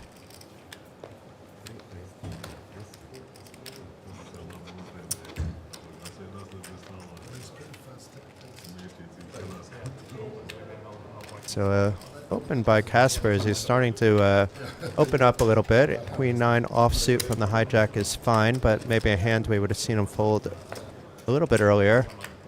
That ace deuce has really gotten his blood pumping. Oh, Pasi with the goods here, and a gut shot and an overcard for Kaspers. Is he going to bet that, or is he going to save himself some chips by checking to see a turn? Also a backdoor flush draw for Pasi, but that's not the important thing on this. It's the top and bottom pair that he has. We're never defending with 10-4, and you know, seeing that flop, you're going to be elated. Trying to hold in your delight. Now it's just a question of whether he's going to call. It is still a dangerous flop with the 2 hearts, the 10-8 connected. Not that there should be too many jack-9s, but we see a queen-9 here. You could probably discount the 7-9 for a suitedness, but I think you can raise here actually, but it looks like he's just calling. A jack of diamonds coming for the, well, I suppose would be the most interesting card to see here. That's an interesting card too, though, because that counterfeits the 2 pair. That 10-4 is looking less appealing. The problem is that Pasi has all the 8s in his range. Kasper's has a few. Pocket 8s is pretty much discounted at this point, but hands like 8-9 suited. Maybe even an 8-10 or an 8-jack suited. 8-10 would have given him the boat, and it's impossible because the 10 of hearts is there, so... Let's see if Kasper's... Yes, that's exactly what I would have done there. And then an ace of clubs on the river. If Pasi checks again, we may see Kasper's try to rep that ace. And Pasi with the just showdown value at this point after the ace coming, the 8 pairing the board. It's not getting anything lighter to call him. I'm very interested to see what sizing Kasper's chooses here, because I assume he is going to take a stab at this. Maybe not, because the draws his queen might still be ahead of. Right, like a jack-9 type of thing. So what is he betting that is going to fold? That his queen isn't ahead of. I guess some kings, but... Once again, there was a call on the flop, so, you know, it's maybe he'd try to bet a 4 off, a bare 4, but the 8 paired the board, which makes things a lot more dangerous. The 10, who had maybe kicker problems, has no kicker problems anymore, so it's basically, can I rep that ace? And are you going to really be betting big on an ace on a paired board that was called by the blinds? So I'm not sure what level of thinking the 2 players are doing, or if they're going back and forth and coming back to square one. Okay, I'm going to just bet and hope for a fold. But I'm not going to be surprised at all if it's check back. I do like that he's thinking it through, and he does check it back. That's a very good check back by Kasper's. He's going to be happy when he sees the 10. I don't think he was going to be able to blast Pasi off without, like, some ridiculous bet, and even then Pasi may be thinking, why is he betting so big? He doesn't have the 8. He only has pocket aces if he's doing that, or nothing. Because otherwise it would be a smaller bet with a hand like ace-queen. With the 8 already paired there, even with it being checked back, I believe anyway. I might be overthinking it.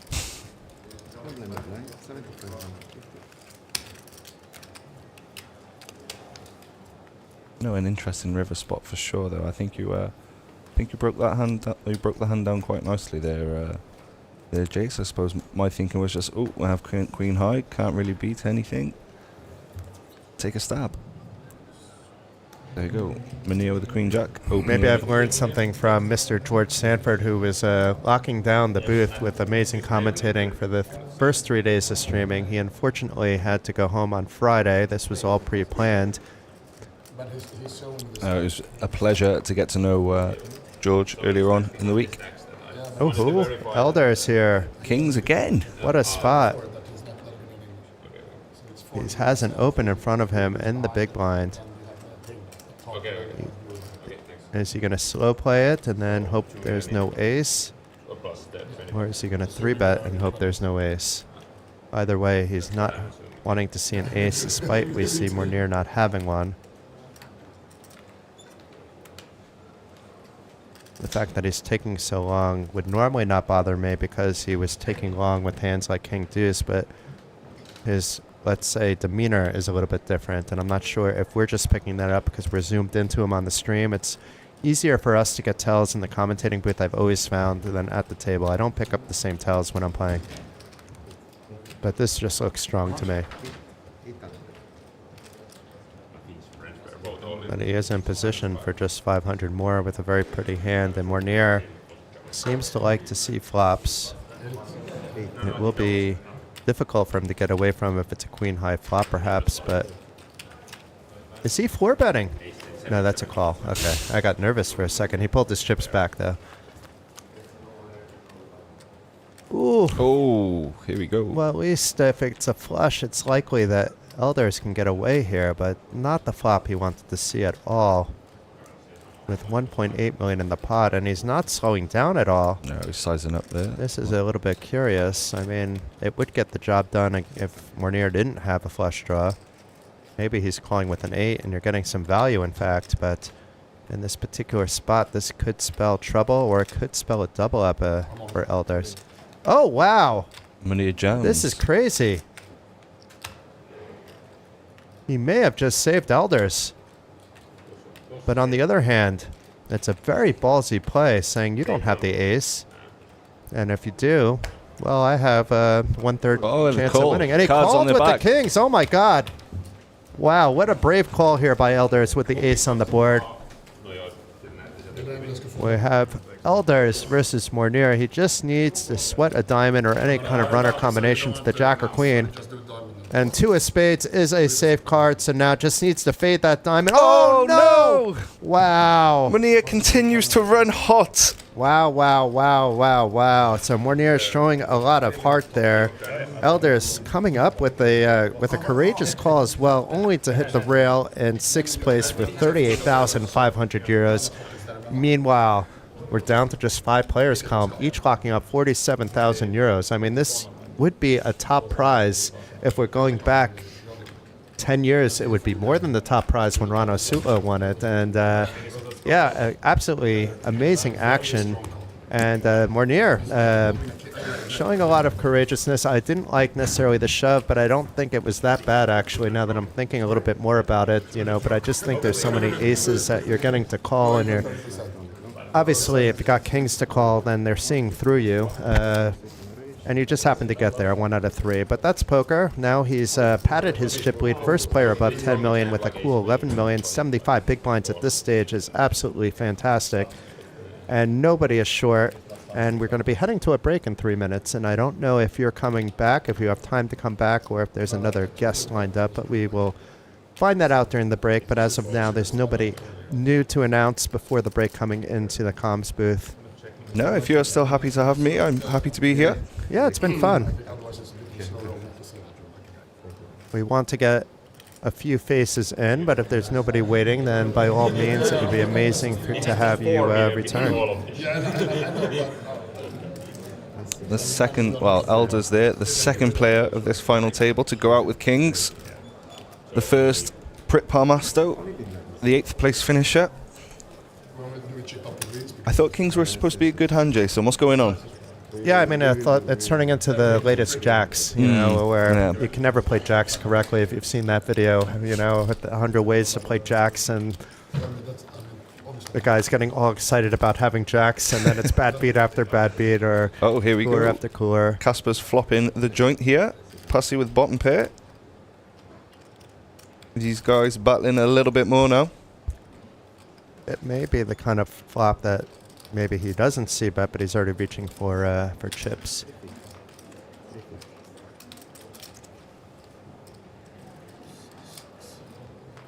And what Casper is going to do here is he's going to slow play.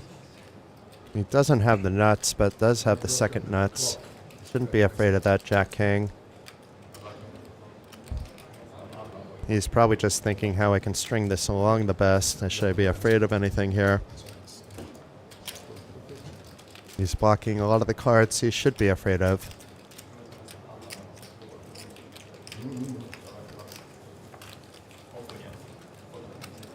Eight of diamonds may slow down the action. This may go check, check. I don't see why Pasi would be adding to the pot here. On the other hand, he may bet here, so it goes check on the river, because he does have some showdown value. And yeah, let's see if Casper's bets here. It's not that the 10 should matter so much, but the Button could have hands like 10-9 that they continued with.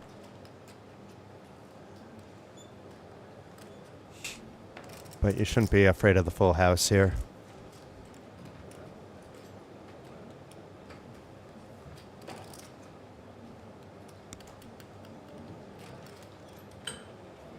Just thinking it through, but I think he's just thinking about how much is in the pot and how much I can bet.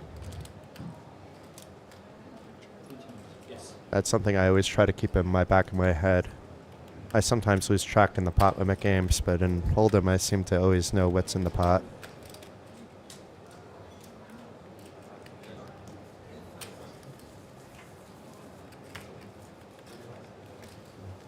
About half the pot.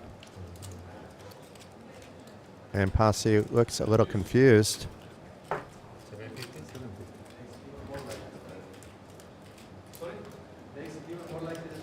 Likely to be the final hand that we see before the break.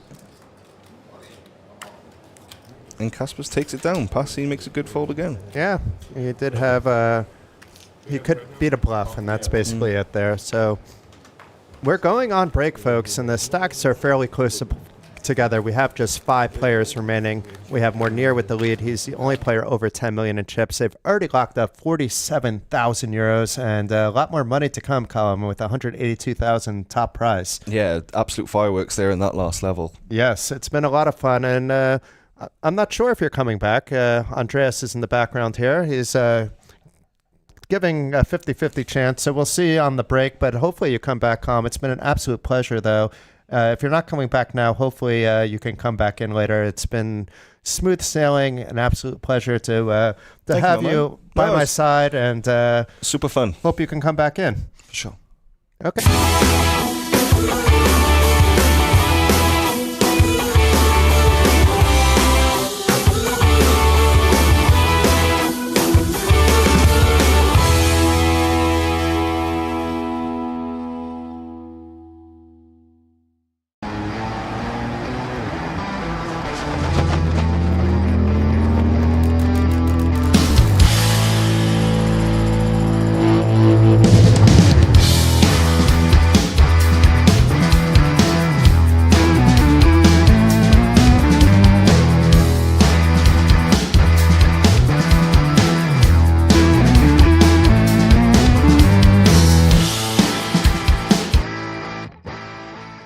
Welcome guys back to Tallinn. It's the 10-year anniversary of the Kings of Tallinn, the beautiful event we all love, and we are so happy to welcome you to this edition. Right now, behind me, playing at the TV table, some familiar faces. They have all won a Queen or Kings of Tallinn edition during the years. Among these guys playing this sit and go is Rano Sotla, who took down the first event in 2015.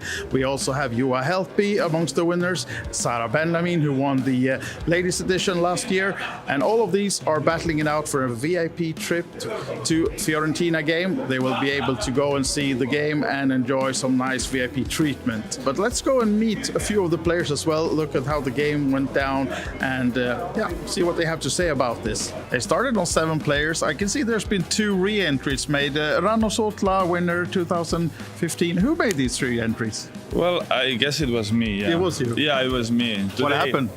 Well, I just decided, that today it's gonna be on me, Mattias Siljander even said that they should change the name, that Royal Showdown sponsored by Ranno. Today is giving show for the fans and a little bit punting here and there. Yeah.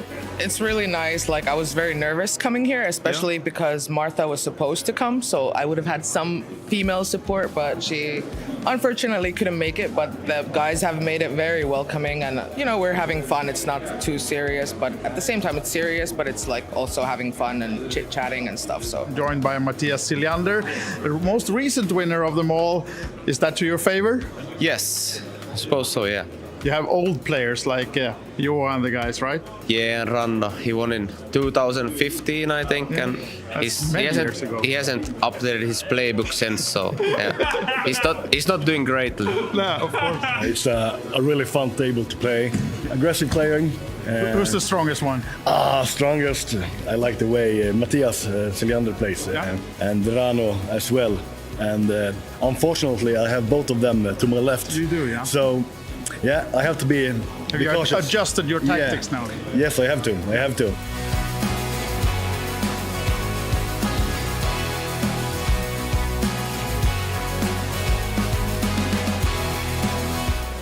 I think Deuces is just going to jam. Yep. And are we going to see a call? Yes. Oh. The ace-9. He's seen one. That's pretty good. If this one is... I don't want to expose my range. If it's amazing. Yeah, ace-9, a clear call here. And heads up, absolutely. and you do feel as though... And this is for the title for Johan Karlsson, but as you can see, it's a flip, so... Yeah, it does say help you find the 47%, double up. but you do feel like the luck is in the side of the Swede here. Yeah. Going for the Philhelm with Prey at the table. Oh, there's the ace. Maybe a backdoor diamond draw for Helpy? No, Will the he 5. find one of the 2 remaining ducks? No deuce. And that's going to be the end of it for Juha Helpy. A spirited fight, but just couldn't get the job done versus Johan Karlsson, who it was his day.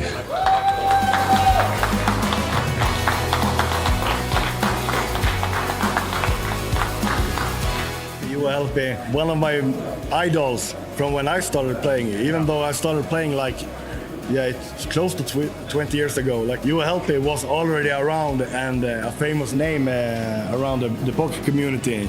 I told him a couple of times, it's a pleasure to be here playing with you. Yeah. Heads up. Then eventually I got out of it with a win. I can't feel more happy than I do right now. And part of this winning this tournament is having the possibility to bring a friend, going on a VIP trip. If my girlfriend would like to, I would love to bring her with me on this event. Of course you should. She's supporting me, and I love what she do for me, being here, supporting me all the time. Huge congratulations, Johan Karlsson. Enjoy the victory. Thank you very much. Yes! That's it for the coverage of the Royal Showdown. I hope you enjoyed, but of course a lot of more events to come during the week. So make sure you check us out on our socials, and on OlyBetEvents.com you can see the full schedule and see whatever event suits you the best to come join us here at the Hilton and the Olympic Casino. Bye for now and see you soon.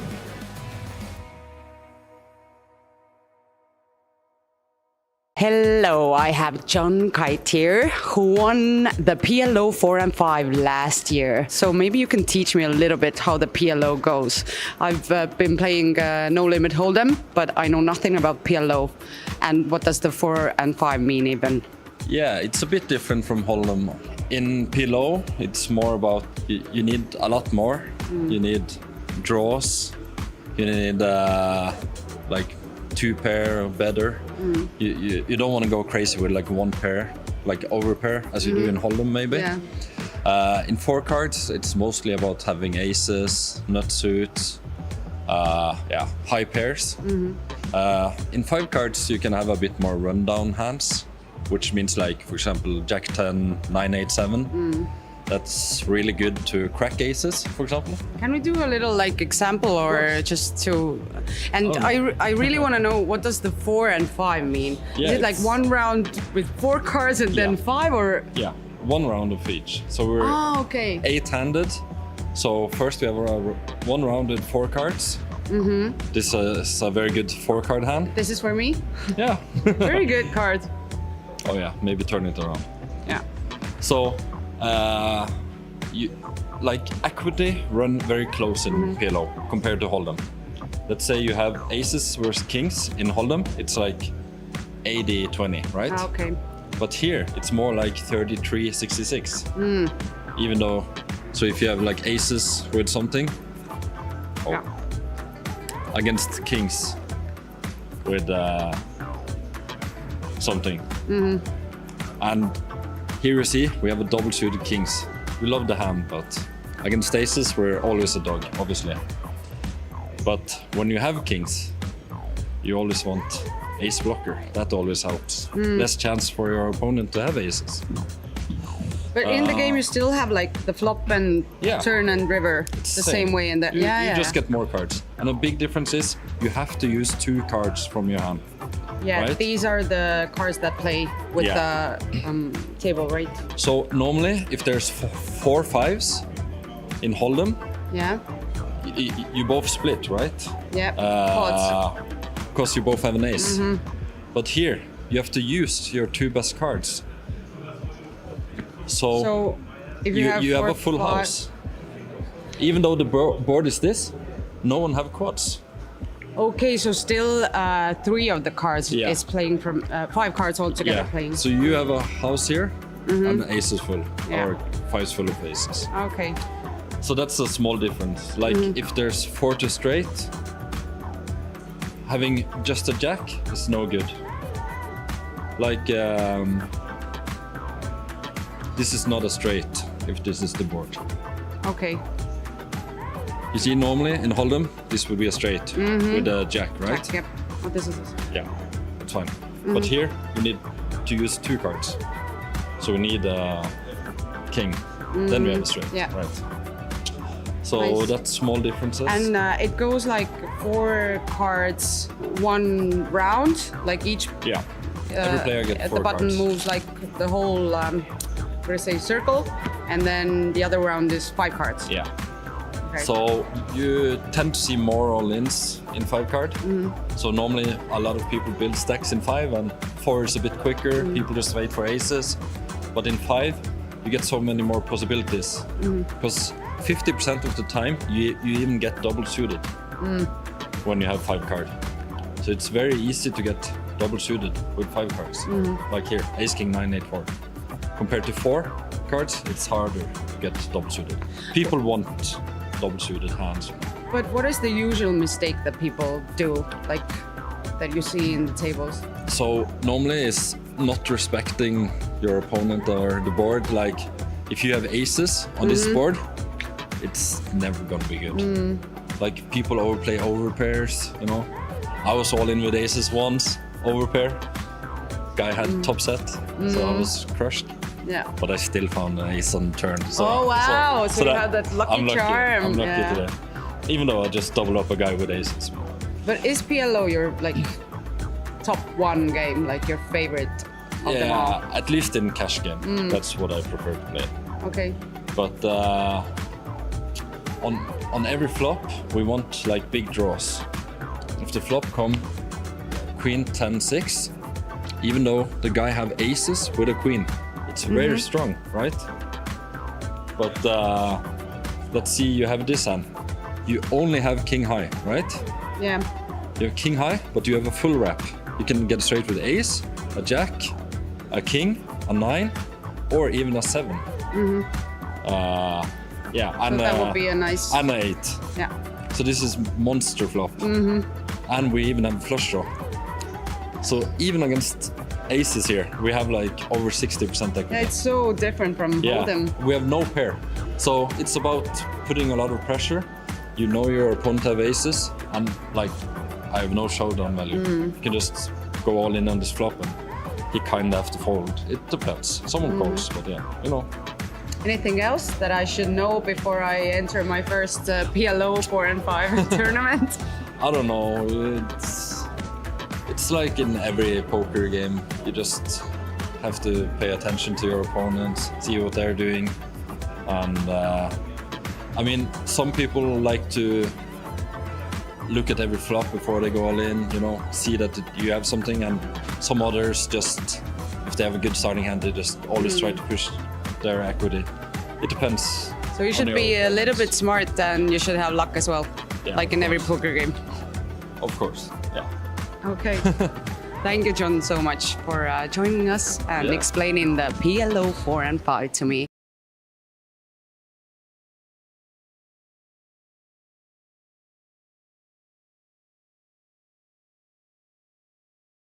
Scott, I'm so happy that I met you the last time you were here in Tallinn as well, so I can make you teach me how to play open-faced Chinese pineapple now. And the good thing is, the last tournament I played live was an open-faced Chinese tournament, and I won it. So I'm in good shape to teach you today. Perfect. Yeah. So can you just show me how it goes? Okay. So first and foremost, you know the hand rankings for poker, yeah? Mm-hmm. So we're gonna make 13 cards. We're gonna have 5-card hand, 5-card hand, 3-card hand. Mm-hmm. The backhand has to be the strongest. The middle has to be the next strongest. The top has to be the weakest. That's all we're looking for. But it's normal hand rankings for poker. Mm-hmm. So we start with 5 cards. We have to use all 5 cards to start with. And we can do this face up just so that we can show everyone sort of how it works. Ooh, I like to see red. Yeah, so you have a lot of hearts there. So what are you thinking when you see this? Can I use all of them? You have to use all of them. So I would do like this to make it like flush. Exactly. You have a really strong start with 4 to a flush. Have a weak card in the middle, and then maybe we get some queens or aces up top. What about you? For mine, I have a lot of diamonds. It's not great starting hand, actually, especially because I see you have a lot of hearts here, but I think I have to go like this. So it's important always to check out what the other players It's have. very important not only to check what your cards are, but also to check your opponents, because let's say further down the line, it might be that you're going for some pairs or something, but if you see that a lot of the other cards have gone, you want to make sure that you avoid those. So now we're going to get 3 cards next. You have to use 2 of these 3. You're going to throw one away. Okay. Normally they would be dealt face down, but I'm going to deal them face up just so that we can show everybody what the cards are. Come on. So we have to use 2 of these. This is very good for me, by the way, because that completes my flush. Okay. So what are you thinking when you look at these? King up top, obviously, yes. And we always put it to the side. I would use the deuce. So again, look at my cards for what you have here. So you have a choice between a 2 and an 8, and indeed I have an 8. So yes, throw the 8 is a very good choice. And for me, I'm just completing my flush. I'm very happy with that. So we get another 3. So this is how it goes. Yeah. You make the first hand that you get dealt is 5 cards. Yeah. You use 5, then you get 3. You have to burn 1. Yeah. It's always going to be that after the first 5, you're going to get dealt 3 every time. You have to use 2. You have to throw 1. Now you have an interesting choice because yes, this is actually perfect. Yes, yeah, I really like this. There are a couple of hearts gone, but still the hearts are very live. We are going to need to make 2 pair in order to make the kings valid. The interesting point with this, by the way, when we play progressive pineapple like we are playing, if you get queens up top or better, you get into fantasy land. Fantasy land is where you get all of your cards in your hand, and that's really, really powerful. So it's important that you do try and get a strong hand up at the top so that you can get all those cards in your hand. Because the last tournament that I won, I got 13 cards in my hand. I made a royal flush out of 13 cards. I got 14 cards in my hand. I made trips up top, and trips up top is a lot of points. Worth noting, by the way, that the way the game works, it's based on royalties. You have points. So the stronger your hand is, the more points you're going to make. So kings up top is really good. If you can make this, this would be super nice. I can. So you're throwing the 9. Do we have one more round to go? We're going to have a couple more rounds to go. Mine is not the greatest because in the middle I'm struggling. And the flush would be no good in the middle anyway. So I'm actually going to have to keep the 4 even. Oh no, but all the 4s are gone actually. I think then I'm just going to burn this up at the top, try and leave as much space in the middle. So 3 more cards. Come on. Yay! You got my heart. Oh, very This is strong. what I need. So all you're like going to in the need, middle? you're just going to need to make 2 pair in the middle or trips to make your hand live. Okay. So what are you thinking? There's a 3. There is a not 3. 9, so I would probably do it like I like this. that choice. That's a really good choice. Yay! And then for me, this is pretty good because I can put aces in the middle, which means if I get a queen now, I would get into fantasy land. So that's pretty decent. So final draw. I'm going to do these down actually so that you can sweat them. Yeah, the sound of Fantasyland is like so luring. Fantasyland would be lovely. If we can get you a Fantasyland and show the Fantasyland as well. Oh, you've got it as well. Yay! Very nice. And I Very still nice. need to use And just one put of anything this, up top, yeah. I mean, you go for the higher one because why not? Okay. Yeah. Sorry. And then I need a queen to get into my Fantasyland. Do we have it there? No fantasy for me.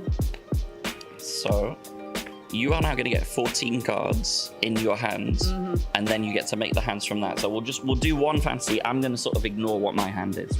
I made it to fantasy Your land. fantasy land is. That was so amazing. So this is the fantasy land round. 9, 10, 11, 12, 13, 14. So this is what I have, right? Yeah. Let's see. I don't have a flush. No flush there. Do I have a straight? You do have a straight. You have a few straights, actually. It's a shame that you're short of 1 diamond. 1 diamond would have been nice, because then you could have made flush and straights. You have an extra diamond. Yeah, but I can just make the flush You got the down. straight there? The straight down here. Yeah. Then make it. It's not the best fantasy, unfortunately. It's not. I've seen a lot better. You've just got a pair of queens, pair Yeah. of sixes. Yeah, you can help me with It's probably that. only You're this. the pro here. You get points for it, so the straight's worth 2 points at the back. The sixes is worth 1 point. Unfortunately, it's really not much points at all. I'm wondering, is there anything better we can do? But you're missing 1 diamond. If you had 1 diamond, you could They make can- flush straights, then you're getting a lot more points. I have one question. Yeah. During the tournament, do I have to keep my own score, or the dealer helps me? The dealer or how- does it for you. I mean, as always, the dealer is there to help you out. So the dealer does everything for you. They'll calculate the scores. Obviously, it's good to check it, just in case you're not sure. But yeah, the dealers are really helpful. Oh. And I have to say, so I played this in February here. Yeah. And the dealers are very, very good. They know what they're doing. And they so support you. anyone that's not sure what they're doing, you can always trust in the dealer to look after you. And if you need help, then you can always call Scott. Yeah.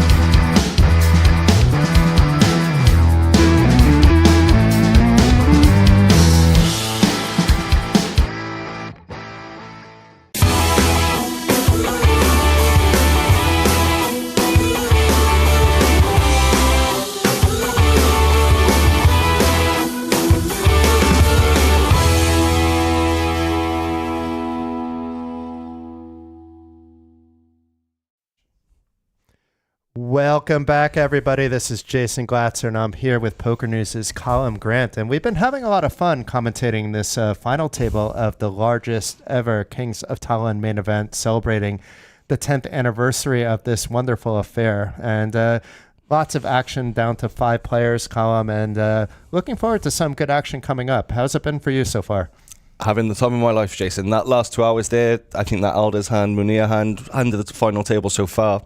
We're seeing some fireworks, and Kings just cannot win a hand here at the moment when the chips are all in the middle. Yeah, it's very strange that that's happening. And Monir, who has the chip lead, is one story, but we also have Pasi, who could have easily gone out in 8th place, still kicking along with 5 players left with a healthy stack. And we have Anton here, possibly one of the most experienced players that we've ever seen here in Tallinn. We're talking about countless millions of online hands and tournaments he has played, and also most recently, as Colin pointed out, he was on the final table of the EPT Prague main event. And that's his second EPT final table as well. I think if you look all the way back to season 2 of the EPT, I think he finished 6th in Barcelona and then sort of disappeared from the live scene for a good 15 years or so.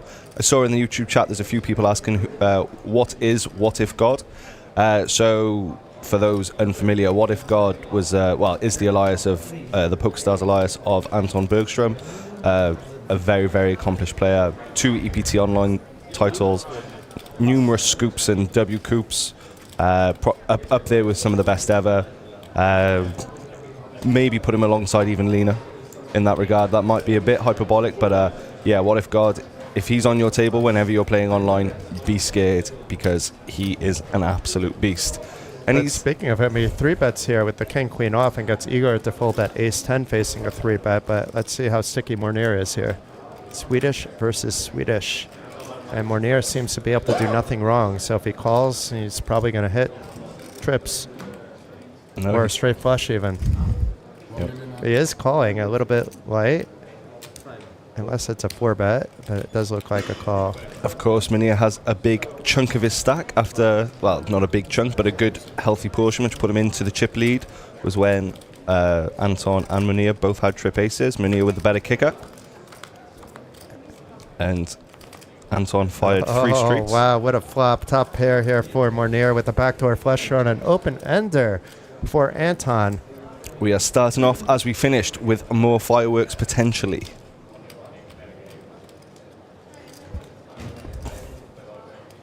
Let's see if God is on Anton's side.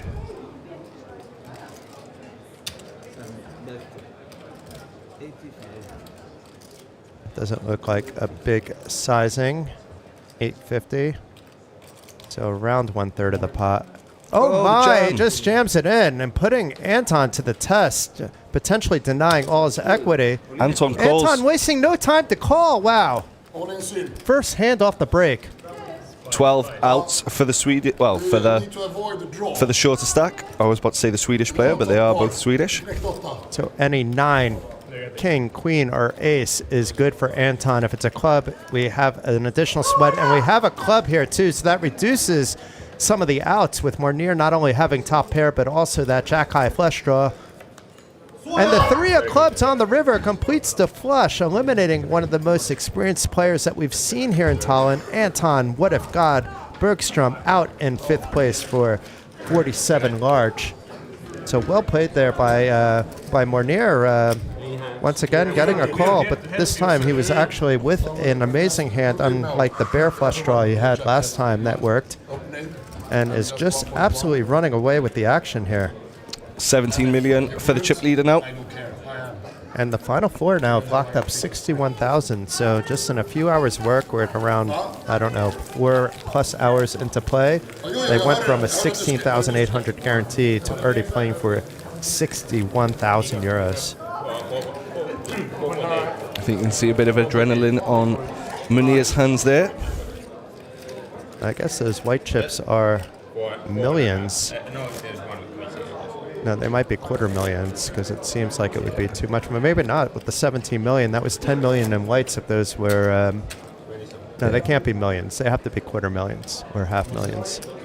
But anyway, he has almost triple the chips of Pasi and Kasper's, who are neck and neck with 33 and 34 big blinds. And Igor is still in great shape with 24 big blinds.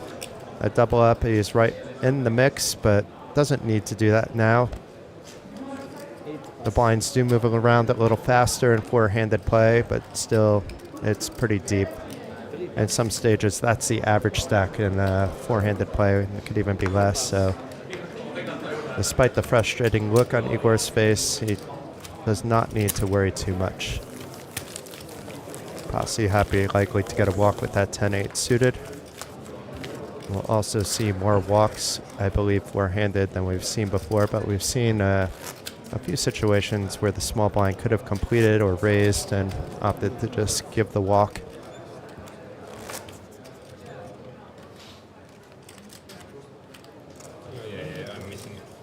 I heard that Poker Bros may not even have time to join because the legend, the online streaming legend, is two-tabling those final 2 events so he can optimize his points potential for his team. That's a really fun dynamic here at this at the Kings of Tallinn is the team event. I think, you know, you see, well, you saw, let's say, for example, Blaz Zurjav, you know, plays a lot of 5Ks, 10Ks. He was hopping in 150 euro events to get some points for his team. He busted the 3K, and I think he was looking to max late reg some tournament. He was in a rush to get off the table. But he was in 7th place, he told me on the break. Another very good player coming out to play at Kings of Tallinn. Of course, Blaz had a bit of a breakout year in 2024. I think something close to 800,000 in live earnings. Very close to his first bracelet. I think he finished runner-up. Those, you may know him as Scarmaker on online poker. Yeah, that's how I met him. It was actually, I needed to live report. This was during the pandemic or right before the Party Poker Millions that he ran deep in. And being that Party Poker software is really good in some cases, but very bad to report off because they don't have hand history. I found Poker Bros for the first time, who was just live streaming it and commentating like we were, but and he didn't know who Blash was, but then found out during the stream. He's like, former football player, and now they're really good friends. And I feel I met both of them actually through Blash that was event. a former football player? Yeah. Oh, I didn't know that.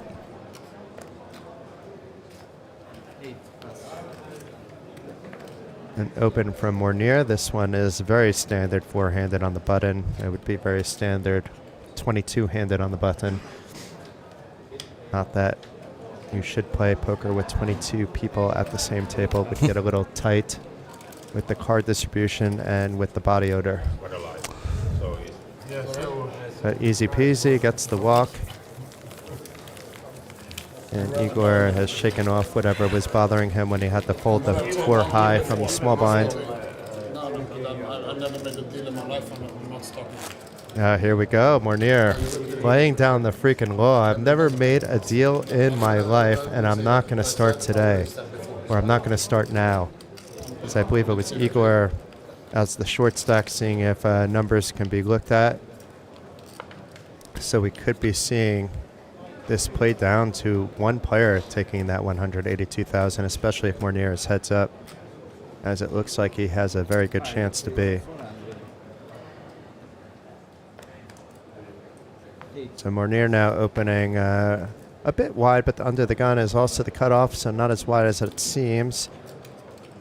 And Bhutan's likely going to just flat here.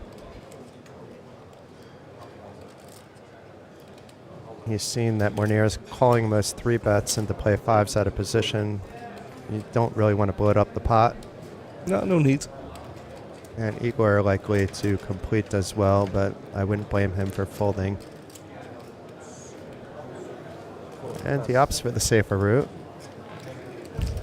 I thought we would see a call there. It does give, I suppose it does give Igor the chance of a ladder, should Monir continue to run hot. But not this. Well, we don't know yet, but we have Casper with the middle set, but we have a backdoor flush draw and a a gut shot to the straight, and now the backdoor flush draw has moved all the way to the front. 11 outs now for Monir, which is pretty much half the deck for how he's been running in the last few hours. Yeah, he's the favorite, even though it says 28% there. We forgot to factor in the Monir factor. But let's see what Casper's does. I do feel he should bet here. He was hoping for a bet on the flop, actually, so very good check back there by Monir.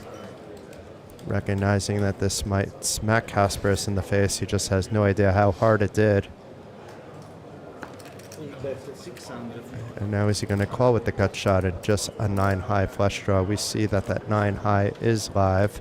Monir obviously answering that question fast. He's reaching for the call chips. The pace of play has been very impressive today, I thought. There's not been too much tanking, not too much stalling. It's been a very entertaining final table. And we see here now Casper's fill up. Yeah, seal the check mark. Does he check and hope that Monir takes a stab? I do think after your turn bet was called and not raised, maybe you're ruling out those flushes and he just had a flush draw.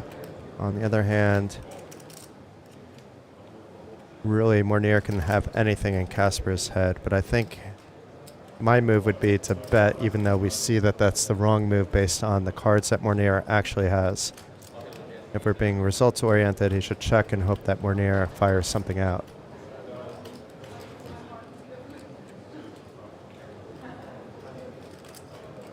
Casper's does want to get a little bit more value, but the 2.4 million pot already is going to make a difference to his stack. And if he bets too big, he's not going to get a check raise, but once again, you have to try to get the value. He's just not going to get it. Looks like 1.3, 1.4 he's gone for here, of course. Fully expect Monir just to release. But Monir thinking it through. He's been quick on his calls and folds, maybe perhaps thinking of a raise here. But it does not opt to bluff in this spot.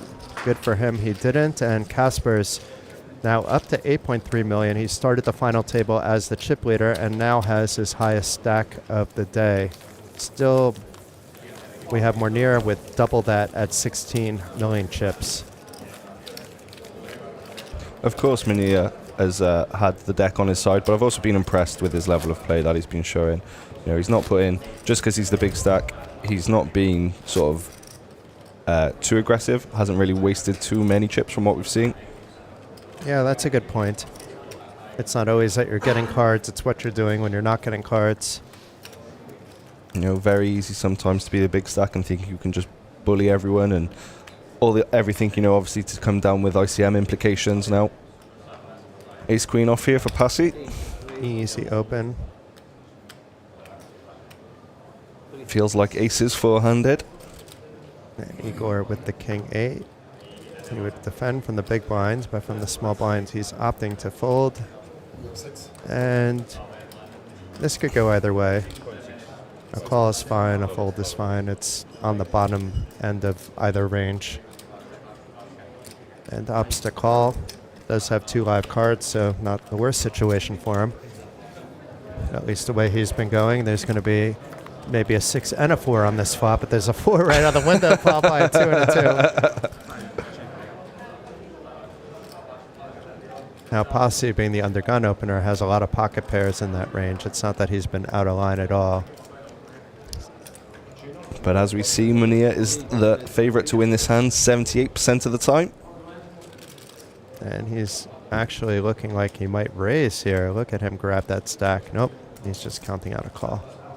For now. Yeah, he's giving the evil eye over to Pasi. Oh no, he's grabbed the 250 chips here. Looks like a raise. Maybe to 600? No, 650? 800. 800. I kind of like this, actually. If it's a pocket pair and you're raised, you can let go super easy. And you often get folds, but it looks like it's maybe just going to be a call in this spot. In which case, you don't know where you stand.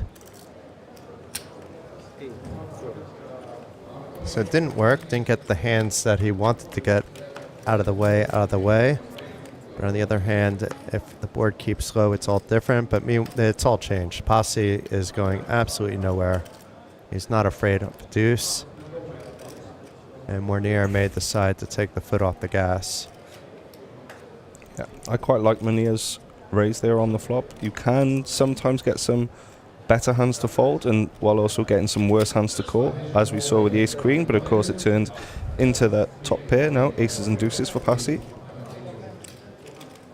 And a big bet of 1.2 million, so basically doing his best to rep that too.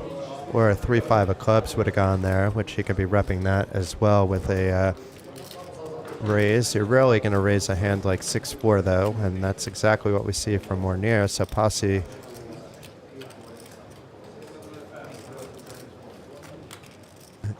doesn't look like he is going to do anything but call and hope that he's good and hope that he can take down this massive pot of Verdi, 5.1 million.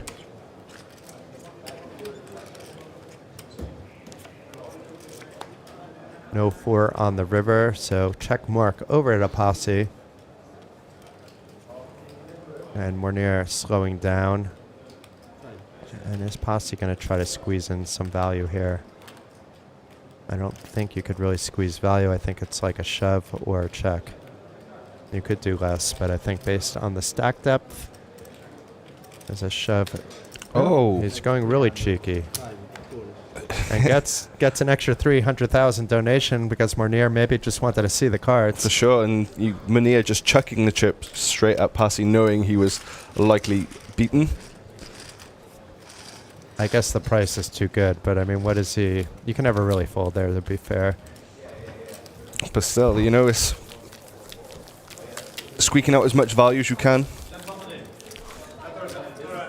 But meanwhile, for the first time, we see Monir going in the incorrect direction, and Pasi is near 10 million himself. So Igor double away from being near Kasper's and Pasi and Kasper's a double up away from being in the chip lead. And Pasi as well also has the benefit of being on Monir's left, which is going to be huge as the second biggest stack. He's not going to have to worry too much about, Monir 3-betting him much. He's going to play a lot of position. Well, he's going to play a lot of pots in position against him. Igor needs some magic to go his way, the final Estonian player in the field.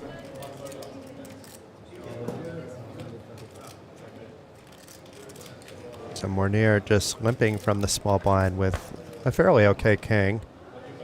Is Pasi going to raise, or is he just going to call? He does call. Either was okay in that spot. Possibly doesn't want to jack it up against the chip leader, though. But look at this flop. It's top pair for Monir. We could be seeing a lead change. I mean, it's straight for Pasi. Not the nuts, but might as well be. Is Pasi going to raise or call? I think you can call this and raise the turn. Pasi on cloud 9 after flopping, you know, what is, yeah, this the second. Oh, that's going to be an action killer. Yeah. Even for Pasi, I mean, he could be potentially even bet off this, although it would be hard to do. But again, even when Monir's behind, the deck, you know, gives him a way to get out. And a backdoor flush draw was completed on that 4 clubs, but if Monir checks again, I expect Pasi to try for thin value. Hoping to get a call from a 2 pair, or a hand like Monir really has with just the 8 and a king kicker. Holding the king of it's clubs. It's going to be Monir setting the price. Not a big bet. Looks like a min bet at 250, just blocking the action. There you go, and Pasi shortens the gap even more. Just 1 million behind now. Crazy stuff. I mean, Monir looked like he was running away with it. As we mentioned a few times already, Pasi was nearly out in 8th place and now is nearly in the chip lead. And definitely one of the stronger players to enter the Kings of Tallinn main event. There's a lot of good Finnish players. Pasi is not the only one. I would say the strongest Swedish player has hit the rail, and the strongest Estonian player, considering there are no Estonians left, is pretty safe. We don't have to go into whether Igor or Priit are better, but they're both very solid players. Yeah, Kaspers and Pasi, as I mentioned, you know, playing with them on day 2, they were, it seemed pretty obvious they were the 2 best players on the table. Yeah, they're guys like Eric Krumans as well. You know, there's these Latvian grinders that people don't hear about that are winning like these 550 to 1K buy-ins, or just doing quite well on them.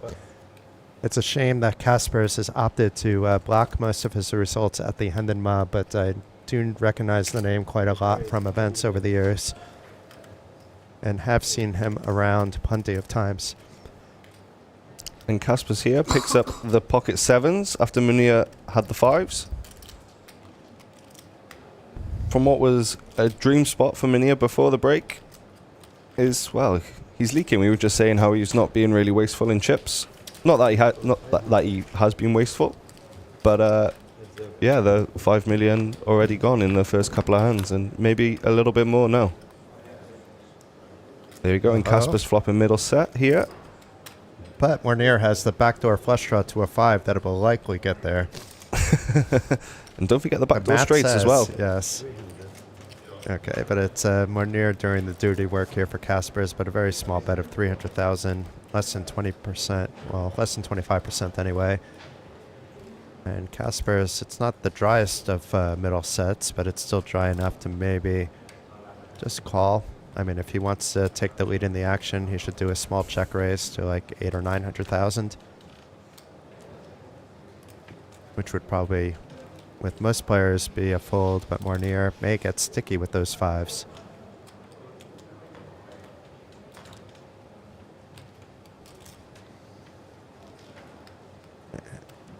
And it looks like he is indeed going for the check raise, so he can make a more natural lead out on the turn. 950, 925 there.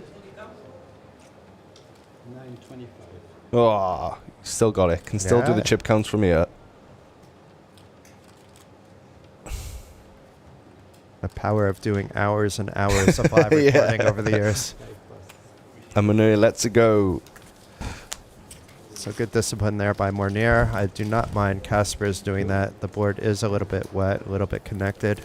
and you want to be able to take control of the betting in future rounds, such as on the turn. If it's a blank, you want to be able to set the size yourself, considering the size set by Monir was a bit too low. It was almost like a size that I want you to check the turn, so I'll check it back to see a very cheap river. Igor now will be hoping to be the next recipient of some of Monir's decline. Is that enough to change the chip lead, actually, which we didn't think would happen for a while? We'll have to take a look. So we have Monir with 12. The vegan pasta salad, you have that? I'm not sure. Ordering a vegan salad. You can check. So maybe that's the Popeye spinach that's been carrying him all the way. Meanwhile, Monir with a min-raise with King 10. And Casper's with a weak ace from the small blind, but knowing Monir is opening a lot. Opts to play it safe with a shorter stack Igor, and for other reasons as well. And Igor not showing his frustration as much that time, but really not getting good card distribution. Has time still.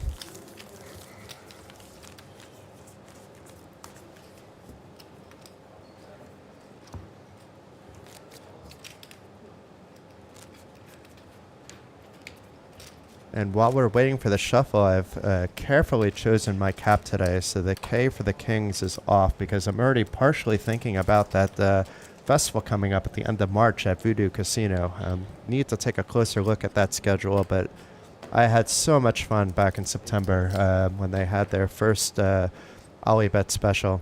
There was no reporting. Basically did a little bit of wise guy's job, but I got to have fun with the mystery bounties and go on stage, but most importantly, I got to play a bit of poker. I think I played 3 tournaments and had... No, I played 4 tournaments and had 3 final tables, so that was nice. But they were small field ones. Very nice, very nice. Enter the main. One was really funny. I wasn't going to play it, and a friend came, Hannes, who does the Estonian reporting on Joker.ee. And I went to play that one at all. It was a PKO that I couldn't enter on time, so it was max... late registration that I entered, and I took second place but didn't get a single bounty in the PKO. It was very embarrassing. But if you're just tuning in, we're down to 4 players in the main event, 61,000 locked up. And the next jump is up to 80,000, so we're looking at 19,000 for the next jump, but it gets a lot more serious from there with 115,000 for runner-up, 182,000 for the winner. And as Monir said earlier, he's never made a deal in his life, so should he make it to heads up, it will be for all the marbles, no payout flattening in the slightest. Unless that was a bluff. Unless it was a bluff indeed. It could be like a negotiating tool. Oh, okay, you give me enough, I'll make a deal. But I don't think it was that.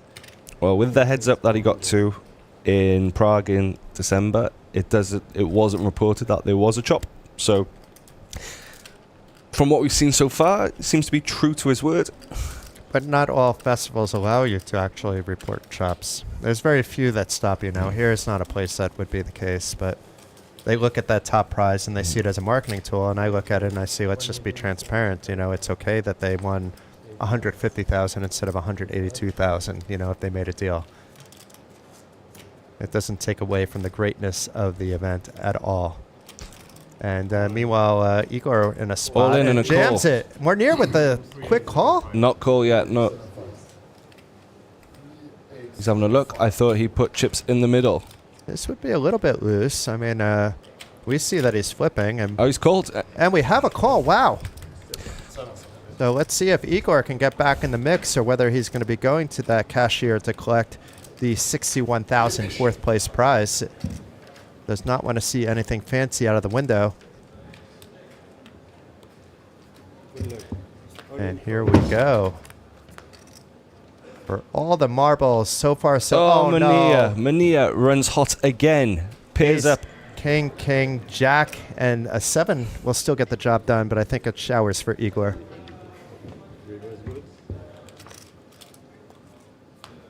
And a 4 of spades on the river, so well played by Igor Pihela Jr. to make it this far, but does miss out on those podium cashes.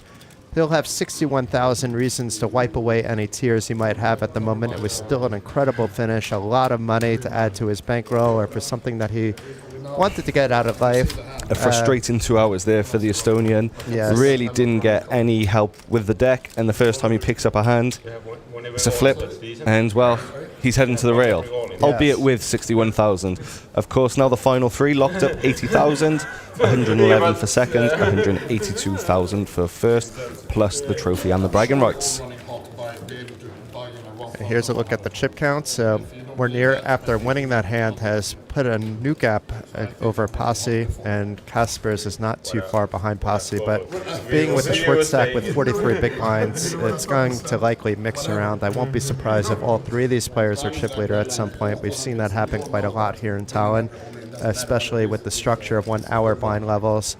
And as Colin pointed out, I think this is going to play down to a winner. With no deal being made. They will always play it out because even if a deal is made, 10% is set aside. But now you can see what they're playing for.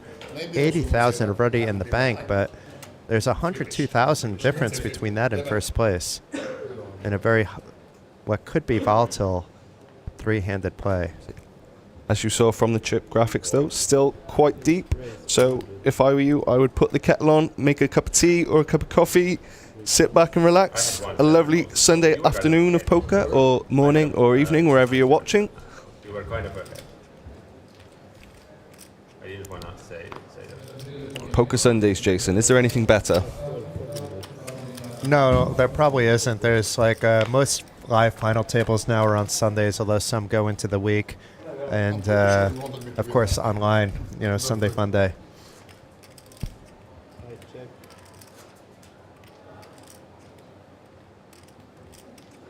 I think I play around 80% of the Sundays and I'm actually at home online.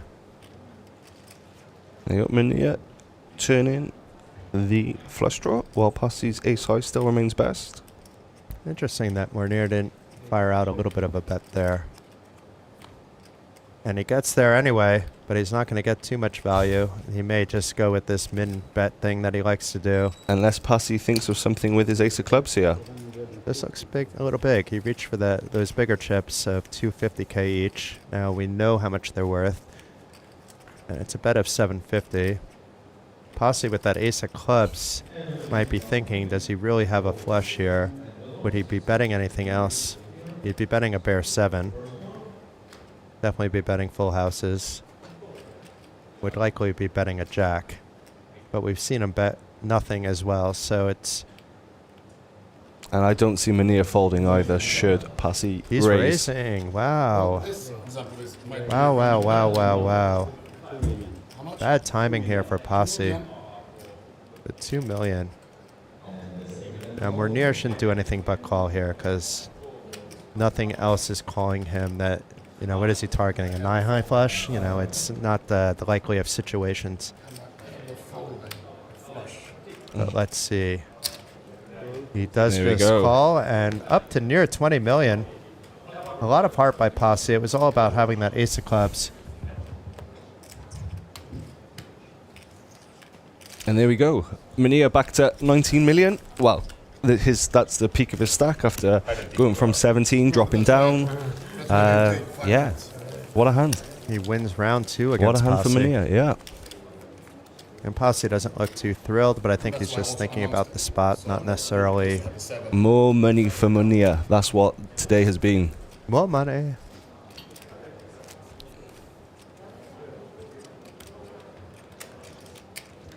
He is in full control now at this final table. Yeah, he's taken that ever since he's had the lead, even when he's coughed it up temporarily. Like, he's easily the most active player, but... Fish hooks here for Kaspers. Let's see if he can get something going. It's a min raise. Let's see if Jacks performed better than Kings so far. Oh, wow. This could be a game-changing moment one way or the other. I don't think Monir is just going to call from the small blind. And then I don't think Kaspers is just going to call a 3-bet, but we could be wrong about all that. If he calls, then We're looking at a normal post-flop game. Thank you so much. They're not too deep where we wouldn't see, let's say, stacks in the middle for an effective 40-ish, 43 big blinds. That is certainly possible that all the marbles are in for the biggest pot of the day, but it all depends on how Monir approaches this spot. It is a fairly standard 3-bet, but it's okay to call. The only thing bad would be a fold, and it is a 3-bet. Now, Kaspers, what are you going to do? You've seen a very active Monir, but you haven't seen him 3-bet you before. And you have jacks in your hand. You just call the 3-bet, in which case you're playing this hand in position. You 4-bet, hoping to get 5-bet shoved upon. I think with the similar stack that he has to Pasi, I think he just has a little more. I think I prefer a flat here than clicking it. It's a really weird spot, actually, you know, from an ICM perspective. Especially when, like, Kaspers, well, I don't know for certain, but maybe Kaspers is the stronger player and maybe a bit more steady post-flop. There's no need to go play an 80 big pot here. I wouldn't say he is the better post-flop player, but he is playing in position, so that gives you, like, an, you know, even if you're not the better post-flop player, it makes you the better post-flop player. But I think we're looking at 3 very aware players post-flop. Monir has made some very nice plays post-flop, and Pasi has made some nice reads as well. There we go. Just counting out calling chips there, it looks like.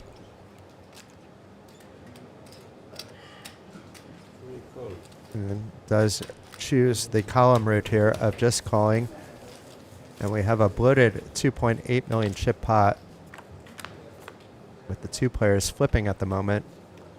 Oh, they're not flipping anymore. What a flop. Now Kaspers is probably kicking himself for not 4-betting. He should value bet this. Although it's surprising that Monir didn't take a stab, considering he was the 3-better, but maybe a little bit worried about the call that took a lot of time. But I still think, you know, it's not that drive aboard. And if you take it down here, it's still 2.8 million in chips. Although if he checks it back, he does have a very active Monir, so... Obviously, Kaspers with the set of jacks, he's blocking a lot of value hands that Monir can have. Unless, of course, you know, Monir, of course, can have overpairs, but... We've seen him spass out with a non-overcard flush draw before, though, so maybe, you know, that's why I like these bets, is you maybe are going to induce Monir to doing something if he has 2 spades in his hand. But we see that it's ace-queen. He's priced in to make a call, not knowing that he's up against such a strong hand as the top set. The absolute nuts at the moment. This is interesting. It would have been more interesting as an ace or a queen, but does have the gut shot to Broadway. I expect Kaspers to continue to try to get a full 3 streets of value here. He doesn't need to bet that big here. Something like 1.5 to 2 million. May even go lower, but you want to kind of balance your betting a little bit too. And we know that Kaspers is an online beast. So likely already has the calculation done even before the turn came.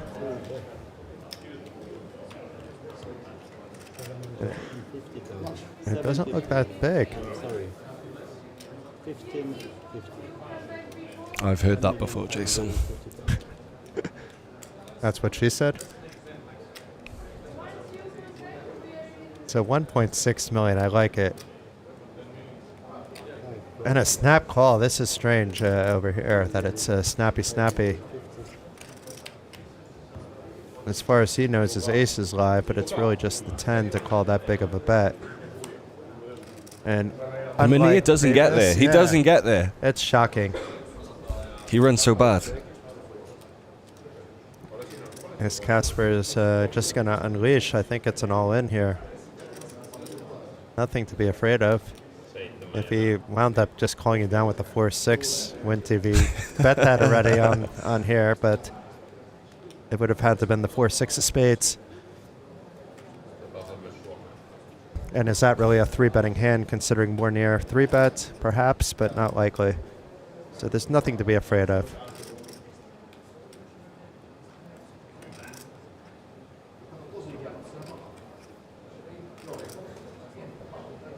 A big thank you to the more than 600 people watching. Ah, cool. Yeah, shout out to everybody. Thank you for tuning in. I hope you've been enjoying Column and I having some fun today. And Monir puts it in here for the 5.3 million. Sorry, Kaspers puts it in. Monir obviously likely to give it up just with his ace high. I don't think he's going to be putting on a cape anytime soon in this hand. He does have the unconnected nuts, though. So it really depends on what he thinks Kaspers would be doing here. But the king on the turn. A bit of vegan pasta salad to help fuel the decision. I think when he sees that it's 5.3 million, he will fold. But if it was something like 3 million or something like that, maybe he would think a little bit more about it. But if you look at the way this hand went down from beginning to end, the story doesn't check out that ace queen is good on this board. And Kasper's not going to be calling too light. Okay, he is in position, but he's not going to be calling too light, especially at the start of the hand where him and Pasi were so even in chips. I think he might be surprised to see the jacks, but something like sevens or whatnot is certainly possible, and the king connecting with stuff like jack-king is also possible. Ace-king may not find the 4-bet, although I think it does. But he's maybe thinking that this is a very polarizing bet, which it is, as we can see. Just another one in a long list of fun hands that we've seen today on this this live stream here at Kings of Tallinn. Monir giving this some really deep thought here. Okay. Until then. Yeah, makes the right decision. I don't mind that he was thinking, actually, because sometimes of course, you just have to look at this hand, though, and how often is ace high going to be good with the way this hand was played out? Not very often. There could even be a case where he's trying to, that he had, small value, and he's trying to push off the bigger value, but, it's still beating your ace high. So it could have been a non-polarizing, semi-merge range type of jam. But we see that it was on the high end. The pot takes Kaspers there to 12 million, 61 bigs. Monir still leading with 16 million. A stack is 77 big blinds. And Pasi still with, a very healthy 38 big blinds, 7.6. No real cause for concern for the Finn yet. Of course, though, 300 play, those blinds do come around a lot quicker.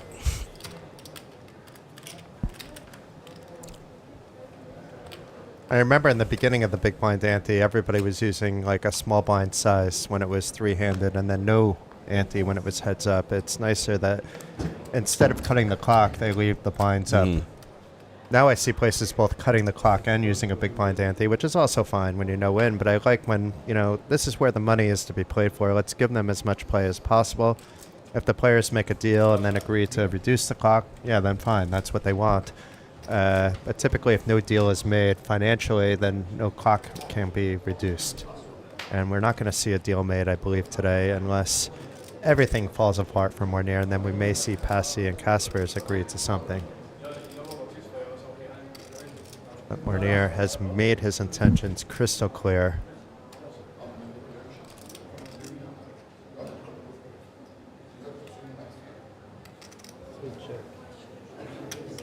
So meanwhile, it's a limp pot against the second and third place stacks, both with live cards, and a nice flop here for Pasi. Top pair, gut shot to the straight. And if he bets, it'll probably just take it down right here, right now. But perhaps we'll wait to see what Kaspers does. Now he's just going to take down the pot. There's too many cards that can ruin him. He'd prefer to have a fold. It's very nice to see my chip stack at least make it to the top three now with Kaspers, firmly in second place.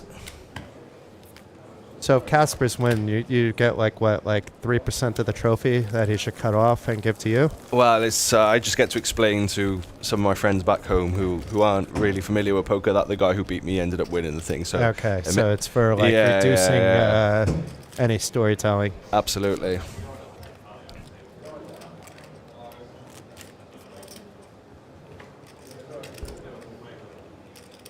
Yeah, I was happy when I saw that you came to play. I heard a few days before the festival. It was a lot of fun. It was, like I say, it was one of the most fun experiences in a long time that I've had playing poker. It was a really nice tournament. Like my day one was very swingy. But to pick the person that has the most heart of gold at Poker News, I mean, I don't nothing against anybody else, but you're a super nice guy. I was very happy to. I appreciate to that, hear. Jason. Thank you. No disrespect to anybody else. I get along with most of you. So let's not start any drama that way. Me? I'm calling this king. No, I'm not calling this king. My hand and ace king is... And honestly, very thankful for my time at Poker News. It taught me a lot and allowed me to be where I am at the moment. It was one of the paths, people like Giovanni, learning from people like, who's not there anymore, people like Giovanni and Gioni? Yeah. That's interesting. What is he doing? Is he on the casino side or poker side? Casino, I believe. Okay. Our paths haven't crossed too much, but... I learned so much from him in the opening days because he was new when I was new. Yeah. No, the last time I saw Gio was at the Hippodrome a couple of months back, maybe. Please send him my best. Absolutely. So give him a hug for me. He'll appreciate that. Casper's finding the hooks, the jacks once again. Hoping to flop's top set like he did before, or will the ace appear this time? The answer to that question is no to both counts. But it's still a very good flop for him with 3 undercards, and may even get a call here from Pasi on, let's say, a continuation of 350-ish, maybe a little less.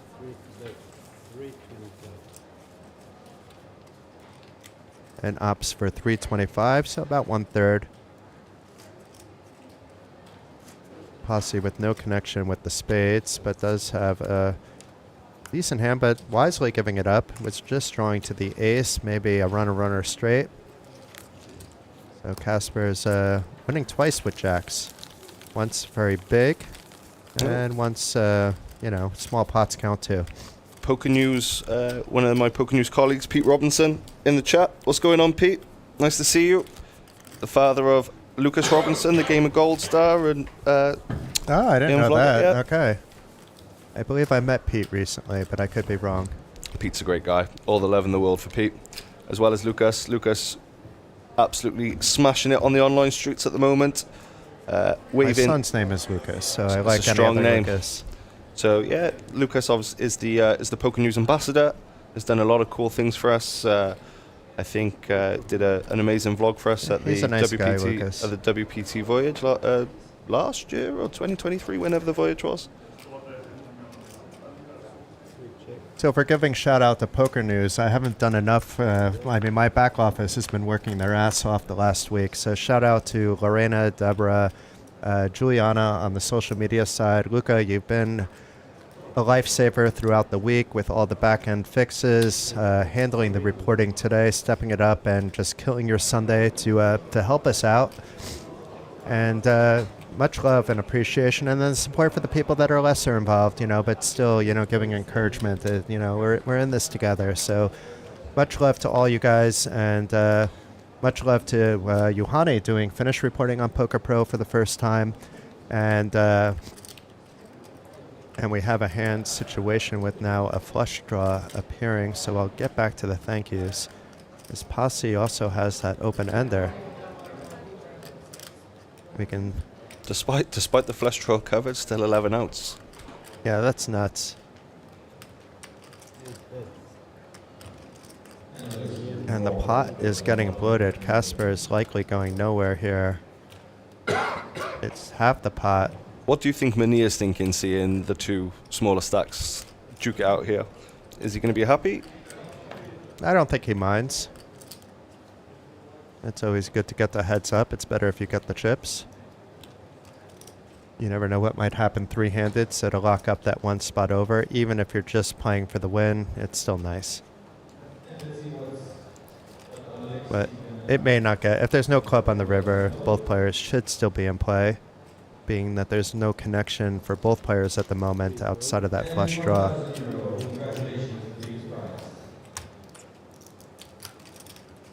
Okay, what will it be with 3.6 million already in the pot? And it is not a club. Instead, the jack paired the board. The ace-7 is good. Is Pasi going to try to steal this away now is the new question. Did have a lot of outs, but this was not one of them. Because if he does bet here, it will likely get the job done if it's not like one of these cheeky Monir min bets or just blocking the action.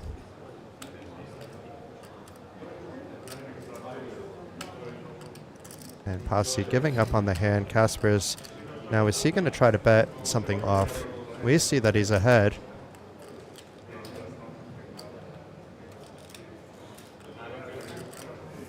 He has the flush draw, so it's probably not putting Pasi also on a flush draw. So he may bet actually to try to get something off here, like a 5 or a 3. Well, while Kasper's mulls over his decision, everyone watching, make sure to like the stream, subscribe to OlyBet Poker. Perfect time to do it while the action, while Kasper thinks over his actions. And I forgot, I wanted to continue. I had one more important person to thank, and that's Frank Visser, who's been working countless hours. I know he does work with you guys contracting at Poker News as well. Possibly, if not for the cancellation of EPT Paris, he would not have been available. So interesting, and that's what he's thinking. Maybe this isn't for value. He's trying to push something off. And Pasi, I'm thinking, well, what can he be doing this with? But making the correct decision, not putting too much more thought to it. And Kasper is up to 14 million, his high point now. To the start of the day, chip leader coming closer and closer to being the chip leader with 3 players left. There we go. Pasi dropping below the 30 big threshold, 5.7, 28. Look at that at the top there. 7 bigs now separating between Kasper's and Monir. That ace-queen jack's hand, a real turning point for the Latvians' final table ambitions. And we're probably approaching a new blind level fairly soon. We'll see if we can get a peek at the clock.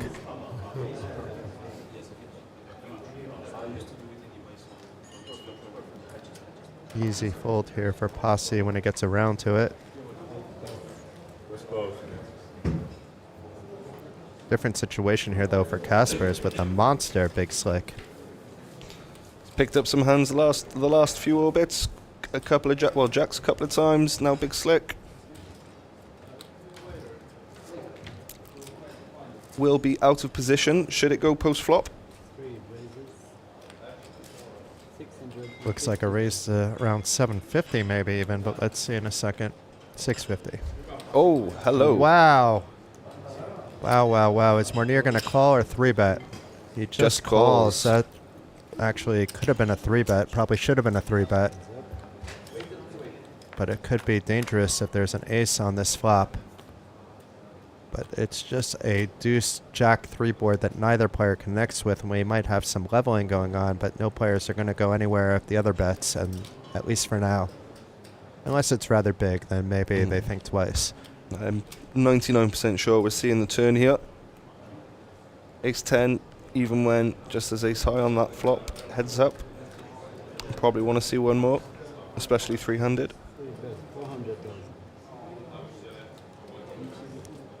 Yeah, I think Monir would be floating this with just about anything, actually. Being in position. Doesn't matter that he has ace 10. 8 of spades changes nothing, but it may lead Kaspars to check over here. I used the Lithuanian version of his name just there, but he is Latvian.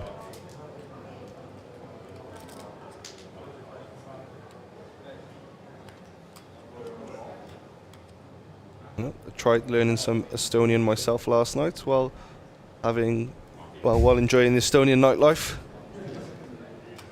Although the phrase that someone taught me shall not be uttered on the air. Turvy sex? That's a normal one. That's No, cheers. no. Cocks taste good, which I think is like 10s or something. There's a really funny one for one of the hands. It's okay. It should be adults watching this one. Okay. I think it was something like mito vobito or mito, which is basically go screw yourself, basically, but using the F word instead. Yeah. Okay. So you're learning all the fun phrases. Absolutely. I'm a man of culture, you see, Jason, when going on these little poker adventures across the world. Tough spot for Kaspers. And Monir using the power position once again. That's why I said he's probably floating the flop just to see if the turn is checked. Because he seems to be playing the situations sometimes rather than his cards, and that was a good example of that. I can see it from the So now we can see the clock. We have a few more hands of three-handed play. Pasi back from whatever break he took. Possibly just talking to the Finnish contingent that is growing and growing on the rail outside of the TV table. You're running in exactly the length, and I get questioned. Here is much better. It's from the last card. Because sometimes Okay, we have a new dealer, and so far the dealing has been absolutely flawless. Even though it was the last. We did see one exposed card in the 5+ hours we've been live, and that wasn't even a dealer fault. you know which one are with. No, tournament directors here, dealers, everybody from, people serving drinks, servers, everybody has absolutely smashed it so far this week. I find it funny that Monir has 2 chips out in front of him from the small blind. He's already kind of like said, I'm just going to limp. I don't know. Or maybe it's just doesn't realize that he only needs to put 1 chip. Yeah, you see, there's a... Another big hand for Monir. Does just limp.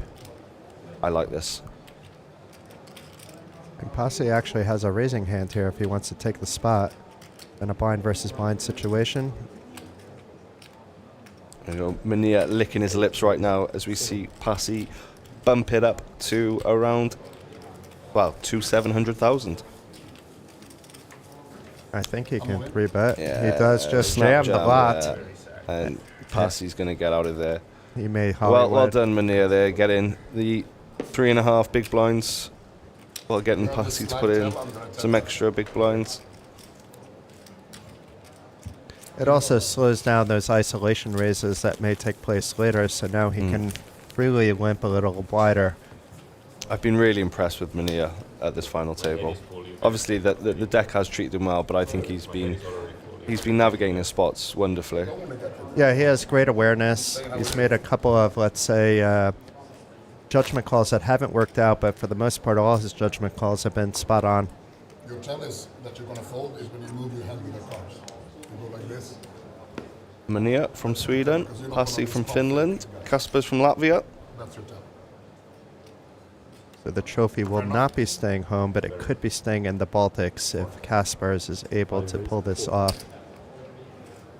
What counts as the Baltic countries? Lithuania and Latvia are very, let's say, close language-wise, although one can't really understand the other, but it's based off the same, let's say, tree. And then Estonia is also part of the Baltics, but the language is more closer to Finnish, I would say. And we have a little jammeroni here. A 3-bet jam over Monir's open and a little bit of revenge. 6 diamonds there. We shall never know. No. So Pasi getting some chips back with a little aggression.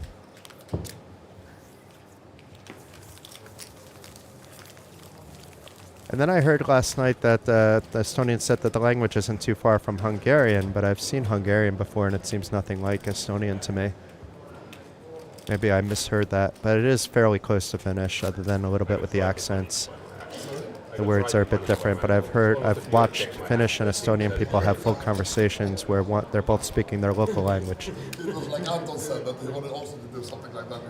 Is when your head says something and your hand is still moving with the chips. So Monir saying maybe Pasi has a tell?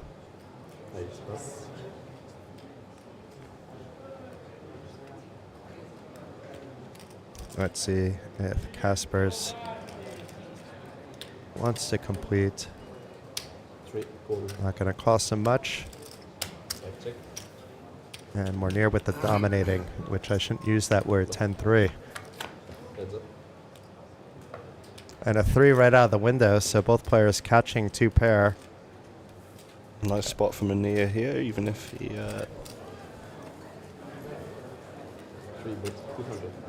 even if he doesn't like some turn cuts. Nice. I like it, Monir. Kasper's likely should be calling here because Monir raised most of his aces, if not all of them, in a limp pot. So the queen of diamonds, so now Kasper's 5 of diamonds could complete a flush draw, but it's also a chop pot scenario, more likely than not here.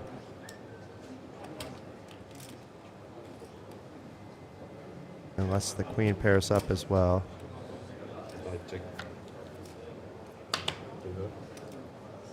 Chop it up, potentially. Unless somebody makes a bet for like 1.2 million plus.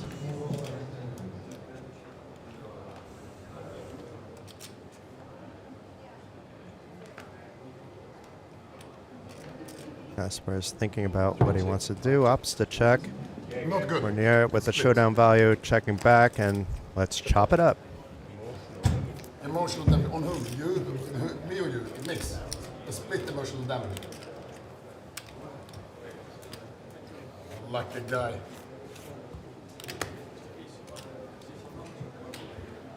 Raising with 10-3. I didn't raise with 10-3. Oh, you mean on the flop? Full protection. So look at the chip counts here, 17 million, 13 million, and then there's Pasi, who needs a double up at some point, but not right now. He has 28 big blinds with 5.6 million. All players have locked up a cool 80 bags with 115,000 to come for the runner-up and 182,000 for tonight's winner.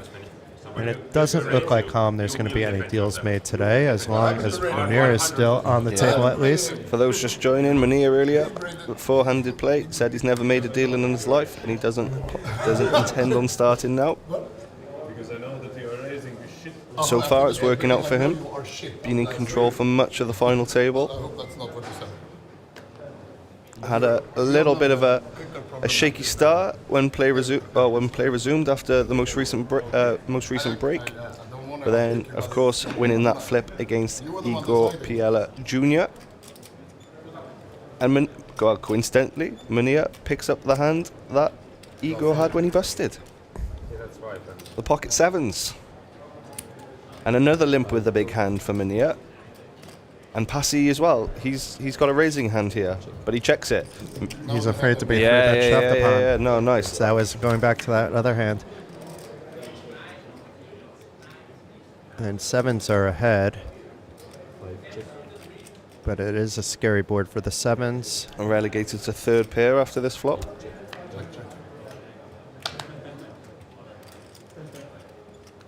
And now 10 outs for the Finn.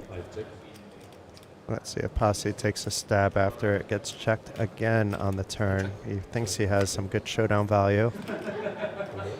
There you go. And this could have been this could have been a much bigger pot. Yeah, if not for that previous three-bet shove, where it was a limp raise from the blinds and then a three-bet shove by Monir, this hand plays out probably differently. Monir's probably still limping, but Pasi's raising here. Monir's maybe jamming, three-bet shove there. Yeah, from what it looks like, from what he did in the previous hand, he'd be ripping it in. And then Monir would have quite the decision there for 28 bigs. King-Jack in this three-handed setup is a lot more powerful than it would be in a nine-handed setting. But listen, Colm, I'm going to grab a bite, I think, myself. I'm going to leave you in the capable hands of Andreas Hoglund, a.k.a. Wise Guy. And we'll be following the action on my phone until I get back in the booth. It's been a pleasure, Jason. See you soon. They don't see this card. I And I trust. Yeah, but I saw it. But No, There's no chance somebody can say it. Is it not? Okay, if it's not possible. Hello, Andreas. Hello, Cal. Welcome. How are you? Very, very good. Yourself? I'm good. I've been out there doing some social media updates and interviewing a few of the players and watching the bounty draw in the big bounty it's played in the other room. So plenty of action still, even though we are on the last day now. Is it a mystery bounty? Yeah. Yep. What are some of the big bounties we got on the We've board? got 2 5Ks and 2 4Ks. So Nice. Yeah, big ones. Just had one in the break now. Guy from Germany who drew a 4K envelope. So I think it was 11K up top in the tournament as well. So and just 3 people left. Yeah, I understand. I'm trying to. So we are about to wrap up the event, but still I think we have 4 final tables going on and also a side event. That's correct. Will we be seeing you at the players' party this evening, Andreas? I'm not making any promises, but I think, I'm planning to drop by, absolutely. But, it's been a long surprise week. appearance. Yeah. Don't let them know you're coming. Exactly. How about yourself? Yeah, going to be there. Like I said, the bands that are playing are meant to be very, very good. Yeah, absolutely. So, and of course, get to see some Estonian pop royalty on display. True, absolutely. So if you're in Tallinn tonight, come join us at OlyBet Bar and Grill. I think from 10 o'clock and onwards, right? I believe so. Local time. But first, before me or you gets to go to any party, we should take this one. The real party is in the booth right now, Andreas. Exactly. There you go, we've got Pasi here, raising it up with the Queen Deuce offsuit. Kaspers with a Jack 9 gets rid of it. And that's a nice pickup for the short stack. So how's your week been, all in all, here at Kings of Tallinn? It's been great, absolutely. I always love coming to this event, and it's so much fun. And I think, as always, well organized and just... It's been it's been so hectic. There's been so many players, and we had a few events being cancelled, but due to high demand, and it's otherwise been absolutely fantastic. So great to be here, and I think you guys enjoyed yourself as well, right? It's been fantastic. Like I said, a little bit sad to be going home tomorrow. Yeah. Looking forward to seeing some friends and family, but I think I could have done maybe 1 or 2 more days. Could have been a little bit more poker. But I think maybe just being a bit greedy there, because it has been a fantastic week. Oh, now then, action on Monir with the ace-jack. Not letting Kaspar see any cheap flops here. And probably we're going to be folding from the small blind. Yeah, there we go. Oh, wait. Yeah, I thought so. Yeah. I don't know what was calling. So what's your feeling? You've been in the booth now for a couple of hours about the game, the play on this table. I think it's actually been quite high. Yeah. Yeah, this I was saying to Jason, Kaspers and Pasi, I played with them all day on day 2. Oh, you did? Okay. Yeah. Kaspers took me out. So my chips have made it to the final 3, which is nice. Fantastic. Maybe you'll get a little piece as well. Oh, I don't know. So did you get any feeling when you played with them that these guys could actually be on the final table? Pasi definitely. Okay. I was on Kasper's left for pretty much the whole day. Okay. So didn't really, if I was playing pots with him, had the benefit of position most of the time. Yeah. We didn't really tangle too much until the last hand, where really standard he opens on the button with aces. I ship it in my last 5 bigs with deuces, when we're 17 away from the money. And he just obviously snaps me off. And unfortunately, there was no little ducky coming in on the flop turn or river. But both very, very nice guys. Nice to hear that we have and the guys deserving of being at the final table. And Pasi now, the table short stack, but still 20 blinds behind, and comes with a call with the gut shot here.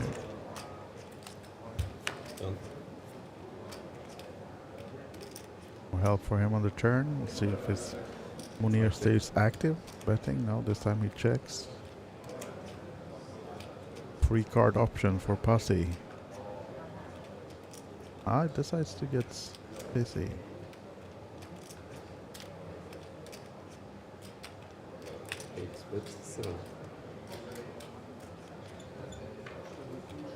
Monir strikes me as someone who doesn't fold easy, right? Or has he been? What's your thought?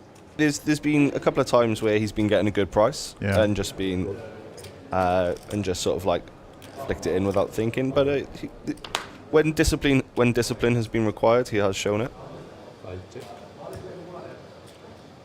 Now then, will Pasi just give it up, or will he lose more in this pot? Because if he is to bet and try to take this one, he will snap him. He waves the white flag, gives it up. Does. And more money for Monir again. Yeah. But good for Pasi that he decided to just give it up and didn't go for any more. Try to steal the pot. I don't see the fold in that future if I jam. And we are up to the 250k big blind level. Have been for the last 8 minutes. True. We are. The price of poker is getting more expensive as each hour passes. True, but still great structure in this one, and absolutely fantastic tournament. I think 1181 runners. It's just amazing in an 1100 like this, and nice to see that live poker is really alive. Yeah, it's booming. Like, I sort of joined the industry post-COVID, and so when I've been a part of this, it's just always been upward trajectory. Yeah.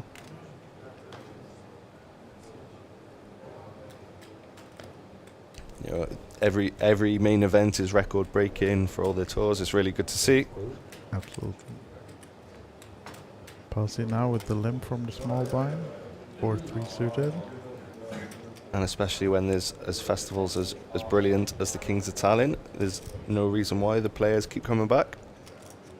Well, there's no explanation needed why the players keep coming back. Shout out to the crew at OlyBet who've put on a fantastic event. I'm glad that their hard work has paid off and the players have turned up. The boots have been on the ground. Yeah, absolutely. Great to see that.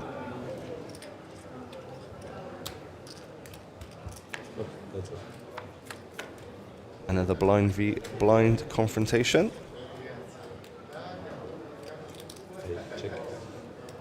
Not much for either player on this board. No, so. both missed the flop. The 10 high is still good. But I think, Pasi has the gut shot, as well as some backdoor possibilities. I think Kaspar's gonna put another pressure on him here. Pasi just limp calling. Not many aces in his range, and easy for Kaspar to target. Try to win this one. Pasi just 3.5 behind. Back to flush on the gut shot. Seems to be coming along for the turn as well.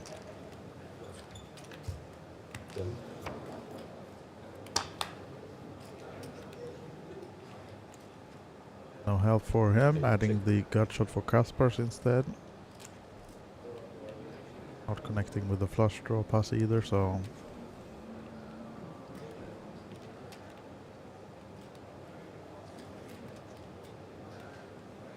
Can Kaspers find in his heart to try one more street?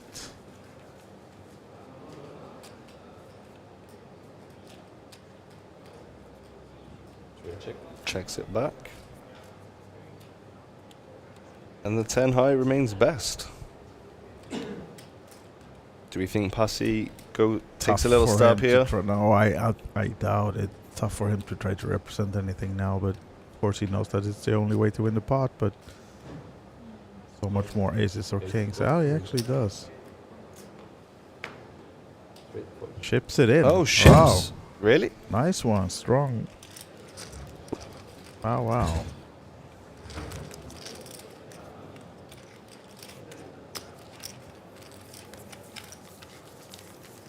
Fair play? Yeah, absolutely. One. interesting line there. I thought maybe he might maybe take a small stab maybe, but not risk the tournament life there with the old 4 high. 4 high like a boss for the Finn. Yeah, absolutely. Of course he was. That's why he's on the final table top 3 and we're here, right? Yeah.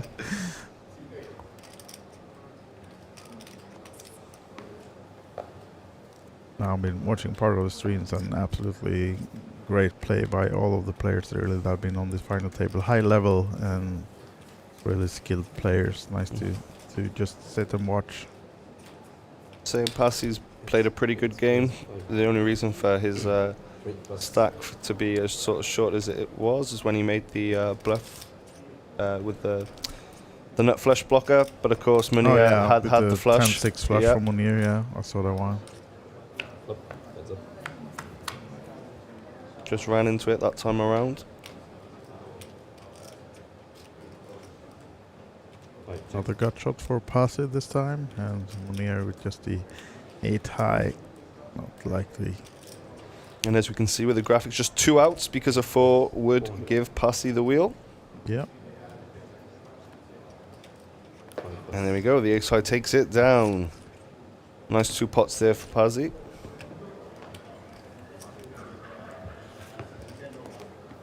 Do you get to play much, Andreas? What's your poker background? I played a lot back in the days, but nowadays not so much. I mean, there's a few online Sundays every here and there, and a few live tournaments, wherever I get the chance on stops like this, maybe jump in a tournament or 2. So, but no, I was from having previously a more semi-professional career many years ago. It's very recreational these days, so. But it's still fun. Absolutely. Yeah, Love the game. And I was saying to Jason earlier that I played a lot over the last couple of years.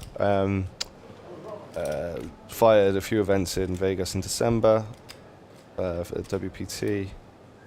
Just a couple of the dailies there, not some of the WPT events. But I think when I got back, sat down to play cards with some friends, and it just wasn't in me for a bit. So I had a nice little break the last 2 months. Okay, yeah. And and it's, happy to say Kings of Tallinn has brought the spark back, fallen back in love with the game again. Yeah, had a chance to play a little bit as well. Yeah. I saw your colleague was pretty deep in the tournament today, right, Brad? Yeah, he's there. Still in, or? I'm not too sure. Okay. Yeah.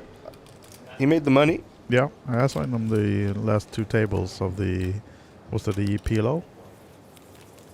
Oh, he looks like the final table maybe, or final few. Oh. I don't know how many are left. Let's have a look. Let's check the Poker Lens app. Yeah, let's do that. Let's see. Maybe he's the one picking up the check then for you at the player party tonight.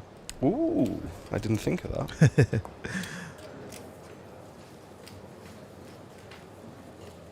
Although we had a good time in the old town last night. Oh, you got a chance to see the town as well. Yeah. Now then, Monir in position, racing from the button. Jack 9 off. 19 million to start the hand, and Pasi is out. Away from the main event, we got Gila Olsen, I think is the correct pronunciation. The 1100 PLO 4-5 championship winner is in the final 3 of the 750 PLO 4-5 mystery bounty. Yeah, so I think also he drew one of the biggest envelopes as well, so really on a heater. Yeah. As we've seen with a few other people as well during the series. If you make one final table, oops, daisy, there's 3 final tables in a week, some of these guys. So, yeah, it goes to show about they can, when you're in form and when you're running good, you're likely to. There we go, Brad in the final 5. And he's second in chips. And that's the PLO 456 cards. The progressive bounty. I think he's got a few hundred in bounties as well. All right, nice. Let's go, Brad. Let's go, Brad. And on our final table, we're heads up in a pot between Kaspars and Monir, I was supposed to say, but it wasn't to be. It was folded, so we're on to the next one instead. Kaspar's on the button. And if you, by any chance, just joined us, this is the big main event, final table, final 3 of the 1181 runners starting. 1100 euro buy-in and 182,000 euros up top. 115 to second, 80 to third. So all of these already locked up big money. But of course, they want the win, they want the trophy, the glory. And as you mentioned earlier, Cal and Jason in the booth, this guy Monir, he's not here to make a deal, he's here to win it. I know he's got his team as well on the rail, looking for those extra team points to get into the payouts for that one as well. I think they, or at least they think they have a chance to get in the top 5 if Monir wins this one. But now he'll face some resistance. He just limped from the small blind, Monir, and Pasi waking up with the 10s in the big blind. And we've seen this just an orbit ago, then he called, but this time he folds the 6-5 suited, so nice for Monir to get away from that one, most likely. Yeah, there was. We don't know if there was something wrong with the graphics or if there was an RFID error, but Monir made a very interesting fold pre-flop, maybe when 6-7 remaining. Okay. Kaspar's just min-clicked it under the gun, and Monir just chucked away pocket 10s very quickly. Admit Kaspar's hadn't played for a while, but Monir was still the chip leader at the time, and he just ditched the 10s without really thinking. I'm not sure if he misread his hand or if there was a graphic error or if he just doesn't like 10s that much. Yeah, maybe it's not a favorite for his, because it sounds really like you said, like maybe it's an RFID error or something, but maybe we'll get the chance to catch up with Monir later on and see what he has to say about it, if he remembers that hand or not. Seems a little bit odd though to fold pocket 10s open, so.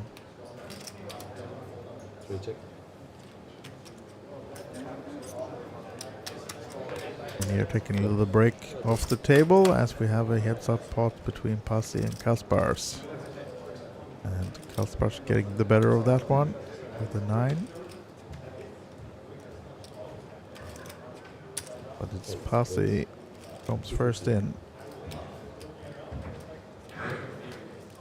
Adding 250 into 750, so third pot.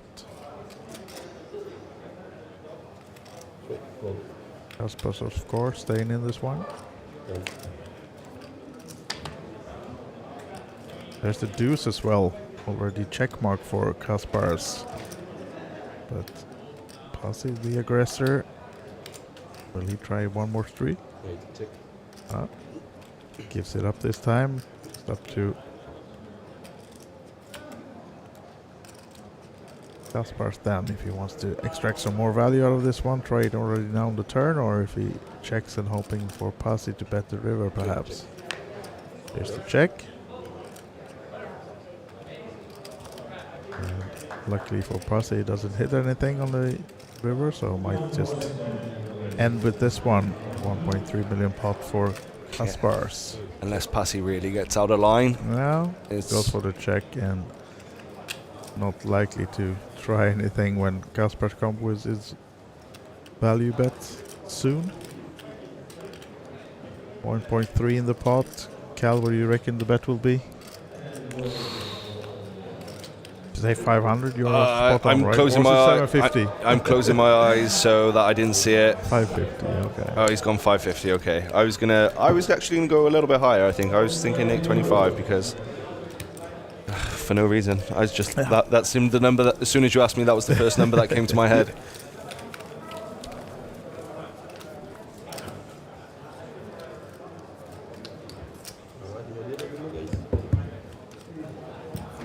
Oh, quick dealer change, and we're on to the next hand pretty shortly.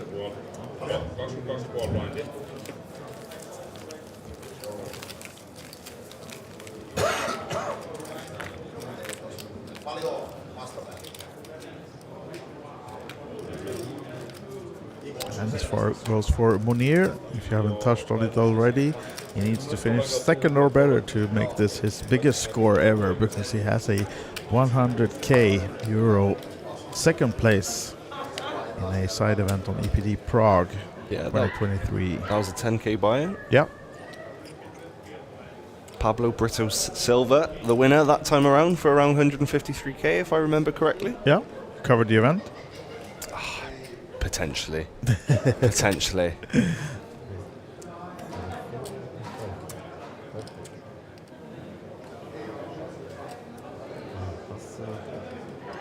Sometimes I struggle to remember personal friends' birthdays and that, but I can tell you who won what side event at a festival in the middle of nowhere or Bratislava or somewhere like that. Perfect.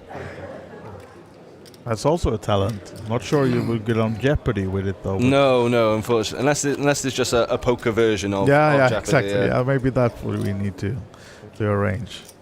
As Pasi and Monir playing a hand, and right now neither player has nothing much with that texture on the board. Both hoping for their backdoor flush draws to come in. Yeah. Seems like Monir is getting... If we say the 10 of diamonds might be a fun one, then we give Monir the flush draw, and Pasi may stick around with a gut shot. See some more chips pile into the middle. Race this one though, so maybe it's pushing Pasi out of the pot. Yes, he is.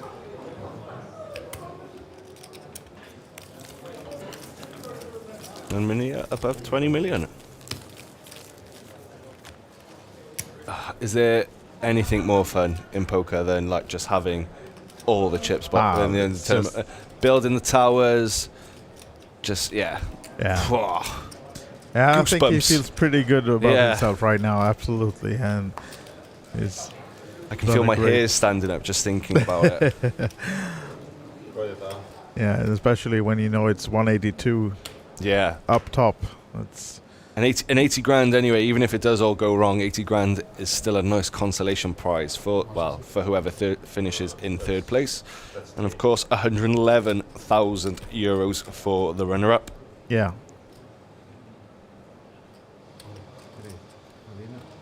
Now Monir is putting Pasi to the test, pushing him all in, and he has to fold the queen deuce.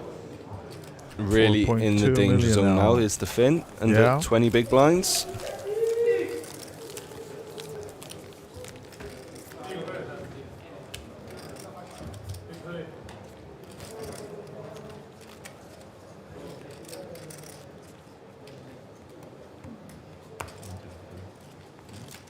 What other events have we got at Kings of Tallinn today? The 3K final still going on. That is heads up. Estonian Mori Dorbek. Greece, right? Yeah, Theodoros Ampelikiaitos. Perfect pronunciation. Apologies if I did butcher that. We got some Estonia and Greek action going on there. Yeah, they've been playing heads up for a while actually. I was watching that table like half an hour ago already, so yeah. A long heads up by the looks of it. And of course, I think it's 52k up top in that one, right? So big payouts. Yeah, 51.2k, 34,500 for second. Top 9 were paid. You Are Helpy was out in 9th.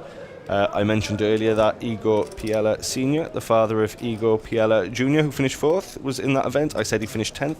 I thought that was the case. That was a lie. He finished 8th. He just missed out on the final table, I think. Oh, there was a 700 final table? Exactly. Oh, okay, 600. okay. That's okay, perfect. And then Blaz Skarmika Zurjav in 7th. Yari Pekka Yola, 6th for 10k.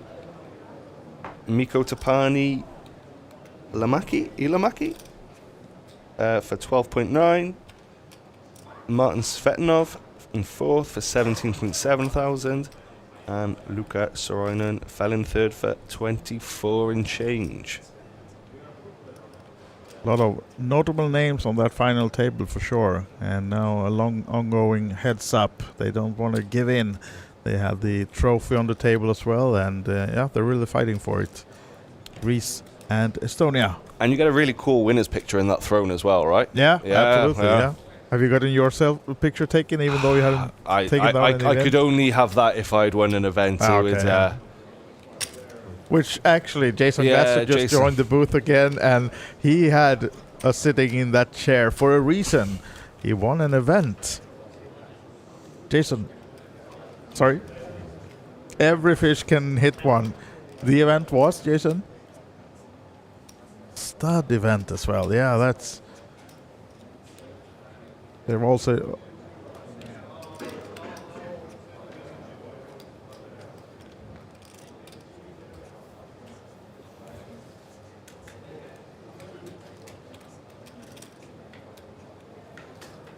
Not you can sure you can hear Jason. He's on the side now talking about bragging about his tournament win, but let's just call him the stud for now on. Jason the stud. Oh no. As Kaspars and Pasi now. They went to the river on this one, and good news for the short stack Pasi. He has the check mark as you can see, and has checked on the river, and Kaspars just gives it up. He does hit the river with the deuce for some showdown value, but the jack for Pasi is good enough, and he'll happy to pick down quite a small pot, but still building on his short stack. I'm enjoying the mafioso type nicknames you guys are giving each other. Jason there with calling you wise guy, and I feel like Jason the stud or something could be maybe off a Donnie Brasco-esque. Yeah. Just what you say, the point is that we've given ourselves, unfortunately. There's no one else just saying this. It's just self-claimed. Yeah, I think we're probably the least mafioso in the entire Hilton premises right now, but the names are at least somewhat cool. As Pasi now open folds on the button, the 8-7. Queen 7 suit for Kaspars. Yeah. And a quick check with the 10-6 off from Monir in the big blind.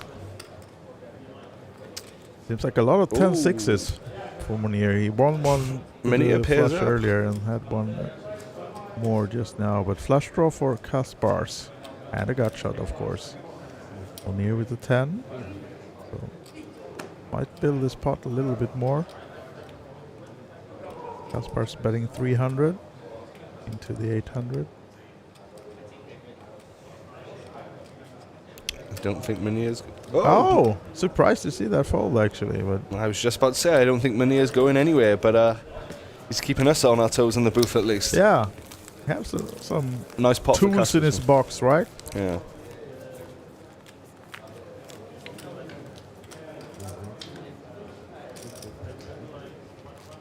And Monir looking back at the structure and the screen behind him.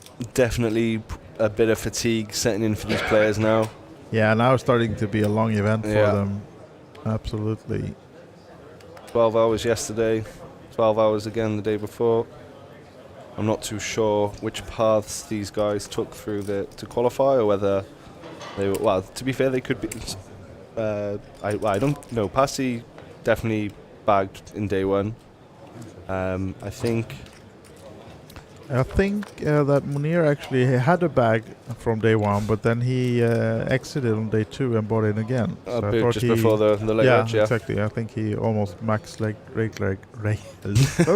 so you can hear it. It's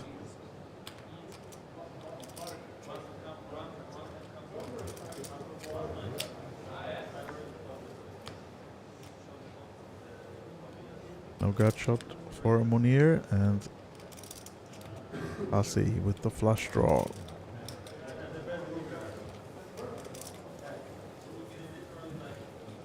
Also adding the gut shot. Will anyone get there? This one. A small straight for Pasi, but hard to get anything out of Monir, unfortunately. But at least he'll be happy to take another small pot and get back up to 6 million if he wins this one without any more chips. Getting in, of course, for the value bet, but no more, nothing more from Monir this time.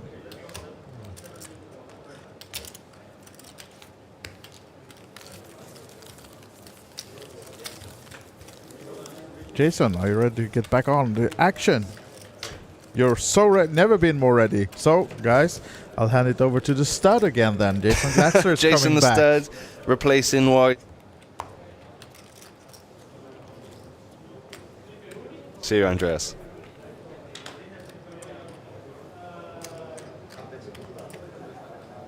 Mr. Glatzer back in the booth. Yes, it's great to be back. I did have a walk around. The 3K has been heads up for a bit of time. You can catch up on those reports at poker.pro. In the meantime, it looks like stacks are not that much different from when I left, although it does look like there has been a bit of action just to lead us back to where we were about 20, 30 minutes ago.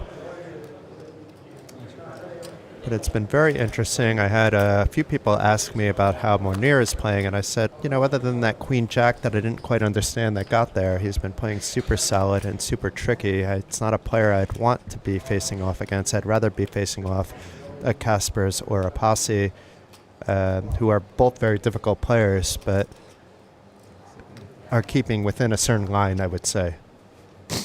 You can set ranges on them a little bit better than you can on Monir, for example.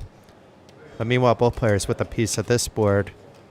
Kaspers turning middle pair. We have third pair for Pasi. Let's see if he wants to stick around.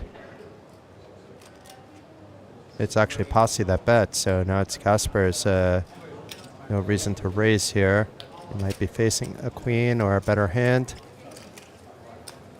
But definitely should be sticking around, and now improves the two pair, so if Pasi fires out again, obviously there are a lot of hands Kaspers behind, but he should feel pretty good about his two pair. And it was checked over to him. Let's see if Kaspers attempts to find some value with this two pair. He should probably fire out a bet of around half to 2/3 of the pot, even though it's likely that Pasi will fold. He would get value out of some queens, maybe even some jack or 10 that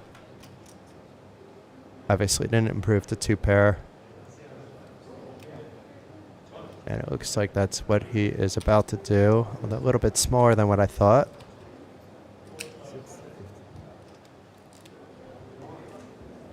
$650, so not that much smaller. And Pasi saying I have some showdown value, but do I have value to call this bet? What could he be doing it with from the big blind in a limp pot situation? Did he miss, for example, on his 3-5 suited? A hand like 10-9, would it really be betting, for example? So Pasi may level himself into calling here.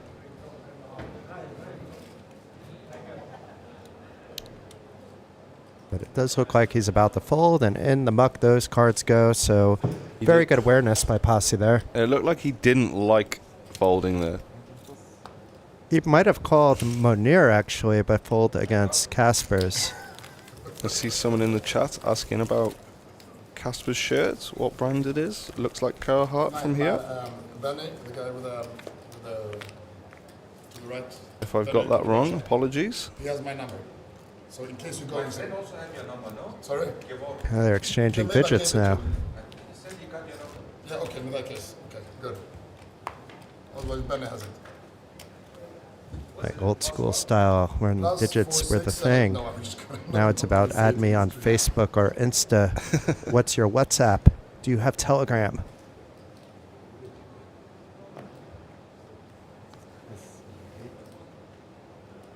Because everybody I know has something these days, even if they're not on social media.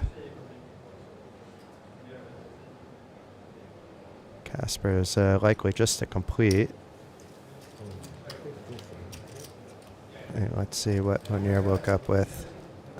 King 3, which is doing quite well against Jack 3. It is suited as well. But it's a jack out of the window. Two pair right away for Kaspers. It is all hearts, no player with heart. And check from the small blind, then good awareness by Monir there, and this will be an action killer, perhaps also a spot Monir will see that he can pluck this hand off even though the pot is not that big. And does quickly check it back, and the 6 of diamonds I believe is on the river. Could be the 7 or 8 or even 9, but it is a diamond.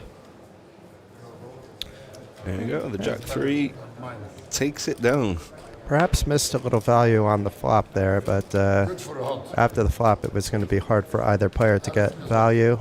It would have just been a bluff, and do you want to turn your 2-pair into a bluff? Probably not. We have seen Monir take a stab on those 4 flush boards, but this time elected not to try and steal the pot. Perhaps waiting to bring out some more moves when it is heads up. The action sort of has slowed down a little bit. Of course, natural when 3-handed, and with these significant pay jumps on display. And all players having a bunch of chips, even the short stack.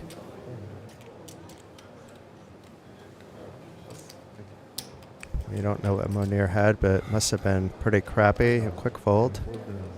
And Pasi now thinking it over. Queen 9. So you get a 3-better Just a call, call. is maybe what he was thinking.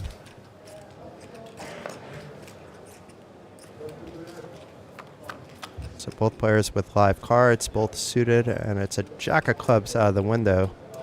So not the worst flop for Pasi, even though he's behind. Has a backdoor, has a gut shot to the straight, but it's Casper's ahead with middle pair. Something for everyone on that flop. I expect a check back. He does check back, and then we have a 7 of hearts, which doesn't really change much considering it was check on the flop. So I wouldn't suspect either player thinks that completes any straight draws. But maybe Casper's is now going to try to get some value out of the jack facing 2 checks.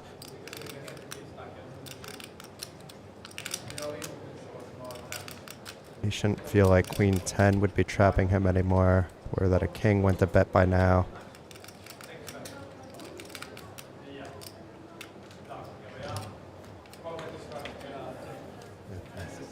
Looks like 2 something, but maybe, no, 850 maybe.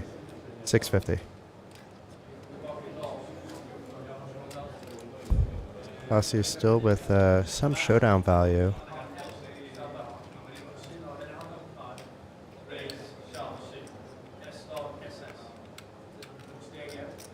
It looks like he's ready to raise it up.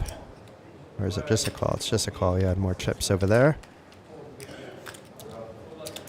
Having to use some of those 25,000 chips that we haven't seen much of. 7 of diamonds on the river. This will often go check. But let's see if Casper's tries to eke out some value from the kind of hand that Pasi's actually holding. Something with a 9. Yeah, that's the expected play. And takes down the pot up to 12 million. Now Pasi, though, down below 4 million and a little bit of danger zone. It's a bit unfortunate for Pasi. He seems to be on the wrong end of a lot of hands like that at the moment. You know, a decent enough hand to go to showdown with, but always seems to be pipped or has been bricking out. We've got 20 minutes left here of this blind level, and then play will be going on another break. 3 players remaining in the Kings of Tallinn main event, 182,000 for the winner. The 3 players already have 80,000 guaranteed, 111 for the runner-up. And as Monir said earlier, he's not making a deal. He's never made one in his life, and he doesn't start making them today. And then Pasi here with another suited hand, the 9-8 of clubs.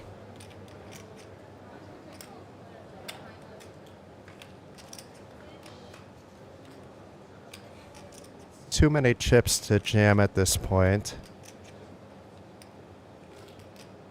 A raise is okay, but I think it's just going to be a complete.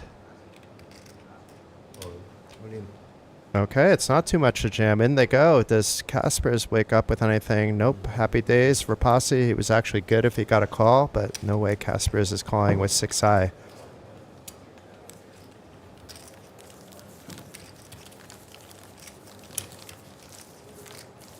I think a shove is better than a raise in that spot because you're just putting the pot out of position potentially. You could see there's a bit of separation now between Monir and Kaspers, and then between Kaspers and Pasi. The solver does like to shove that hand for 15 bigs from small blind. This configuration. You've been studying some solvers. Yeah, a little bit beforehand. Nothing too crazy. I'm not smart enough to understand it all anyway. I'm still learning how to use it. And then from an ICM perspective, you have to factor that into, I don't know. From a chip EV point of view, it's okay.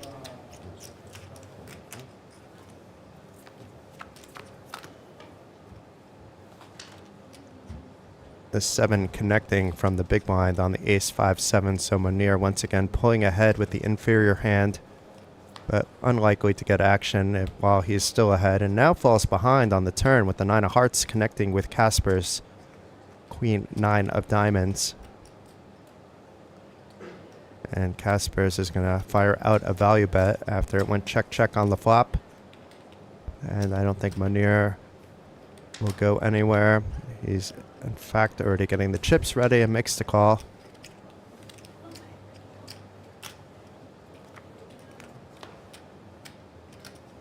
And the ace of spades on the river. Will Kaspers try again for some thinnish value, or is he worried that his opponent actually has trips or better? Otherwise, he has a pretty good 2-pair with a pretty decent kicker. It's 1 million there. And 50. Looks a bit 2/3, and quick release by Monir. Oh, 850. 850. It was the mic. And Kaspers narrowing the gap a little bit between him and Monir, while Pasi is still looking a little bit short, even though he got a steal through. The blinds go through very fast, 3-handed. And at the stage we're at now, it's 600,000 in the pot every orbit for each of the players before any cards are dealt.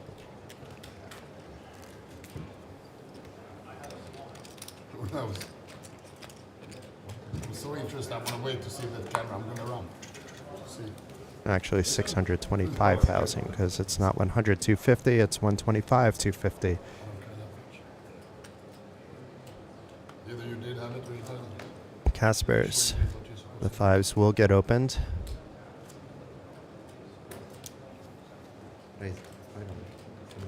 Thank you, Alex Collins, for the kind words in the chat.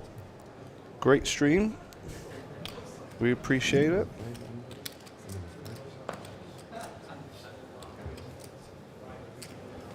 Followed by Monir with a very pretty Jack-10 suited. Pretty much even equity between the two hands until now. A set for Kaspers on the ace 5-9 flop, 2 spades, 3 spades, nobody with spades in their hand.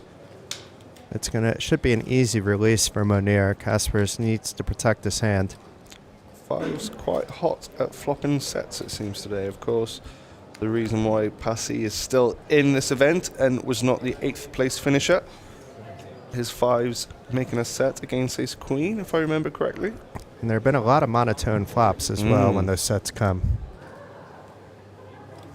So it's not like a clear, definitely going to win this hand type of set, where there's been need for protection, no slow playing.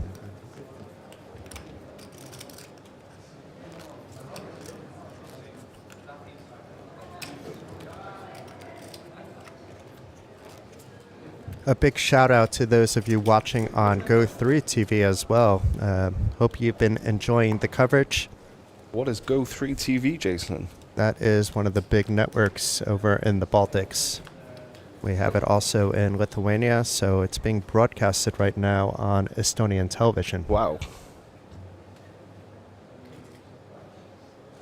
So Monir here with the ace-queen.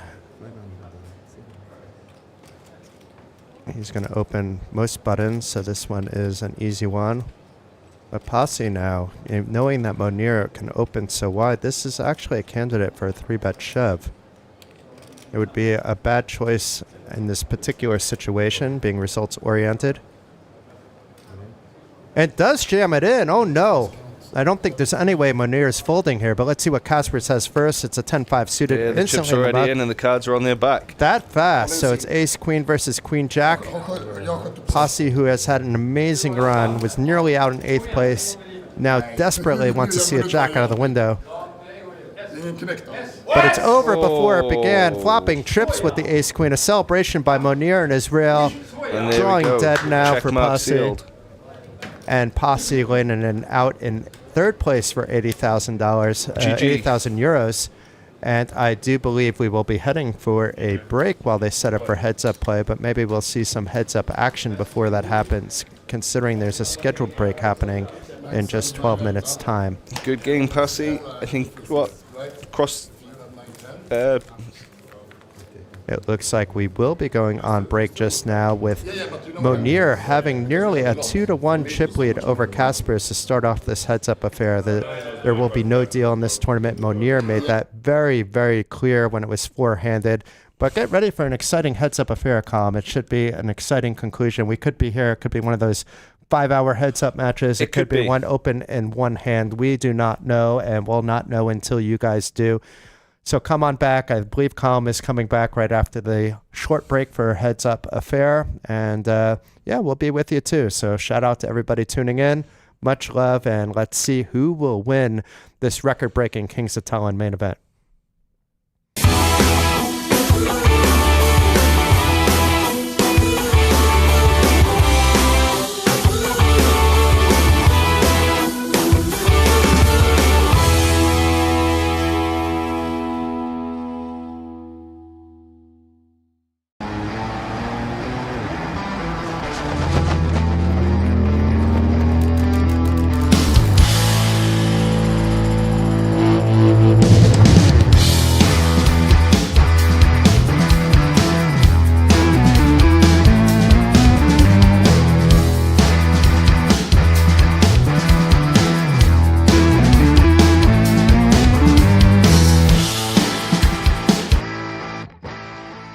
Welcome guys back to Tallinn. It's the 10-year anniversary of the Kings of Tallinn, the beautiful event we all love, and we are so happy to welcome you to this edition. Right now behind me, playing at the TV table, some familiar faces. They have all won a Queen or Kings of Tallinn edition during the years. Among these guys playing this sit and go is Rano Sotla, who took down the first event in 2015. We also have Juha Helppi amongst the winners, Sarah Benjamin, who won the ladies edition last year, and all of these are battling it out for a VIP trip to Fiorentina game. They will be able to go and see the game and enjoy some nice VIP treatment. But let's go and meet a few of the players as well, look at how the game went down, and yeah, see what they have to say about this. They started on 7 players. I can see there's been 2 re-entries made. Rano Sotla, winner 2015. Who made these 3 entries? Well, I guess it was me. Yeah. It was you? Yeah, it was me. Today, what happened? Well, I just decided, you know, that today is it's gonna be on me, you know.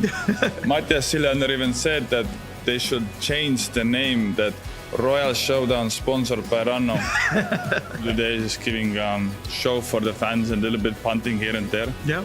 It's really nice. Like, I was very nervous coming here, especially because Martha was supposed to come, so I would have had some female support, but she unfortunately couldn't make it. But the guys have made it very welcoming, and you know, we're having fun. It's not too serious, but at the same time it's serious, but it's like also having fun and chit-chatting and stuff. So joined by Matthias Siljander, the most recent winner of them all. Is that to your favor? Yes, I suppose so, yeah.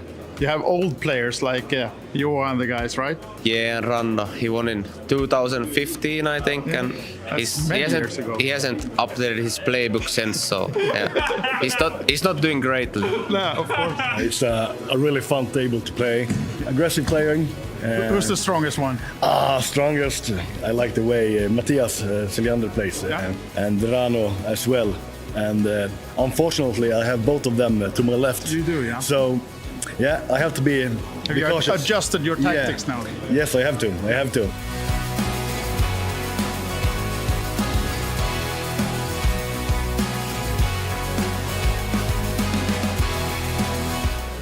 I think Deuces is just going to jam. Yep. And are we going to see a call? Yes. Oh. The ace-9. He's seen one. That's pretty good. If this one is... I don't want to expose my range. If it's amazing. Yeah, ace-9, a clear call here. Yeah, Heads up, absolutely. and you do feel as though... And this is for the title for Johan Karlsson, but as you can see, it's a flip, so... Yeah, it does say help you find the double 47%, up. but you do feel like the luck is in the side of the Swede here. Yeah. Going for the Philhelm with Prey at the table. Oh, there's the ace. Maybe a backdoor diamond draw for Helpy? No, Will the he 5. find one of the 2 remaining ducks? No deuce. When that's going to be the end of it for Juha Helpy. A spirited fight, but just couldn't get the job done versus Johan Karlsson, who it was his day.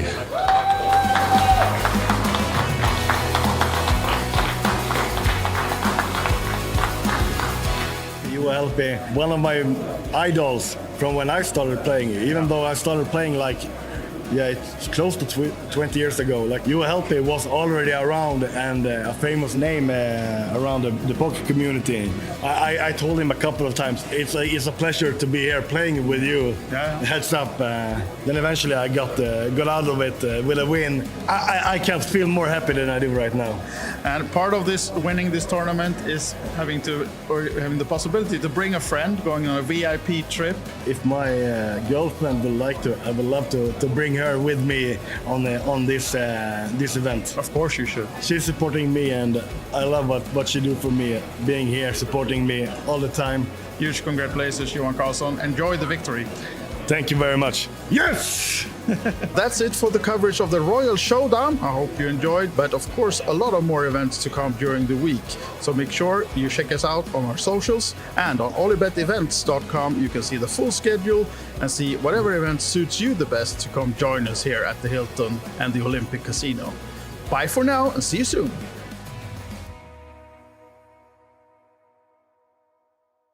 Hey everybody, it is Jason Glatzer, and I'm absolutely thrilled to be here at the Kings of Tallinn. It is the 10th anniversary of this iconic event here at the Hilton Tallinn Park and OlyBet's flagship home, Olympic Park Casino. Behind us, we have the lovely Kings of Tallinn merch shop. That will be open starting tomorrow, where you can get your Kings of Tallinn gear. As you head up the stairs, you will notice that there is something special. Each previous Kings of Tallinn and Queens of Tallinn winner is honored with their name on the stairs, so you can walk through history as you enter into the tournament arena. And behind us, you'll see that we have the fantastic TV table at the Kings of Tallinn. There'll be 4 full days of streaming, along with some bonus coverage of the Royal Showdown. The Royal Showdown is a nice addition for the 10th anniversary. All the previous Kings and Queens of Tallinn winners were invited to battle it out for ultimate supremacy, so you'll be able to check that out on Tuesday, February 25th, but they'll be streaming on the 26th, the 27th, and of course on March 2nd will be the final table of the 1 million guaranteed main event. We are entering the main ballroom here at the Kings of Tallinn, where in just a few days' time, the main event will take place. How excited are you about the 10th anniversary of this iconic event? Oh, it's so super exciting. It's a great fun, and also to already see so many players coming in there. So we're looking at records in most of the big tournaments. We also have a 1 million guarantee in the main event this year. So good times, Jason. I might not be a poker king, but you certainly can be at the Kings of Tallinn and earn your rightful seat into this throne with 64 numbered events for the 10th anniversary at the 2025 Kings of Tallinn. The main event, €1 million guaranteed prize pool, will be following that throughout the week. All the side events, results, news, and more. Check it out at OlyBetEvents.com, along with our media partner, Poker.pro.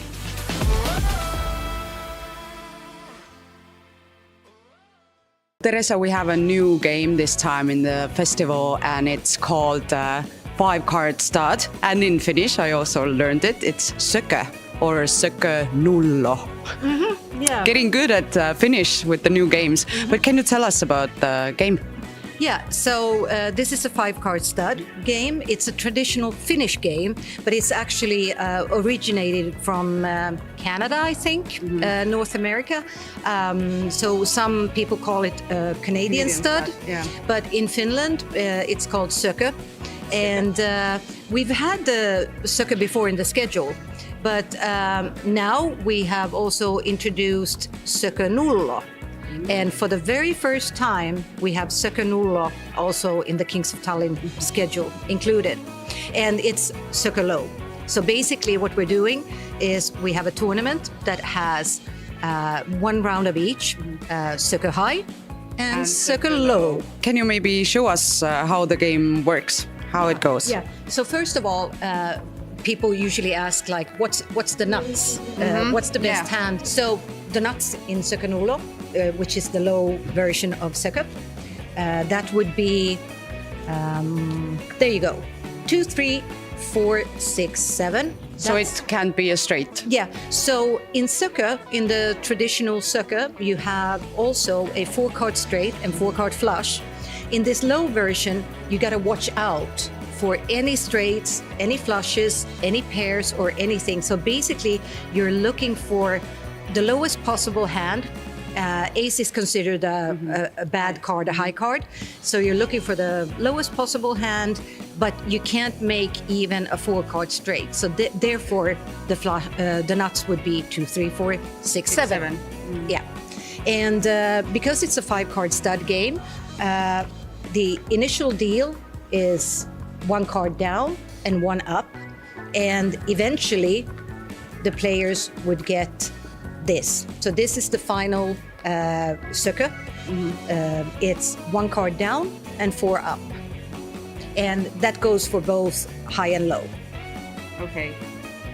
And how many draws then? How many times? Or can you see that one as well? Yeah, I mean, the initial deal is would be So this would be the initial deal, and after that, the dealer would place 1 more. You got a betting round, 1 more betting round, and then 1 final betting round, and then that's it. And so it's a very straightforward game because you have quite a lot of information there, but still. It seems to be quite tricky with this low version. So it's going to be interesting to see how players do on this one. I have one question. You said it's a traditional Finnish game, but is it popular as well? It used to be back in the days before Texas Hold'em was introduced and came more into Europe overall. So like, let's say 70 to 100 years ago, Sökö was the game that they played in Finland a lot. But nowadays, it's not so played anymore because Texas Hold'em is the most popular. Yeah, but we are bringing Sökö back. We're bringing, yes. Yeah, we're bringing it back. Definitely bringing Sökö back. Peter, I remember when I met you the last time, and I know you're the Sweden master in Sweden. And now I would like you to teach me how to play. Well, Sweden is a game where you play 5-card Omaha on the board and 5-card draw in the hand. So if you focus on the 5-card draw hand, you will be successful. That's it. Now I know how to play. Pretty much. But I said there are a lot of numbers to consider and a lot of cards to consider. And of course, you have to be franke lucky. Oh, that's a good way to be lucky. Yeah. Can you show me like one example or something? We get 5 cards Yeah. each. 5 cards each, like this. And of course, when you have chips, you decide if you want to play this hand or not. And let's say everybody plays the hand. So we have a flop. Let's do it openly, right? Okay. So we can, because I don't know anything. Yeah. And I don't know what and to do. Usually you want to have like pair, 2 pair, flush I draw, have one. straight draw. You have a pair and you're in the lead. I will still pot you here because I want you out of the hand. Yeah, surely. Okay, but you are going to be in. So now you see a pair and you have a straight draw. Could be okay, unless I have like a full, but I don't. So you want to change like the 10. You take it away. You just like burn it? Yeah. And I'm gonna change 2 cards because So how many can I change? you can change from 0 to 5. Ah, okay. And if you change 1 card, you get 1 open. Do you like it? Does it fit your hand or does it fit the board? No. No. No way, and you get a new one.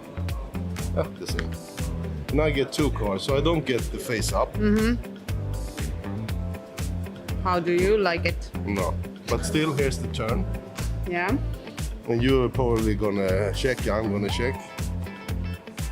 And then the river. And that's a split pot, because you Okay. see, I got the straight, Yeah. and you have the best hand. So I win this time. Eights, yeah. No, you win half the pot, and I win half the pot here. Okay, it was split. Yeah. Quite easy, guys. Seems really easy. Quite easy. No, I- Come and play. And I will show you, not that easy.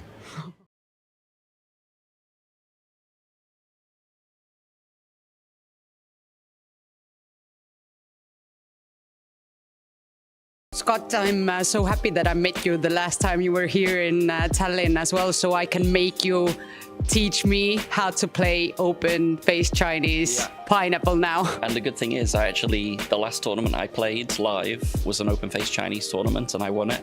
So I'm in You good won it? So I'm in good shape to teach you today. Perfect. So can you just show me how it goes? Okay. So first and foremost, you know the hand rankings for poker, yeah? So we're gonna make 13 cards. We're gonna have 5-card hand, 5-card hand, 3-card hand. The back hand has to be the strongest. The middle has to be the next strongest. The top has to be the weakest. That's all we're looking for. But it's normal hand rankings for poker. So we start with 5 cards. We have to use all 5 cards to start with.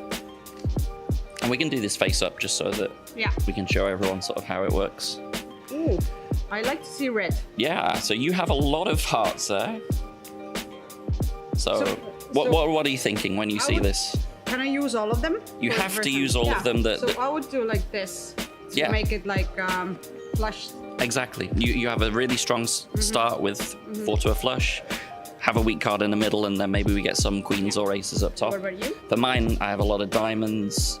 It's not great starting hand, actually, especially because I see you have a lot of hearts here, but I think I have to go like this. So it's important always to check out what the other players It's have. very important not only to check what your cards are, but also to check your opponents, because let's say further down the line, it might be that you're going for some pairs or something, but if you see that a lot of the other cards have gone, you want to make sure that you avoid those. So now we're going to get 3 cards next. You have to use 2 of these 3. You're going to throw one away. Okay. Normally they would be dealt face down, but I'm going to deal them face up just so that we can show everybody what the cards are. Come on, come on.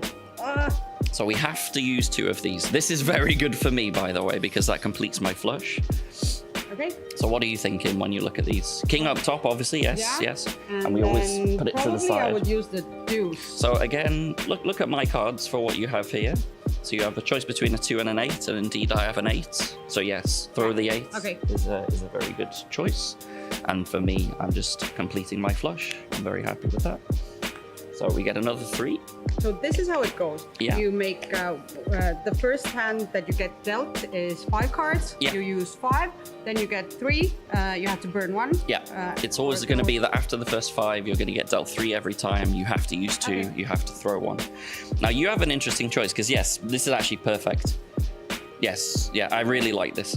There are a couple of hearts gone, but still the hearts are very live. We are going to need to make 2 pair in order to make the kings valid. The interesting point with this, by the way, when we play progressive pineapple like we are playing, if you get queens up top or better, you get into fantasy land. Fantasy land is where you get all of your cards in your hand, and that's really, really powerful. So it's important that you do try and get a strong hand up at the top so that you can get all those cards in your hand. Because the last tournament that I won, I got 13 cards in my hand. I made a royal flush out of 13 cards. I got 14 cards in my hand. I made trips up top, and trips up top is a lot of points. Worth noting, by the way, that the way the game works, it's based on royalties. You have points. So the stronger your hand is, the more points you're going to make. So kings up top is really good. If you can make this, this would be super nice. I can.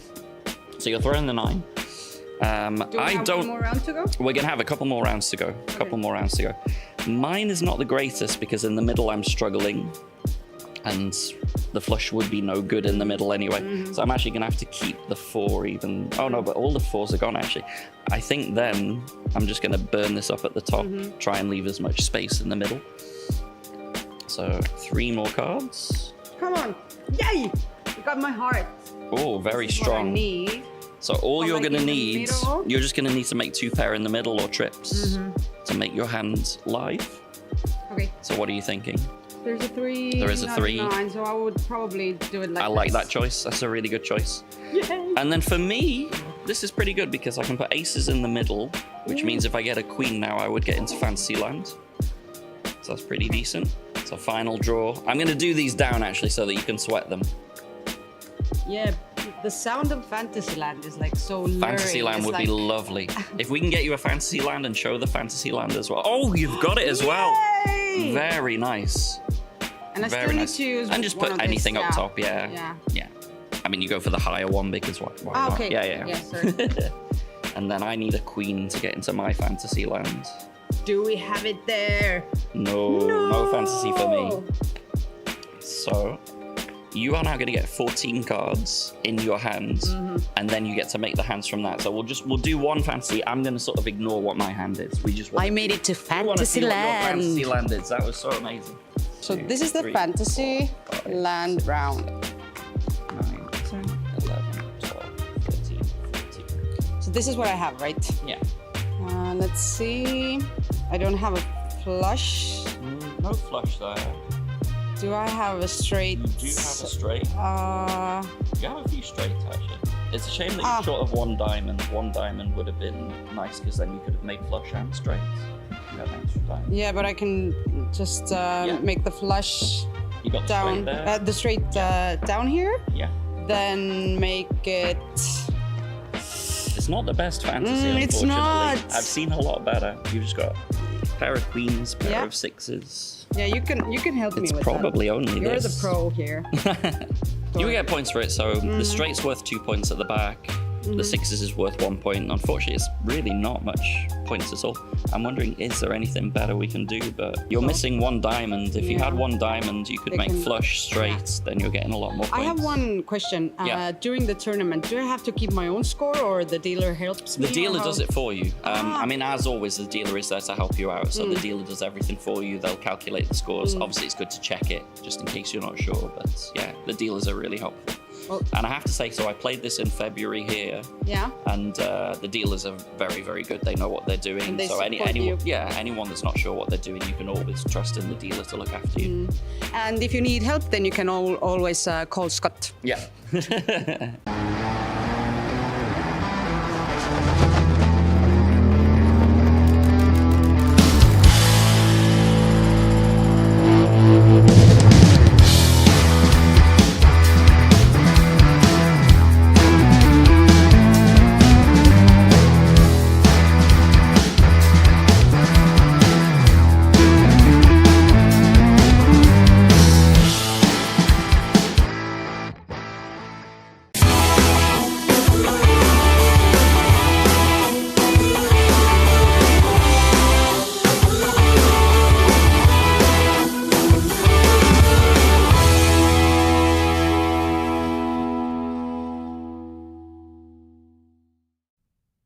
Welcome back, everybody. This is Jason Glatzer, once again joined by Poker News' Colin Grant. We're going to see this out to the end, I think, Colin, but it'll be quite an interesting heads-up affair. Monir turned down a deal once again, so we're going to be playing for all the money, but we already knew that he was not looking for a deal. And the start of the day, chip leader Kaspers, he will be tough one to, I think, reckon with in heads up. I don't think this is over by any stretch of the imagination. So let's gear up and get ready for some fun action for heads up. Here we go, and we're going straight into it.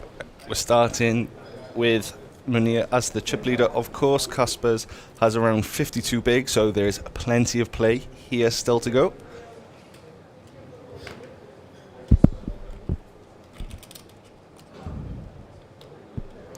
We've just had a couple of events finish up here at the Olympic Park Casino. Yeah, I heard there might be an interesting winner in one of those events. Well, in the PLO 4-5 Progressive Turbo Bounty, good friend and colleague Bradley Whitehouse, Poker News, just taking it down for 1,700 euros plus bounties, I think between the region of 700 and 1,000.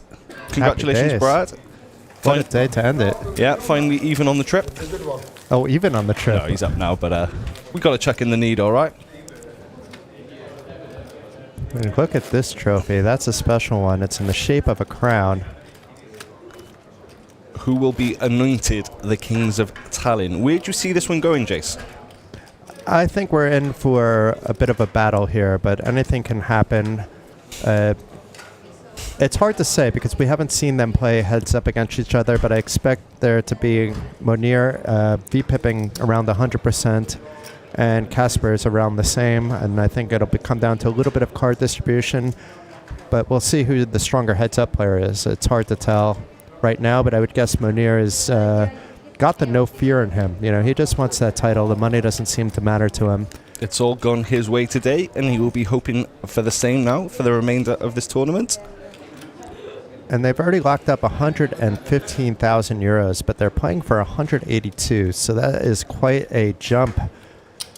A 67,000 jump, and Casper's asked about a deal. Monir wasn't interested before, not interested now, so maybe there'll be more pressure on Casper's with the with that money jump. But at the end of the day, there's no ICM to consider anymore. It's just pure chip EV. It makes some decisions easier. Well, career best scores for both of them so far, regardless of what happens. But of course, you know, they want the trophy, the bragging rights, the poker glory that comes along with it. Well, Casper's we're not quite sure about because his Hende Mob is not indicative of his live game. That is true. It's not a real Hende Mob. It must have been that there was a secondary profile created for a couple of scores, and he only noticed his main profile when he asked to be hidden. But it is likely his biggest cash. But yeah, I think he's got about $30,000 on WSOP. I think was on there. I think Frank was saying that to me in one of the breaks. Meanwhile, an ace on the button during heads-up play is very pretty. Expect there to be a raise. And a quick call with any two by Monir, this case 5-3. And not a bad flop for ace-6. Also a gut shot to the wheel for Monir. We will be seeing a turn. Casper is thinking about what he wants to bet. And 400 it looks like there.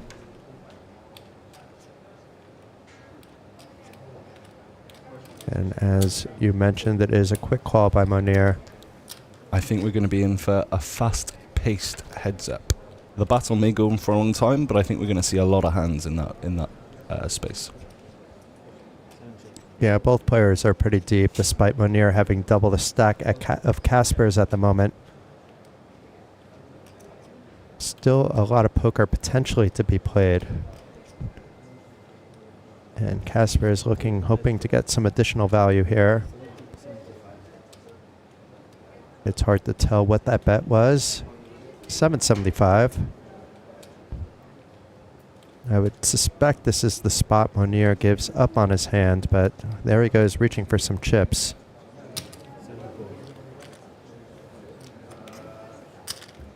Perhaps with a plan on any river. This is not a good one for him, but not too many of them would have been. And he does check here, so this is quite curious why he called the turn just drawing to a 4. But he must have had his reasons, and I thought it was maybe to lead out on the river.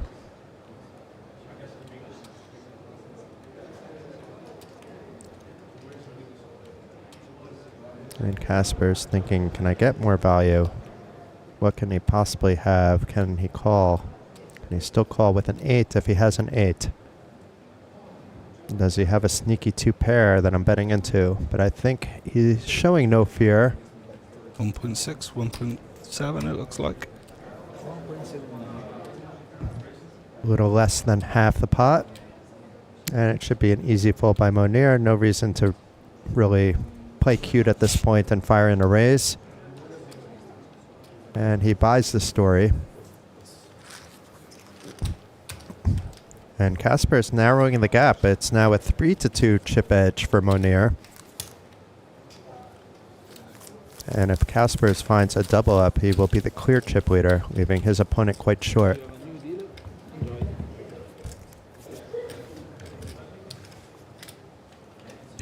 Should Casper's double, it'll open up a 4-1 chip lead for the Latvian. And is it going to be self-dealt? No, here comes the new dealer. We're not at the gut shot, which may not exist anymore.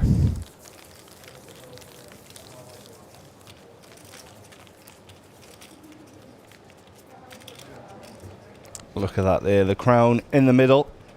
That's what they're playing for, along with 182,000, 111,000 locked up for both gentlemen.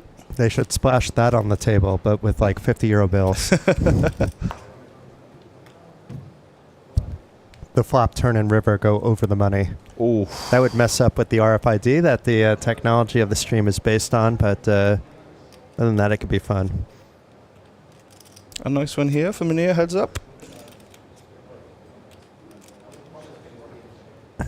It looks like both players using a min-raise sizing heads up. You can see this vary. There may become a point in time where it becomes very limp-happy. As I say that, the raise was to 700,000, so maybe Monir now opting to put a little pressure on Casper's and realize his equity right away. But in 5 minutes' time, the blinds will go up to 150,000, 300,000 with a 300,000 big blind ante. But that would still put the average stack at near 60 big blinds.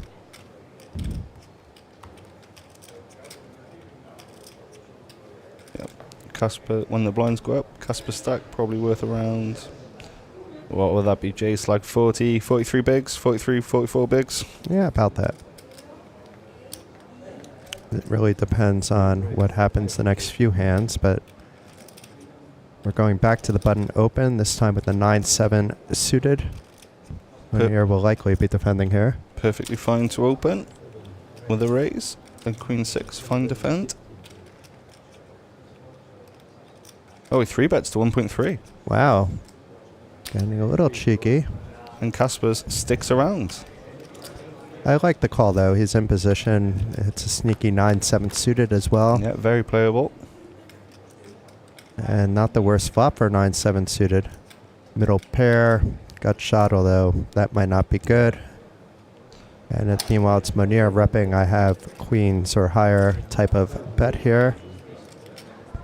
It looks like a fairly sizable one, in fact. Nearly half the pot, 1.5 million. So not an easy snap call, actually, here for Casper's. Only we know he's ahead. He's just hoping he's ahead. I think he raised. Nope, just the call. Oh, yeah, they're 250,000 chips, not 500,000. That's correct. But 6 million in the pot already. And the jack pairing the board makes that 9-7 look a little prettier. Yeah, and in theory should slow Monir down. Casper's would be very happy with the jack pairing on the turn there.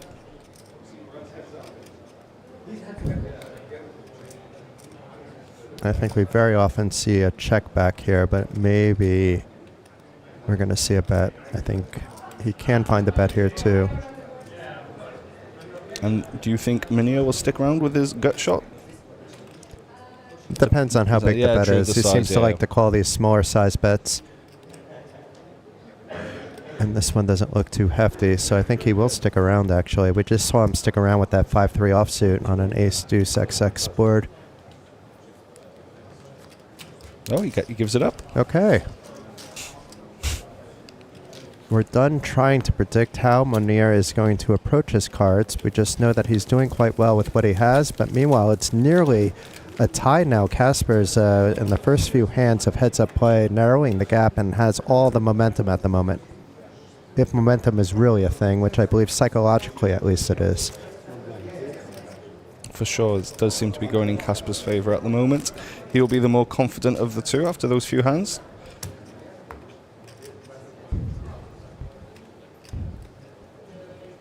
Monir chasing his first tournament victory. Of course, with Casper's, we're not 100% sure.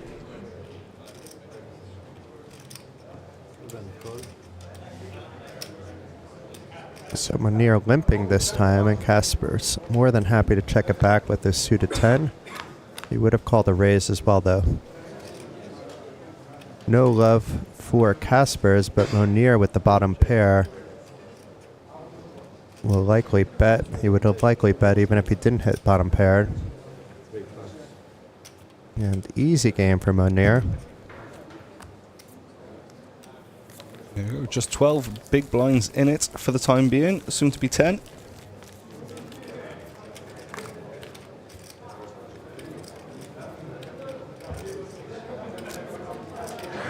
Monir not as chatty as we saw him earlier on in the day. No, he looks quite focused and locked in. Ready for battle now. Serious stuff going on here. We knew from the beginning he was hungry for that trophy. Didn't really care about the money jumps. And now he's just one player away. Maybe the nerves are settling in a little bit. A little less talking. Then again, Caspers was one of the more silent players on the table, so maybe he understands he's not going to really get much out of him by trying to talk to him across the table. But Caspers completing with the 9-deuce, just playing position. And look at this flop. If you're going to play 9-deuce, this is the flop you want to see. Bottom 2 pair. He will get some value as well on the flop at least, because Monir will stick around with that gut shot. Overcard to the board as well. Oh, he's raising. He's raising. We're not listening to ourselves here. Trying to predict what he's going to do. Yeah, and Casper's opting just to call. I maybe would have liked to seen a re-raise there. Now it's going to be awfully hard. Those 10 queens got completed, 2 flush draws on the board, and Monir likely to lead out after check raising. Yeah, he's reaching out for a chunk of those 250k chips, so it looks like nearly a pot-sized bet.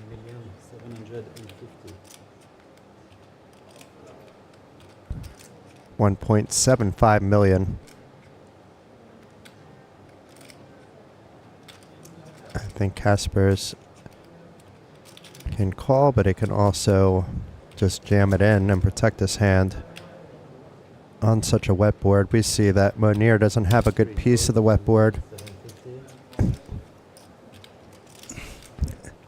And Casper's just opting to call, so we have 5.8 million in the pot, the 4 of clubs on the river.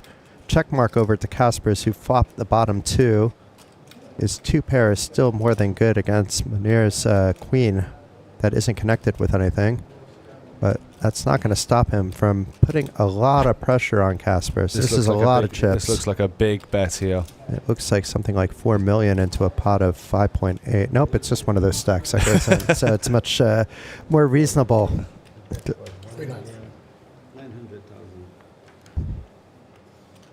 Yeah, 1.9. It was just 1.9, and Casper's with the easy call at that point. If he was put pressure on with a bet of around 5 million, maybe he can find the full. But look now, we have a new chip leader. The start of the day chip leader back now on top during heads up play, and he's the one with the 3-2 chip advantage at the moment. So all momentum over to Casper's, despite Monir is just tearing through the entire final table. Nice to see some of my former chips being put to good use. Yes, of course. Just to remind everyone again, that is Casper's who knocked me out of the main event here, if you hadn't heard. But also as well at the Kings of Tallinn, we're rounding out some of the other festivals. Of course, we talked about the PLO 4-5 Progressive Turbo Bounty. The 3K is also wrapped up. Theodoros Ampelakiotos, if I've pronounced that correctly, has just won 51,200 euros in the 3K, beating Estonia's Mori Christian Dorbek. Heads up, Dorbek took 34,500 for his runner-up finish. What else have we still got going on? Dorbek was the start of the day chip leader. I'm curious about that mystery bounty, but we won't know who collected the big bounties and what you're looking at, but I'm curious how Vivi did. Vivian, 9th. Oh, wow. Yeah. Okay. She had the chip lead to start the day, but there was still a bunch of players left. I think when Andreas joined the booth, we were talking about, is it Gila Olsen? The guy who won the PLO championship? I don't know how to pronounce his name, but it's like Gisle. Yeah, Gile. Well, he is heads up for what would be his second trophy of the series after winning the PLO championship. He's now, well, according to the report, he is leading in heads up at the moment in PLO 4-5 Mystery Bounty, where they are playing for top prize of €11,295, second place €7,510, and of course there are the Mystery Bounty prizes. There only seems to be one remaining, all the bounties have been pulled, and the Mystery Bounty that is left is 1,500. There were 2 5Ks and 2 4Ks, those have gone. Looking at some of the payouts on the poker app that we have here, it looks like Per Michael Engstrom was a recipient of 2 big bounties. He's one of the big winners there with 12,000 as his total score. Marcus Van Akram, who finished 4th, picked up 9,200. And Timu Toikinen also. Timo. It looks like he's picked up a few decent bounties with finishing with 7.5 grand. So congratulations to everyone who pulled some lovely mystery bounty prizes on the final day here at Kings of Tallinn.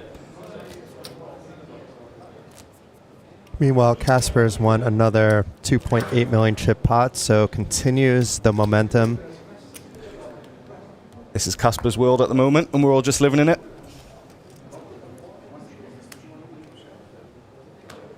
Casper's keeping that calm, cool demeanor throughout the day. Whether he's won a hand or lost a hand, it's all the same. It's a different story for Monir, who was basically a chat box from after the first 30 minutes where he was quiet like this. Then he was non-stop on the table, and now during heads-up play, we haven't heard a single word from him. But once again, it's probably because Casper's has been one of the few players just keeping within himself, keeping the focus on the action and not what might be said on the side.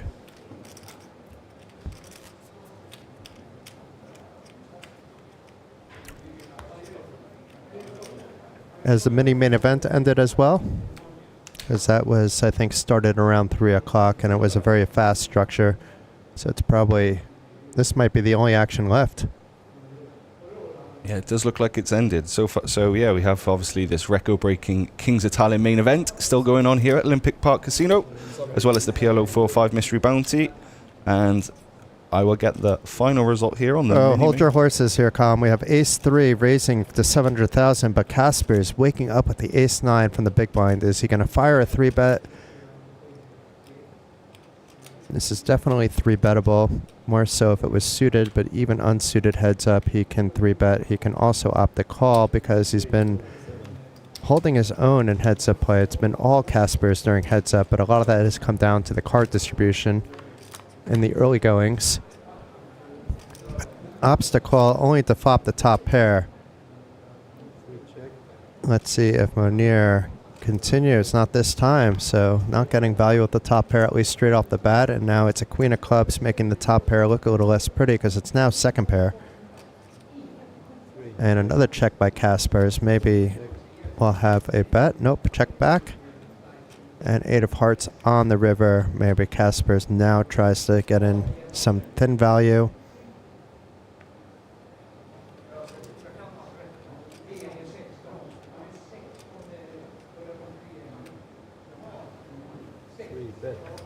And looks like around 1.45 million, but we'll get an exact count. Does look sizey, 1.25 million or 1.15 million.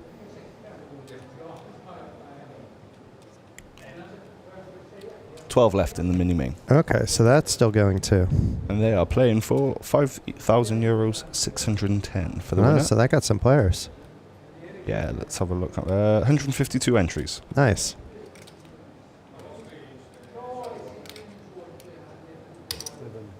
And interesting, Monir finding the call with just ace high there. It did go check, check, check, check. This could have been a much bigger pot, but Monir was not doing his usual betting when it's checked over to him on the flop or turn. But Casper is now with a sizable chip advantage. Was that a bit of a frustration call there from Monir? Did we first time seeing a few cracks in his game? I don't know. Maybe he felt his ace high was good, thinking, you know, what is he betting the turn and river on? Look at that. We've switched the lead already. And blinds have gone up to 150,000, 300,000. Looking at the chip count board there, you see Silva finish 9th, Priit Parmasto, the 2023 champion, finishing 8th.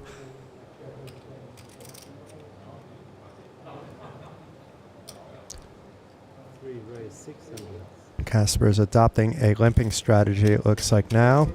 And Monir, no, it was a min raise. And Monir defending with the 8-7. More than fine. Oh boy, what a flop. Monir with the trips, but Casper's may think his 6 is good here. Often it would be. But he's less than 1% to win the hand. This could be a hand that Monir gains a few chips back. The 4 of diamonds on the turn doesn't really change there very much. Is Monir going to bet now? It looks like he will. It looks like half pot there, 750. Unless Casper's has a read, he has to call. The 6 is often good here. And does indeed make the call.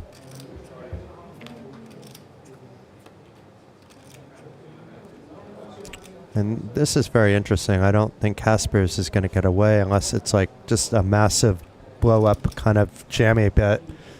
But assuming it's in the sub 2 million range, I think Casper's is going to have to give the sign call, but it looks like it's going to be more than that. Look how many. Oh, no. Around 4 million? That's what it looks like. It looks like he's gone for the overbet, the first one that we've seen in this heads-up battle on the river.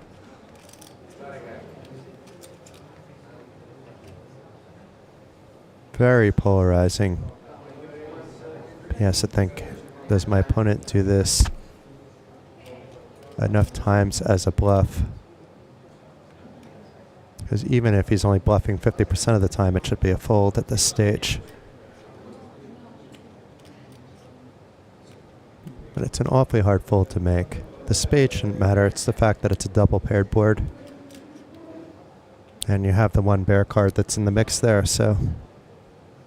One last check of the cards. He is thinking a lot. Maybe he can find a fold here. It would be the fold of the day.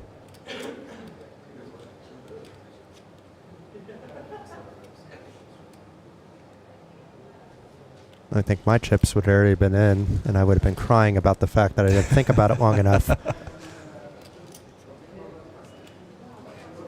Brilliant fold. Wow. Wow, wow, wow, wow, wow. Great fold there by Casper's. It may look easy because we could see the cards, but that's really not an easy fold during heads-up play. That's a very disciplined fold. Perhaps not sure if he made the correct fold, but at the same time, you know, as I said, if you think that he's only doing it 50% of the time and he's probably got it more than 50% of the time, it should be a fold because of the overbet. Well done, Caspers. Very well navigated. Now that the 3K is narrowed out, we could see that lovely wall of fame, the OlyBet Royals main event winners from 2015 to 2024. I know one of these players would love to have their photo up on there for the next event.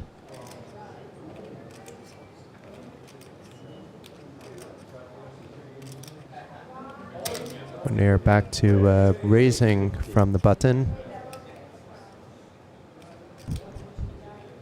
And will Casper's 3-bet or will he call? We saw him call just with the ace-9, but that wasn't suited. King-Queen suited is a bigger candidate probably for 3-betting. Yeah, I think we see more chips piling from here from Casper's.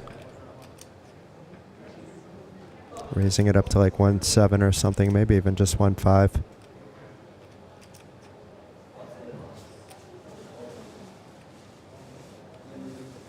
A call's not awful either. The only thing really awful is a fold. And Casper's is not going anywhere, at least at the moment. And it does look like a raise to maybe 1.5.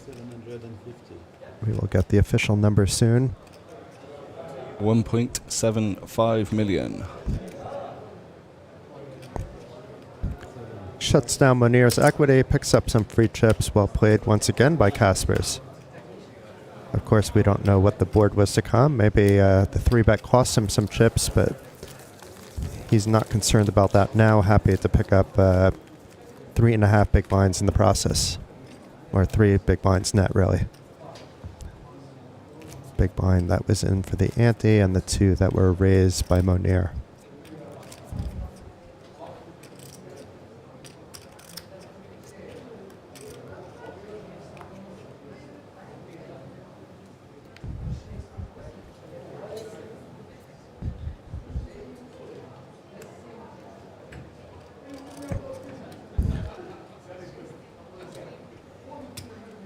Another nice hand for Kasper's here, ace-8. The dead man's hand.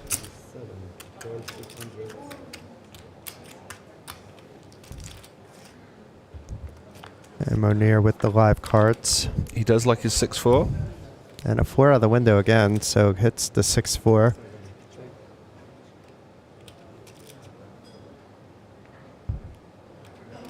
Pair and all the backdoor draws there for Monir. Oh boy, check mark already. And he's going to be firing out.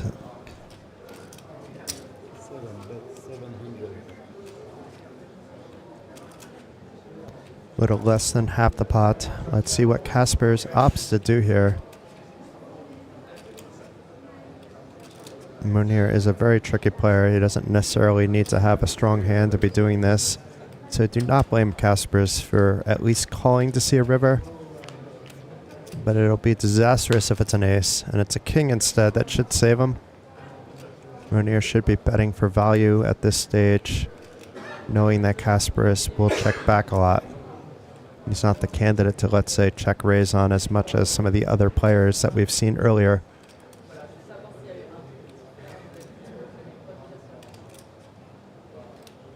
And it looks like it's coming with another overbet.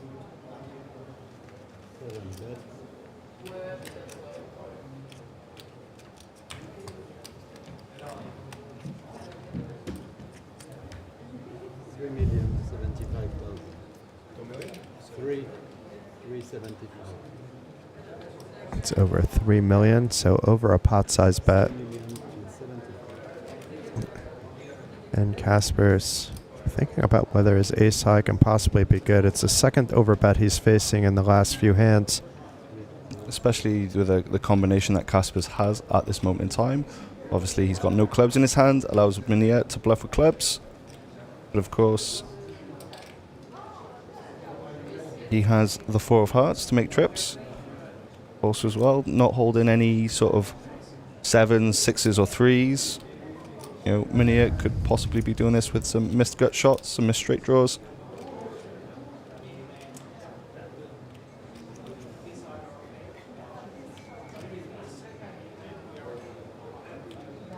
I think we see Kasper's call here.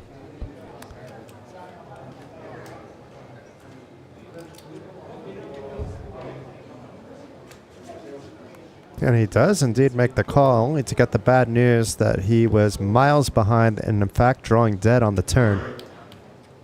So stacks are evened up once again. Kasper's with the chip lead, 20 million to 16 million, so a 5-4 chip advantage, but that's really nothing at this stage.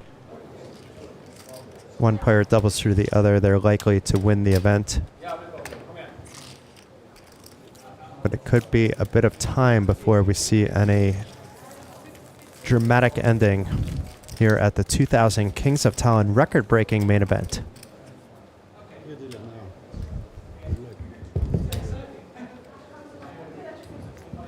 We're approaching around 8 o'clock local time, so it's not too late for the players, so they should have a bit of energy left. Although it has been a long week for both players and everybody else alike, so it's possible that they're feeling the effects of the week and not necessarily the day, but they both look like they're focused and ready to rock. Well, there's 182 reasons to keep the energy levels high for these two players. The final 2 of the record-breaking main event here at Kings of Tallinn. 1,181 total entries. A fantastic way to celebrate the 10th anniversary. Yeah, it's been amazing. To To have that 1 million guarantee, which was very ambitious, to be absolutely shattered. To create a new record. I mean, that prize pool at the Kings of Tallinn main event was never 1 million before, but this time around it was near 1.1 million. An amount reserved for the last 2 years for when the WSOP circuit has come to town.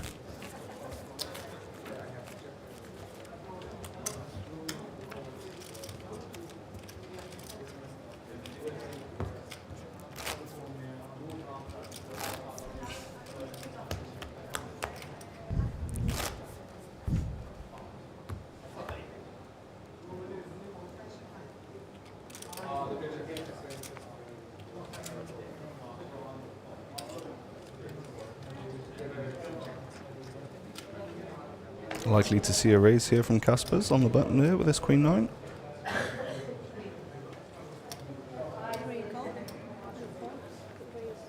And just limps in. He's been mixing it up a little bit, sometimes raising, sometimes limping. There's some players that just automatically limp everything. But it looks like he must have raised and got a fold because the hand is over. Oh. And we did see 6-2. That was maybe even too wide for Monir. Yeah, no need. There's still a lot of play left. Only when it has a 4 in it. 4-2 it would have been a call.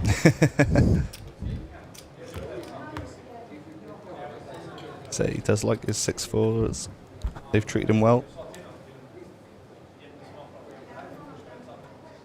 Lenka busy taking some heads-up photos. You can check out her photos on the Olympic Casino Flickr account, also on the OlyBet Poker Facebook page. All her amazing photos throughout the event are published on there.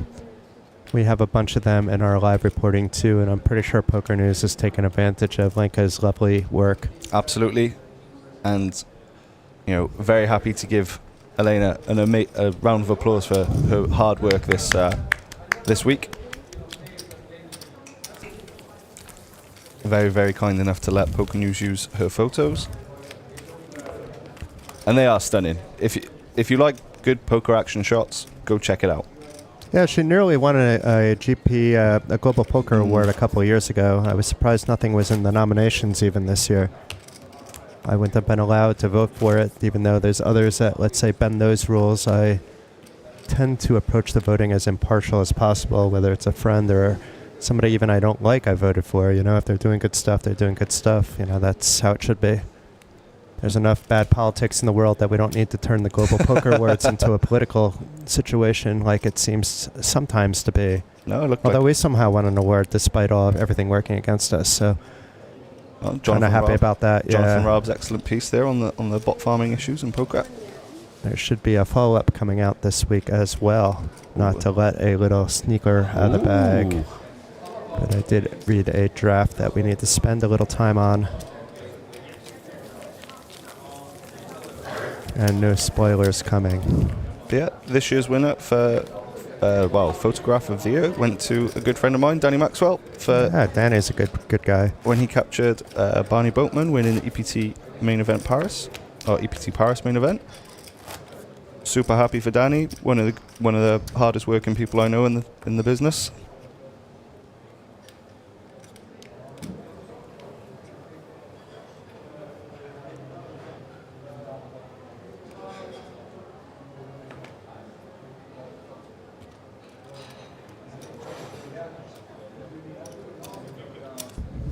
Monir opening his king, I think, to 750. And easy defend here with the 8-7 suited for Kaspers. Kaspers getting some very playable hands in this heads-up battle. And as we see there, the 8-7 flops a flush draw. Still behind the king 6. But as you can see with the equities, it's pretty much a coin flip.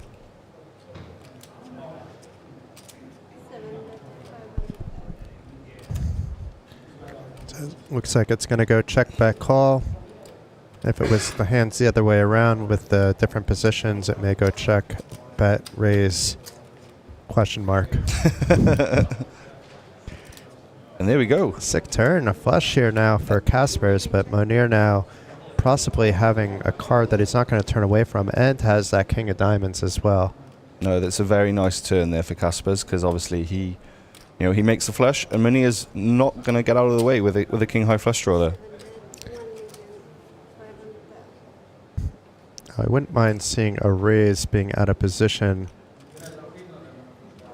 by Kaspers, but I can understand why he wants to call. A, he could possibly get away from it if he's facing a large river bet with another diamond coming, and B, perhaps he feels that if he calls, he may get a bet from his opponent. But I still think I would prefer to take charge at this stage. There are some cards that could be dangerous, but that may look like a dangerous card, but it is not in this particular case. Well, Kaspers would be delighted to see that. Obviously hoping Monir has a 4, but of course it goes check, check. And Kasparas widens the gap once again. I think he missed out on a little value there, though. I agree. But it's not just looking at the cards, it's looking at the board and the texture of what you have and what you think your opponent might have. Although a small sample size, what we've seen with Munir's big river bets, they have been for value.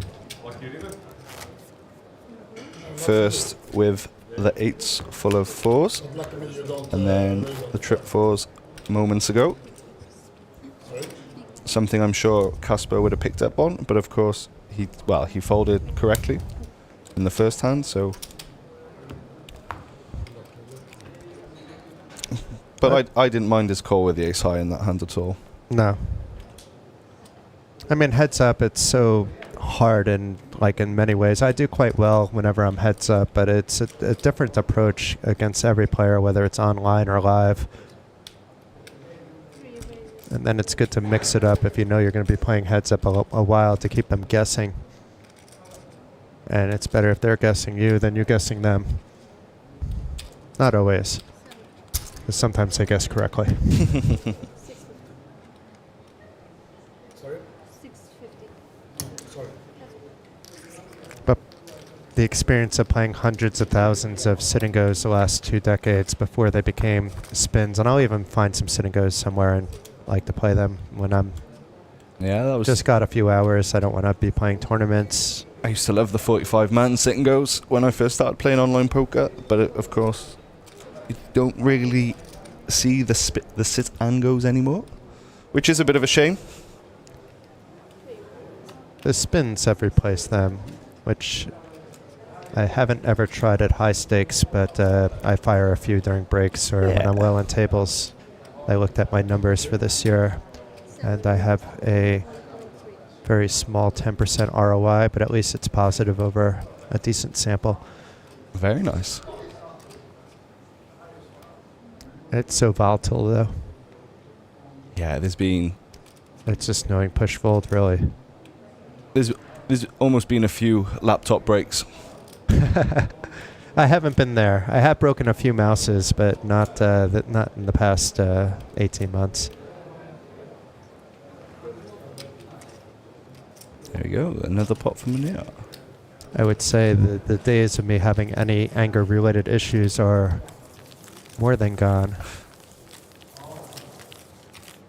You don't accomplish much with anger. There you go, 69 bigs versus 48 big blinds. Still super deep in this record-breaking Kings of Tallinn main event. Brought to you by OlyBet.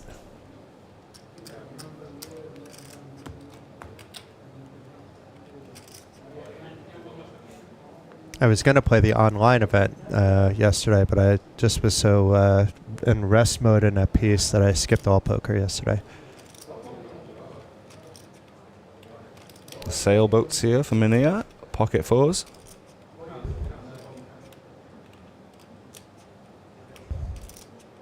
Reaching for raising chips.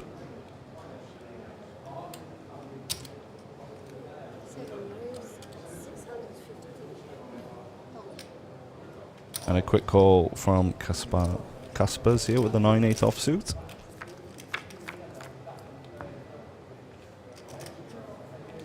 And the 9 pulling ahead on the 7-9 queen rainbow flop. But still doesn't feel super strong, but once again, heads up, this is a pretty good spot. He's going to be quite happy seeing the check there. The turn gives him an open ender, but it's also another card above his pair of nines. Is Monir going to try to wrestle this away? It's awfully hard to wrestle it away because your opponent's even going to call with a 7 here, so you check it back more often than not. Maybe call a river bet, but probably not with this weirdly connected board. Your floors are never good if you're facing a bet. I mean, if they are, it's a miracle. Casper's river in the straight. He sets the trap with a check. Monir doesn't bite, and the pot goes to the Latvian.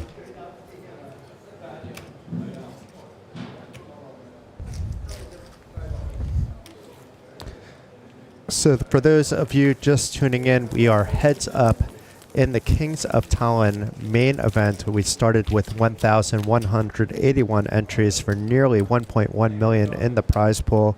Now it's just Monir Tuyo against the start of the day chip leader Kaspar's Butans.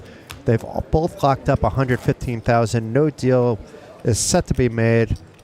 It was made very clear by Monir that he wants to play this out to the finish, and 182,000 along with that beautiful trophy you see in the center and the honor of becoming a Kings of Tallinn main event champion, all on the line. So it's quite a hefty amount they're playing for heads up. Despite locking in 115,000, it's the equivalent of a 60,000 euro heads up affair. Meanwhile, Kaspers has a turn with an ace and opens the button with a min-raise. Monir, very defendable jack-8, but it looks like he has something else in mind, perhaps a mistimed 3-bet. Kaspers will not be going anywhere. The question is, does he see a 4-bet in the works? Ace-9 is a very strong heads-up, but perhaps not a candidate to 4-bet. You can just call the 3-bet and play post-flop in position. I do not think he's considering folding. It's a question of call or 4-bet. And he does just call. But nearly 4 million in the pot already. And look at this. Monir flopping the top pair on the 8-3-7 rainbow. Kaspar's with the 2 overcards is down but not out. Backdoor straight draw as well. That just adds a % or 2 to his equity.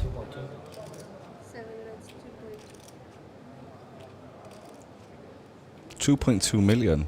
Big size in here. And now there's no reason for Kaspers to stick around. It was a well-timed 3-bet, not a poorly timed 3-bet. I guess he knew he was getting top pair. I would have liked to have seen something smaller, maybe around the 1 million mark.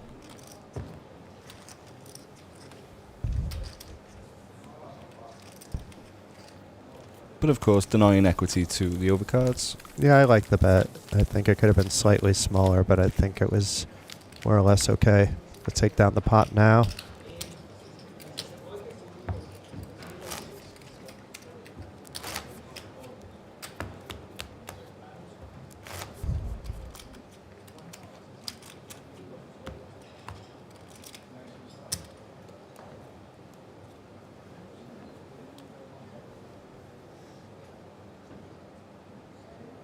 $6-4, the Monir. Yeah. I'll call it the Monir nuts. Or just the Monir. What's he going to make with it now? Quads, full house? Oh. So it's 6-5 against 6-4, but it's another 4 at the window. But here comes a 5. Both players, though, with a gutter. We could see chips coming in. If this board was red, it would even be more so. And immediately reaching for chips after Kasper's checks. Both players enjoy seeing that flop there. Bet of half pot of 750. Kasper's is certainly at least calling, if not raising, but a call is more standard. Oh boy, it's a everybody loves a chop situation. Both players with no chance of getting the other out. Both players with that pesky 6. So chips might come in, but they're coming back out pretty quickly after that.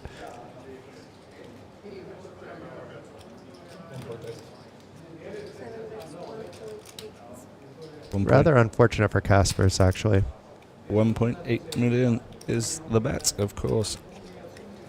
You know, Kasper's earlier, when he turned the flush, just flatted. I think we'll see a raise this time around, though.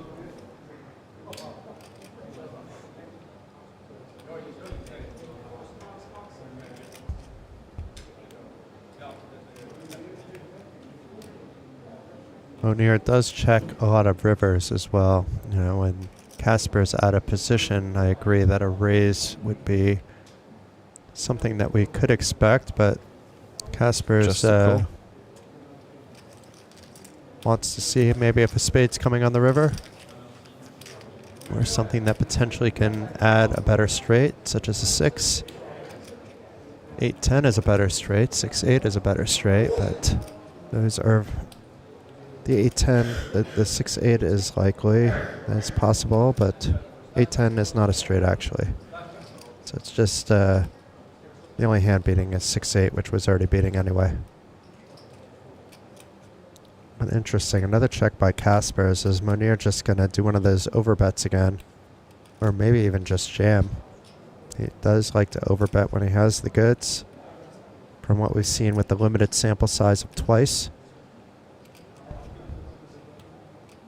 But I wouldn't be surprised to see a bet of around 7 million.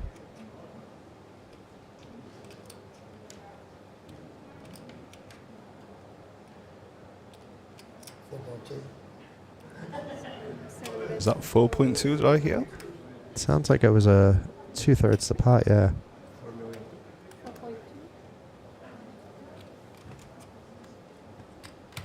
Just the call. Interesting. So he's what afraid of, the 6-8? Maybe just call. See if Monir's getting out of line with anything. Maybe some information gathering. Maybe, but you can, you know, when you have such a strong hand, I don't understand why you're not raising. You're not doing that just for information, I don't think. He was maybe concerned that at best he's chopping. Maybe he's caught on to some tells when Monir is strong. But to be afraid of just that one particular holding seems a bit strange. But I could be wrong. Do you put much stock in live tells, Jigs? Yeah, I do, but I don't know necessarily how to use them properly. I know a few of them, but I know I give off a lot of tells playing live because I can't sit still. I always have to be standing up, and even in hands I have a few different things, so I try to mix it up, but I'm not saying that either of these players are giving away live tells because I haven't seen any, and it's easier to see from the commentating booth because you're allowed to stare at the player the entire time. And you have different angles as well.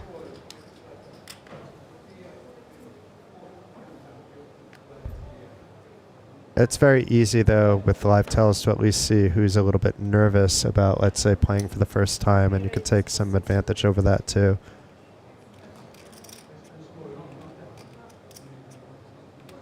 They're easier maybe to bully pre-flop, and then they're more likely to make, let's say, some correct calls and overfold.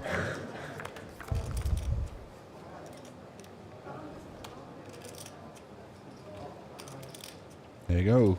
Kasper's continuing to hit flops. Gets a middle pair here on this ace-9 deuce rainbow board. Monir with 6 high. And he's going to be returning his cards to the dealer when facing Kasper's C-bet, or continuation bet.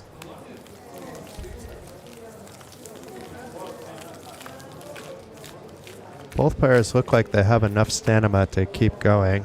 As I say that, there was a small yawn that came from Kasper's, but before that it looked like he was hyper-focused, which I'm sure he still is, even if he's a little bit tired after a long 10 to 11 days. I think he was here from the very beginning as well.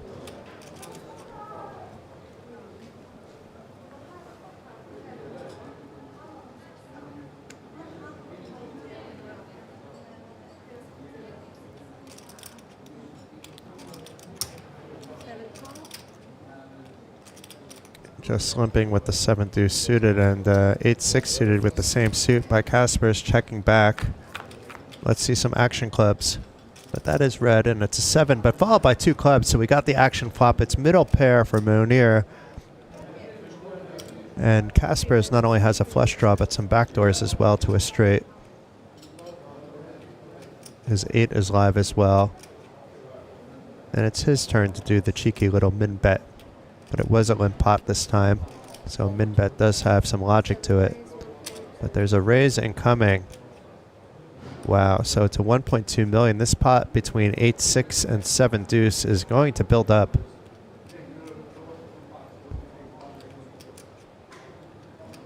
A bit of a cooler for one of these two players. We're not sure which yet. The turn and river will determine that if it gets that far. Oh no, it's a 4 of clubs, so Kasper's with that 8 high flush checking, and Monir must think his flush is good. We could be moments away from a champion. It's almost a play of the day if Monir can have some chips left after this hand.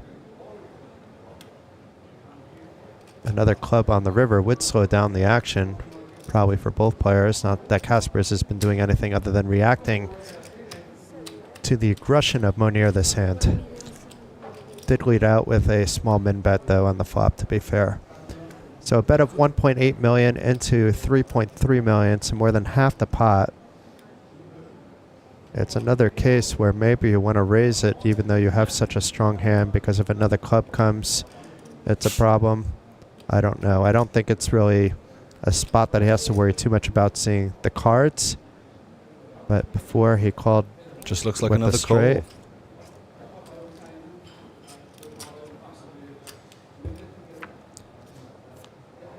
And it's a 4 of hearts pairing the board. That might also slow things down, but once again, Monir must feel he is ahead. And when he feels he's ahead, we sometimes have seen those overbets, which could be disastrous. But if he can find the check back, it's the check back of the day. We had the fold of the day. Do we have the check back of the day with the flush?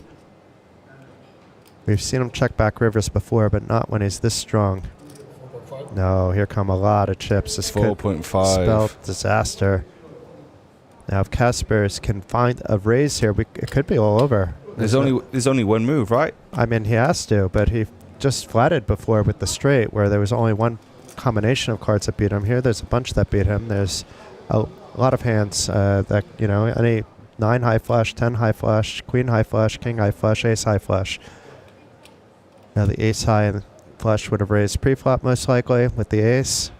One last check, make sure. Oh, it's just a call. Just a call, wow.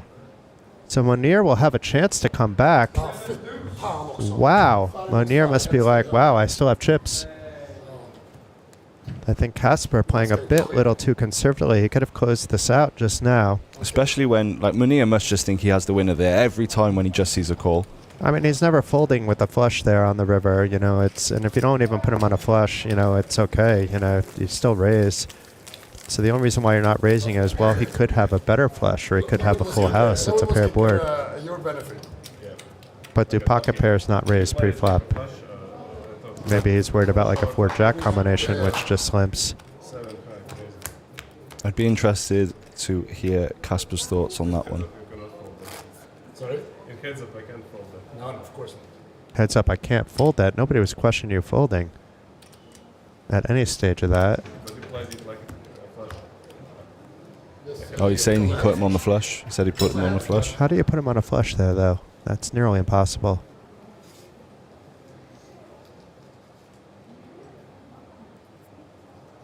Well, meanwhile, another premium for Kasper's. Does have a now 4-1 chip edge, so massive favorite to win this tournament despite not closing it out in the last hand, which was one shove away from happening. I will have to talk to a few friends with a little more heads-up experience than me about whether that's possibly a fold for them. I think that might be one for GTO Wizard. I'd be interested to see what that says. I don't think that's a spot for... It's you could run it through, but you have to then range everything quite well. And it's really hard to range Monir's limping. But to put him on a better flush when it was a limp pop pre-flop, I think, has to be wrong.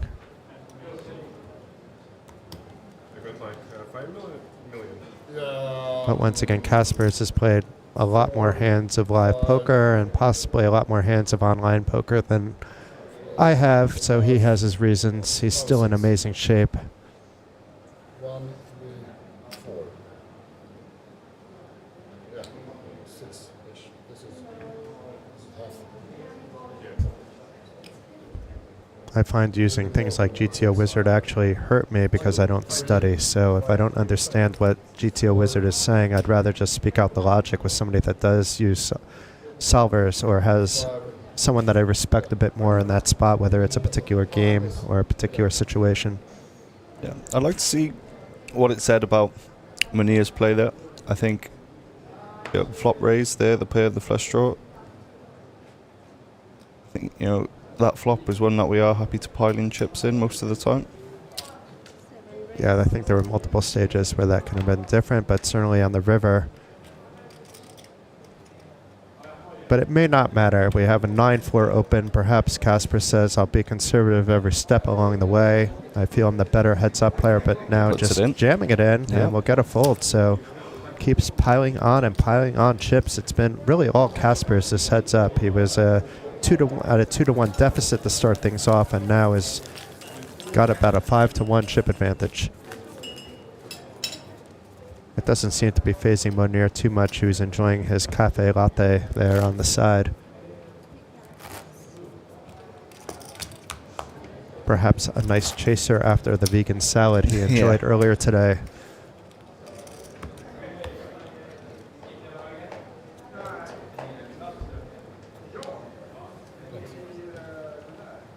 So I'm not the biggest fan of coffee, Jason. I can probably count on one hand the amount of coffees I've had in my life, but that one there looks quite nice. Would sorry, excuse me. I would stomach one, despite my taste buds not being the biggest fan. And you'll probably drink your tea with milk. Yeah, I'm a big nasty. big builder tea fan. Tea is good, but I get why you guys put milk in it. It ruins it for me. I can't actually drink tea with milk. It depends. I think over here, I've seen a lot of Earl Grey, which you can put milk in, but it's not one that I would. But a breakfast tea, a black tea, splash of milk, nothing wrong with that.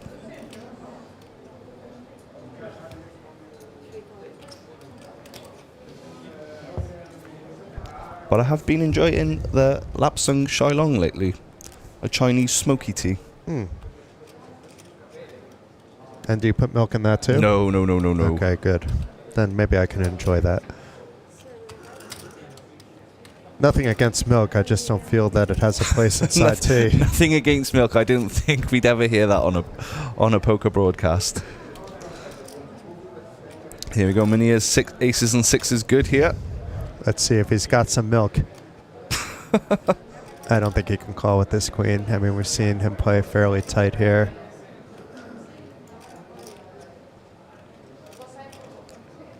Unless he knows he has just 10-9. I guess even 5-7 gets there. I mean, what is he betting with here? That you're possibly beating with your queen? Just a bluff? And not too many bluffs, I think, on that board in the big blind. Despite the desperate nature of Monir's stack, I think it's the correct fold.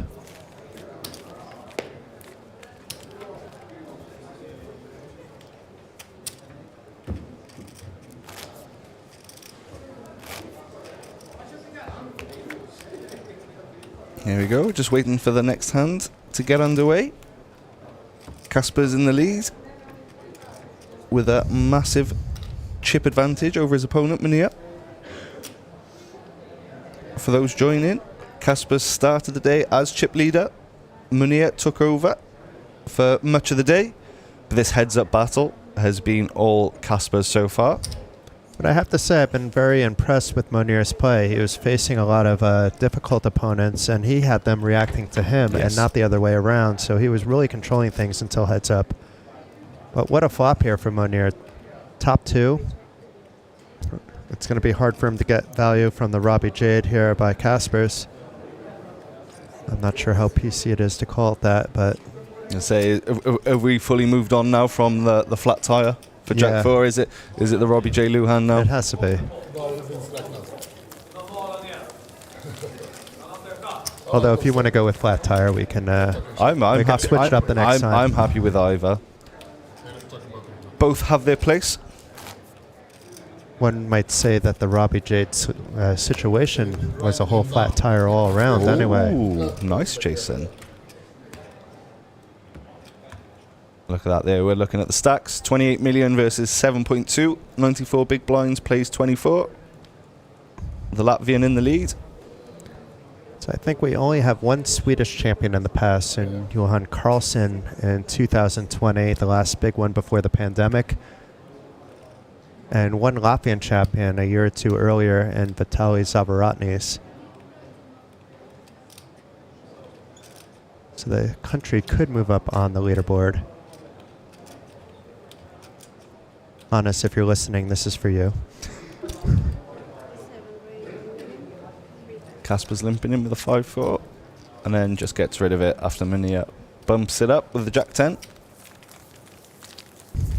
So while the heads up is going on, in case of those of you who are just tuning in, I'm Jason Glatzer from run the website Poker.pro, where I'm CEO, and here with my friend, I think former colleague maybe for like a month, but really quick. But I've always enjoyed Colum's company. Great guy. Enjoy his work too, and currently working at Poker News, helping out the team over there. So shout out to everybody over at Poker News and at Poker Pro, especially those that have helped support the event.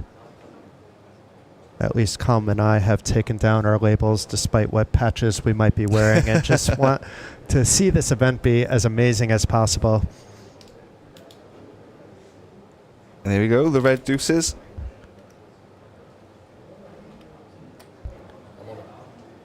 And he jams it in. A little jammy. I like it actually, even though it seems a bit big.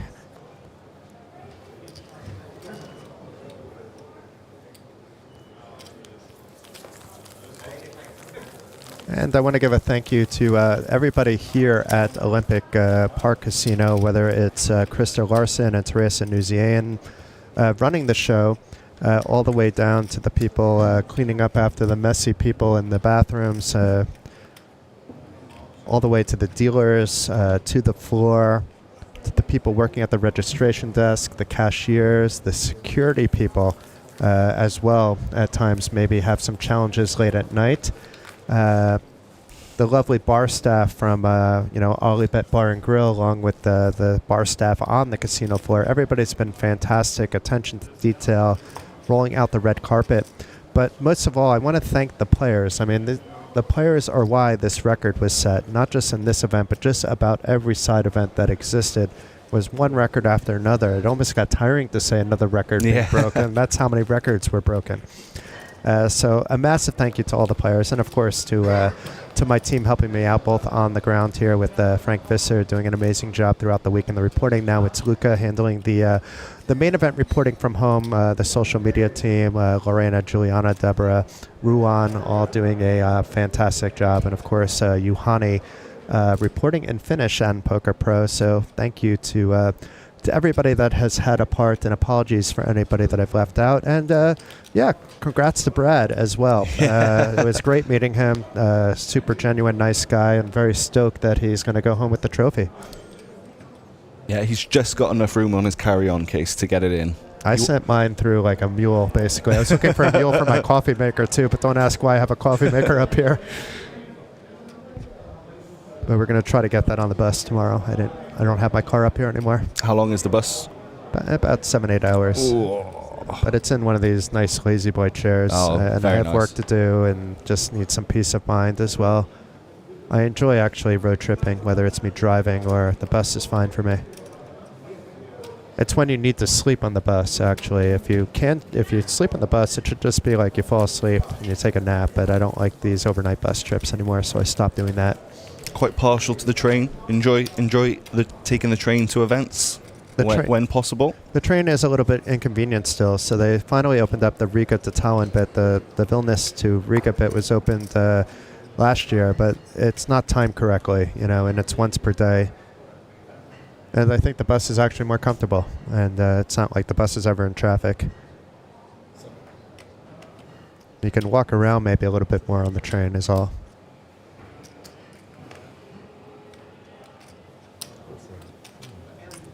Meanwhile, we have Monir trying to get back in with an ambitious raise with 9-6. Kasper's with the easy defend with the Jack-5 suited. The 6 hitting the flop, a backdoor flush draw for Kasper's, but expect a bet here by Monir. It looks like about a quarter of the pot, but we'll get the official amount. It's 500,000, so close to 1/3. And I think Kasper's, who has been just kind of waiting to trap his opponent, is happy to give up there. Not too much equity with just really that backdoor flush draw, especially if you think that your opponent might have a king there. But things are going to pick up. I mean, we see right now it says 27 big blinds, but you could also see the clock says 6 minutes, so that's really just 20 big blinds in a couple minutes' time. They are still playing 1 hour blind levels, though, so if Monir is able to pick up some breathing room, I would say sit back and relax and enjoy the show, because we do not know when this will end. And if Calm is looking up any spoilers, I do not want to know what is potentially happening in the future, because we, of course, are in real time. Otherwise, it doesn't make sense to me. But a jam by Monir once again, and easy full by Kasper's with basically nothing. Not the worst hand, but damn near close to that. Would also like to thank those on the social media team of OlyBet Poker. Katri and Artist really stepped it up. It was the best work I've seen from the social media team here at the Kings of Tallinn, with the help of Andreas Wise Guy Hoagland, who is wearing a few hats. You've seen him here in the booth. You've also seen him do some hosting, and believe it or not, he is also behind the scenes helping out with the social media. A man of many talents. Many hats and talents indeed. And when he's not doing that, he's being a wise guy, figuring out the best angle on today's horse races, where he may also be betting on OlyBet. I don't know. Oh, Andreas likes the ponies, does he? Andreas has a, let's say, a career surrounding the ponies. Oh. I don't know how much information I'm allowed to reveal about that, but I would say he is well known for his prowess with the ponies. Pony prowess, if we want to shorten it a little bit. A big couple of weeks coming up for him then, with Cheltenham round the corner. Now we have a 3-bet, an easy one by Kasper's. Now is Monir just going to call? Is he going to fold? It's not like Kasper's is 3-bet at all, really. Maybe once during heads-up play. And maybe once outside of heads-up play, for that matter. He's been looking for those spots that he can continue to nip away at people. It was one last look at the tournament board there for him before releasing.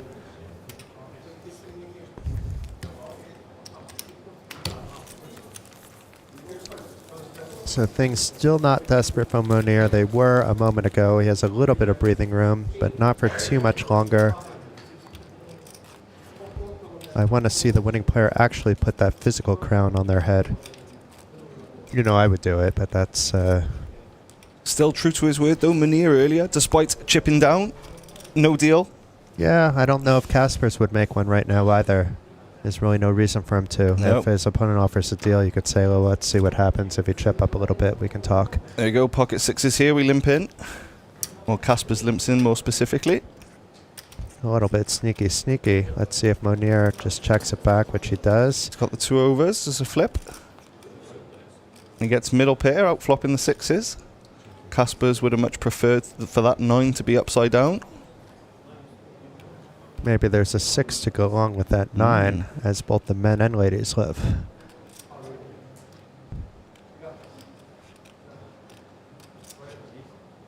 Monir looking to get some value. Paying more attention to the tournament board we see there.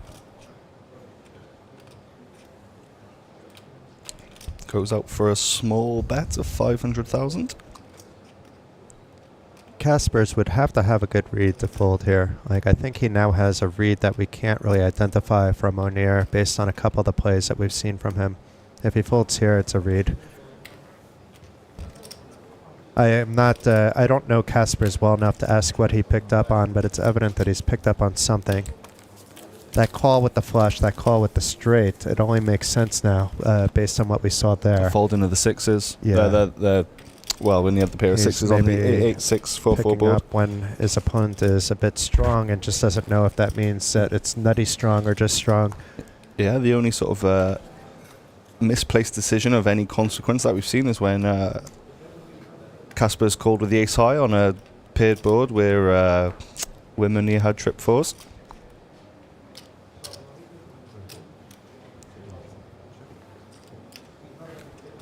Kasper is opting just to limp behind his king 8, not wanting to bloat the pot out of position, knowing that his opponent often calls those raises and often hits flops such as this one, queen 6-4. The backdoor flush draw for Kasper's, an overcard, 2 overcards to that 6, but overcard to the board. It may stick around actually for a min bet. We've seen him play pretty tight, but I don't think he's folding here.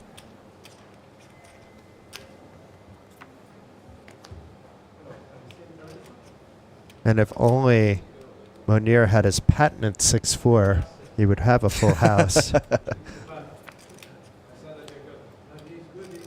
And what a river for Kaspers. Is he going to try for some value? I think after the turn is checked, it's either that he feels Monir's trapping with the 4, or more likely has something with the 6 in it, that he has showdown value. Yeah, it looks like about 700,000 there from Kaspers. And now let's see if Monir can pick up on this. It looks like an easy fold because we see the cards, but it's not an easy fold actually. No, a lot of the flush draws, spade draws missing. 5-7's not getting there as well. But heads up, people are calling much wider than, let's say, the ranges we were talking about, depending on the player. That's why I said a strategy depends on what you kind of perceive, what your opponent is capable of doing. Do you have an opponent that's limping 100% of your hands? Do you have an opponent that's only raising when they have something good? Or maybe I have played against some opponents that are limping all their good stuff and raising their medium stuff, which is super exploitable.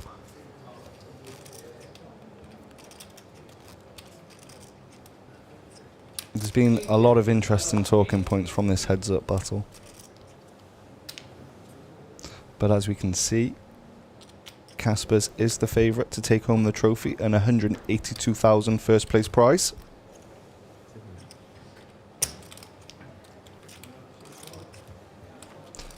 And this time we go to a limp pot. I can't imagine how that happened with these two monsters, the 9-4 suited and the 7-3 off. Somebody should have raised. And now Kasper's taking advantage of position, like we saw him do much earlier in the tournament, but not so much during heads up, just everything going his way in different ways. But it could have been that he just called knowing that he had some kind of edge just to whittle down his opponent because he's winning a lot of these pots, and when he's losing a pot, he's basically minimizing his losses quite nicely. But something has to give soon. I mean, either Monir needs to get some chips. We're at 200,000, 400,000. He needs to go in the other direction, or he's in big trouble.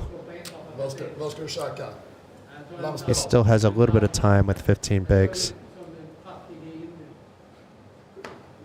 There you go. Queen 8 is not terrible heads up, better than average. And it looks like we're going to see a raise. Looks like maybe a big raise. He has 750 in one hand and a bunch of pink chips in another. But that's only the pink chips that go in. Oh, he's all in. Oh my! So we're down to this already. Jamming with things you don't want to be called with. No. The ducks wouldn't even mind it too much if it was two flipping cards. But that's a bit of an ambitious jam. I think I prefer the jam. Even though I'm not going with him, I don't know why. He gave me some spirit to the cards.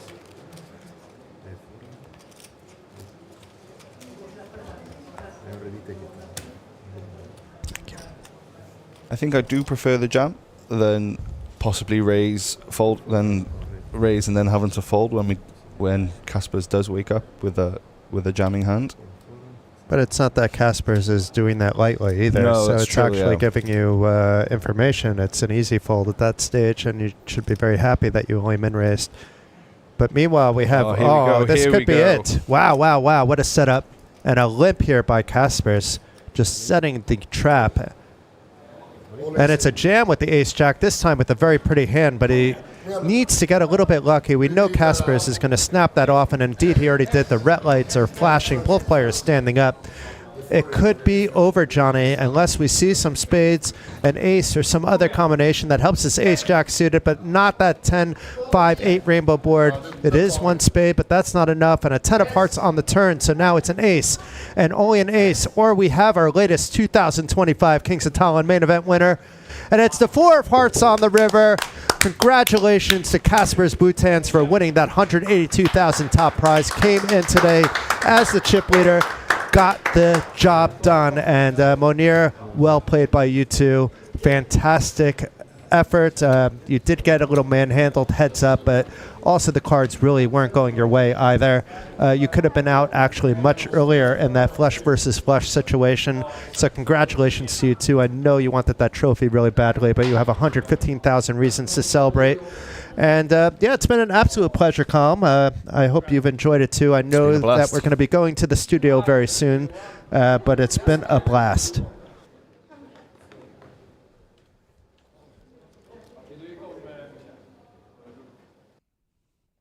And here we are. We're in the studio. We've transported ourselves right in front of this beautiful OlyBet, but now it's maybe a time to take one of these OlyBets and have a drink. But it's been a fantastic week, Colm, and we have so many people to thank. But first, I want to thank you for joining. I was expecting you for an hour or two, and it was so much fun. I invited you to stay, and you said, why not? And here we are. No, more than happy to be here. Absolutely grateful. What an amazing afternoon of poker we've just seen. Congratulations to Kaspers Butan. May I remind everyone, he is the person who knocked me out of the main event. So technically, I'm somewhat of the champion here at Kings of Tallinn.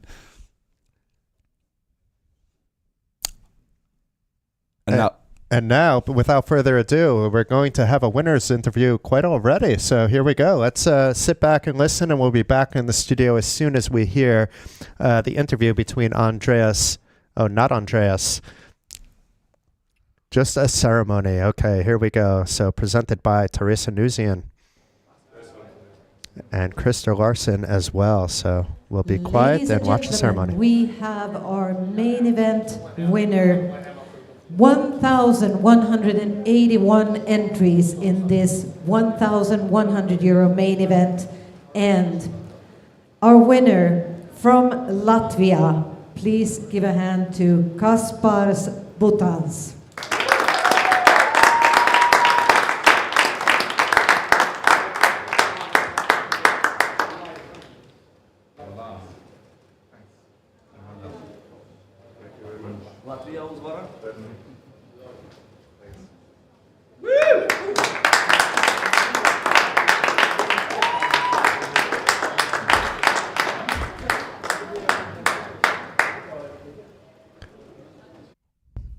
What a trophy that was. It's a crown and a half. Must weigh a ton. I know my trophy was quite heavy, quite nice, but not in the shape of a crown. But what a fantastic event, Colm. I really appreciate you joining. And I want to share my thanks to everybody, not just you and Brad at Poker News, but of course, let's start with Edgar's and the technical team. Smooth sailing throughout all 4 days of streaming, especially today on the final day. Always spot on, always on point, always well planned, always well with the communication. So thank you guys for once immaculate again. all round, superb. It's been one of the best live streams I've ever been a part of. Absolutely wonderful to be here, and congratulations again to Kaspers Butan. 182,000 in the biggest ever Kings of Tallinn main event. Yeah, he will go down in history. We'll get his name on that wall of fame. That name will be flying off our tongues for years to come. Also, you know, all the final tablists, I don't think there was a weak spot at all on that final table. It was an absolute pleasure to watch and even more fun to commentate. But there's more people I need to thank outside of the players, which deserve a shit ton of thanks. But I do want to thank everybody here at OlyBet Poker. I've been part of working and helping with them. Teresa brought me in very early on in my career, and have a lot to thank for everything she's done for me over the years. So much love to what you created, Teresa. Much love to you on a personal level. Thank you for everything that you do. In every sense of the word. She is amazing to be around and amazing to work alongside. And Krista Larson, this growth does not happen without him pumping everything up, and he deserves a massive congratulations at the success of the Kings of Tallinn, which I don't think he gets enough praise for everything that he has done as well. And thank you also to the social media team, which Wise Guy was a part-time part of as well, but Katri and Artist, fantastic job to the both of you. I wanted to thank Mitch and Pavlo for setting up the nice webpage over at OlyBet Events. Absolute pleasure. I can't tell you how much it was so nice to work with you guys. And a pleasure to have such a great team over at Poker.pro, as you do over at Poker News as well. But I'll give my thanks, and you can thank whoever you need to at Poker News. But let's start off with Frank Visser doing late hours, a lot of reporting. Really an absolute star. Amazing writing, as always, as you would expect from Frank. But just because you expect it from him doesn't mean that it wasn't amazing, better than what most people can do. So massive thank you to Frank and to Juhani for the first time providing the Finnish reporting as well. And it wasn't just done with the people on the floor. We had a nice team back at home. So thank you to the social media team, led by Lorena, with a few other people helping out, with Deborah helping out with the clips, Juliana with some reels, Ruan behind the scenes. So thank you, and shout out to those guys over in Brazil. And thank you, perhaps most importantly, to Luca, who is reporting this main event on a Sunday. Keeping me sane throughout the week with assisting with things sometimes before I even ask. So thank you for being there, Luca. Much love and much appreciation. And, thank you to all the players. I mean, this wouldn't have been as much fun without you. If there were only 5 people to show up for the main event, there would have been a lot of overlay, but it would have been pretty boring. So thank you for players for having that environment and being very enthusiastic about things like the team competition and all the side events. Much love to you. You're what make this festival happen. So I will hand over the mic to you, Colm. Thank you for letting me do my ramble. No, absolutely. As well. No, there's a lot of worthwhile people who deserve a lot of praise there. Firstly, on my part, thank you very much to Krista Larson for inviting Poker News over here. Myself and my colleague Brad, we've had a brilliant time, and would be delighted to come back in any sort of OlyBet events in the future. And I see you've got a hat on.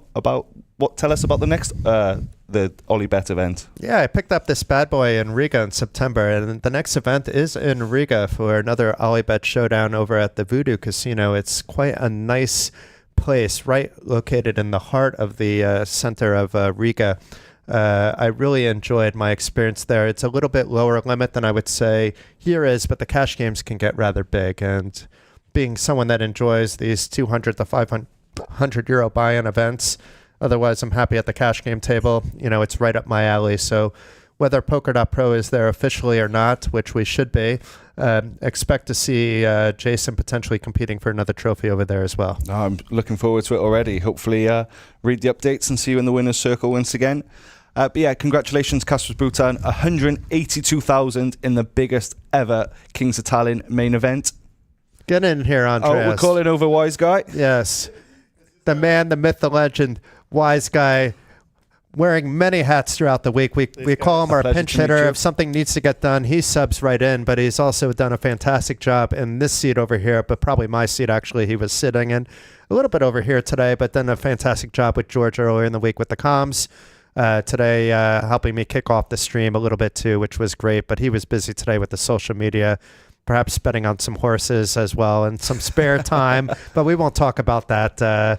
But massive thank you, Andreas, for all your help. Great job. And I think that's it. It's a wrap. Yeah. So see you next time, everybody. This is Colm, Jason, and Andreas. Massive thank you to one last person who should have been the first person I thanked, George Sanford. He was here all week long for 3 very long days. I'm only keeping his seat warm, calm as well. Maybe the two of us together can hold the torch a little bit to what George has done. But thank you, George, and looking forward to seeing you again too. A pleasure to meet George this week. Through my first commentary earlier on in the week, held my hand beautifully throughout it. A lot of appreciation, and hopefully get to do a lot more work with George in the future.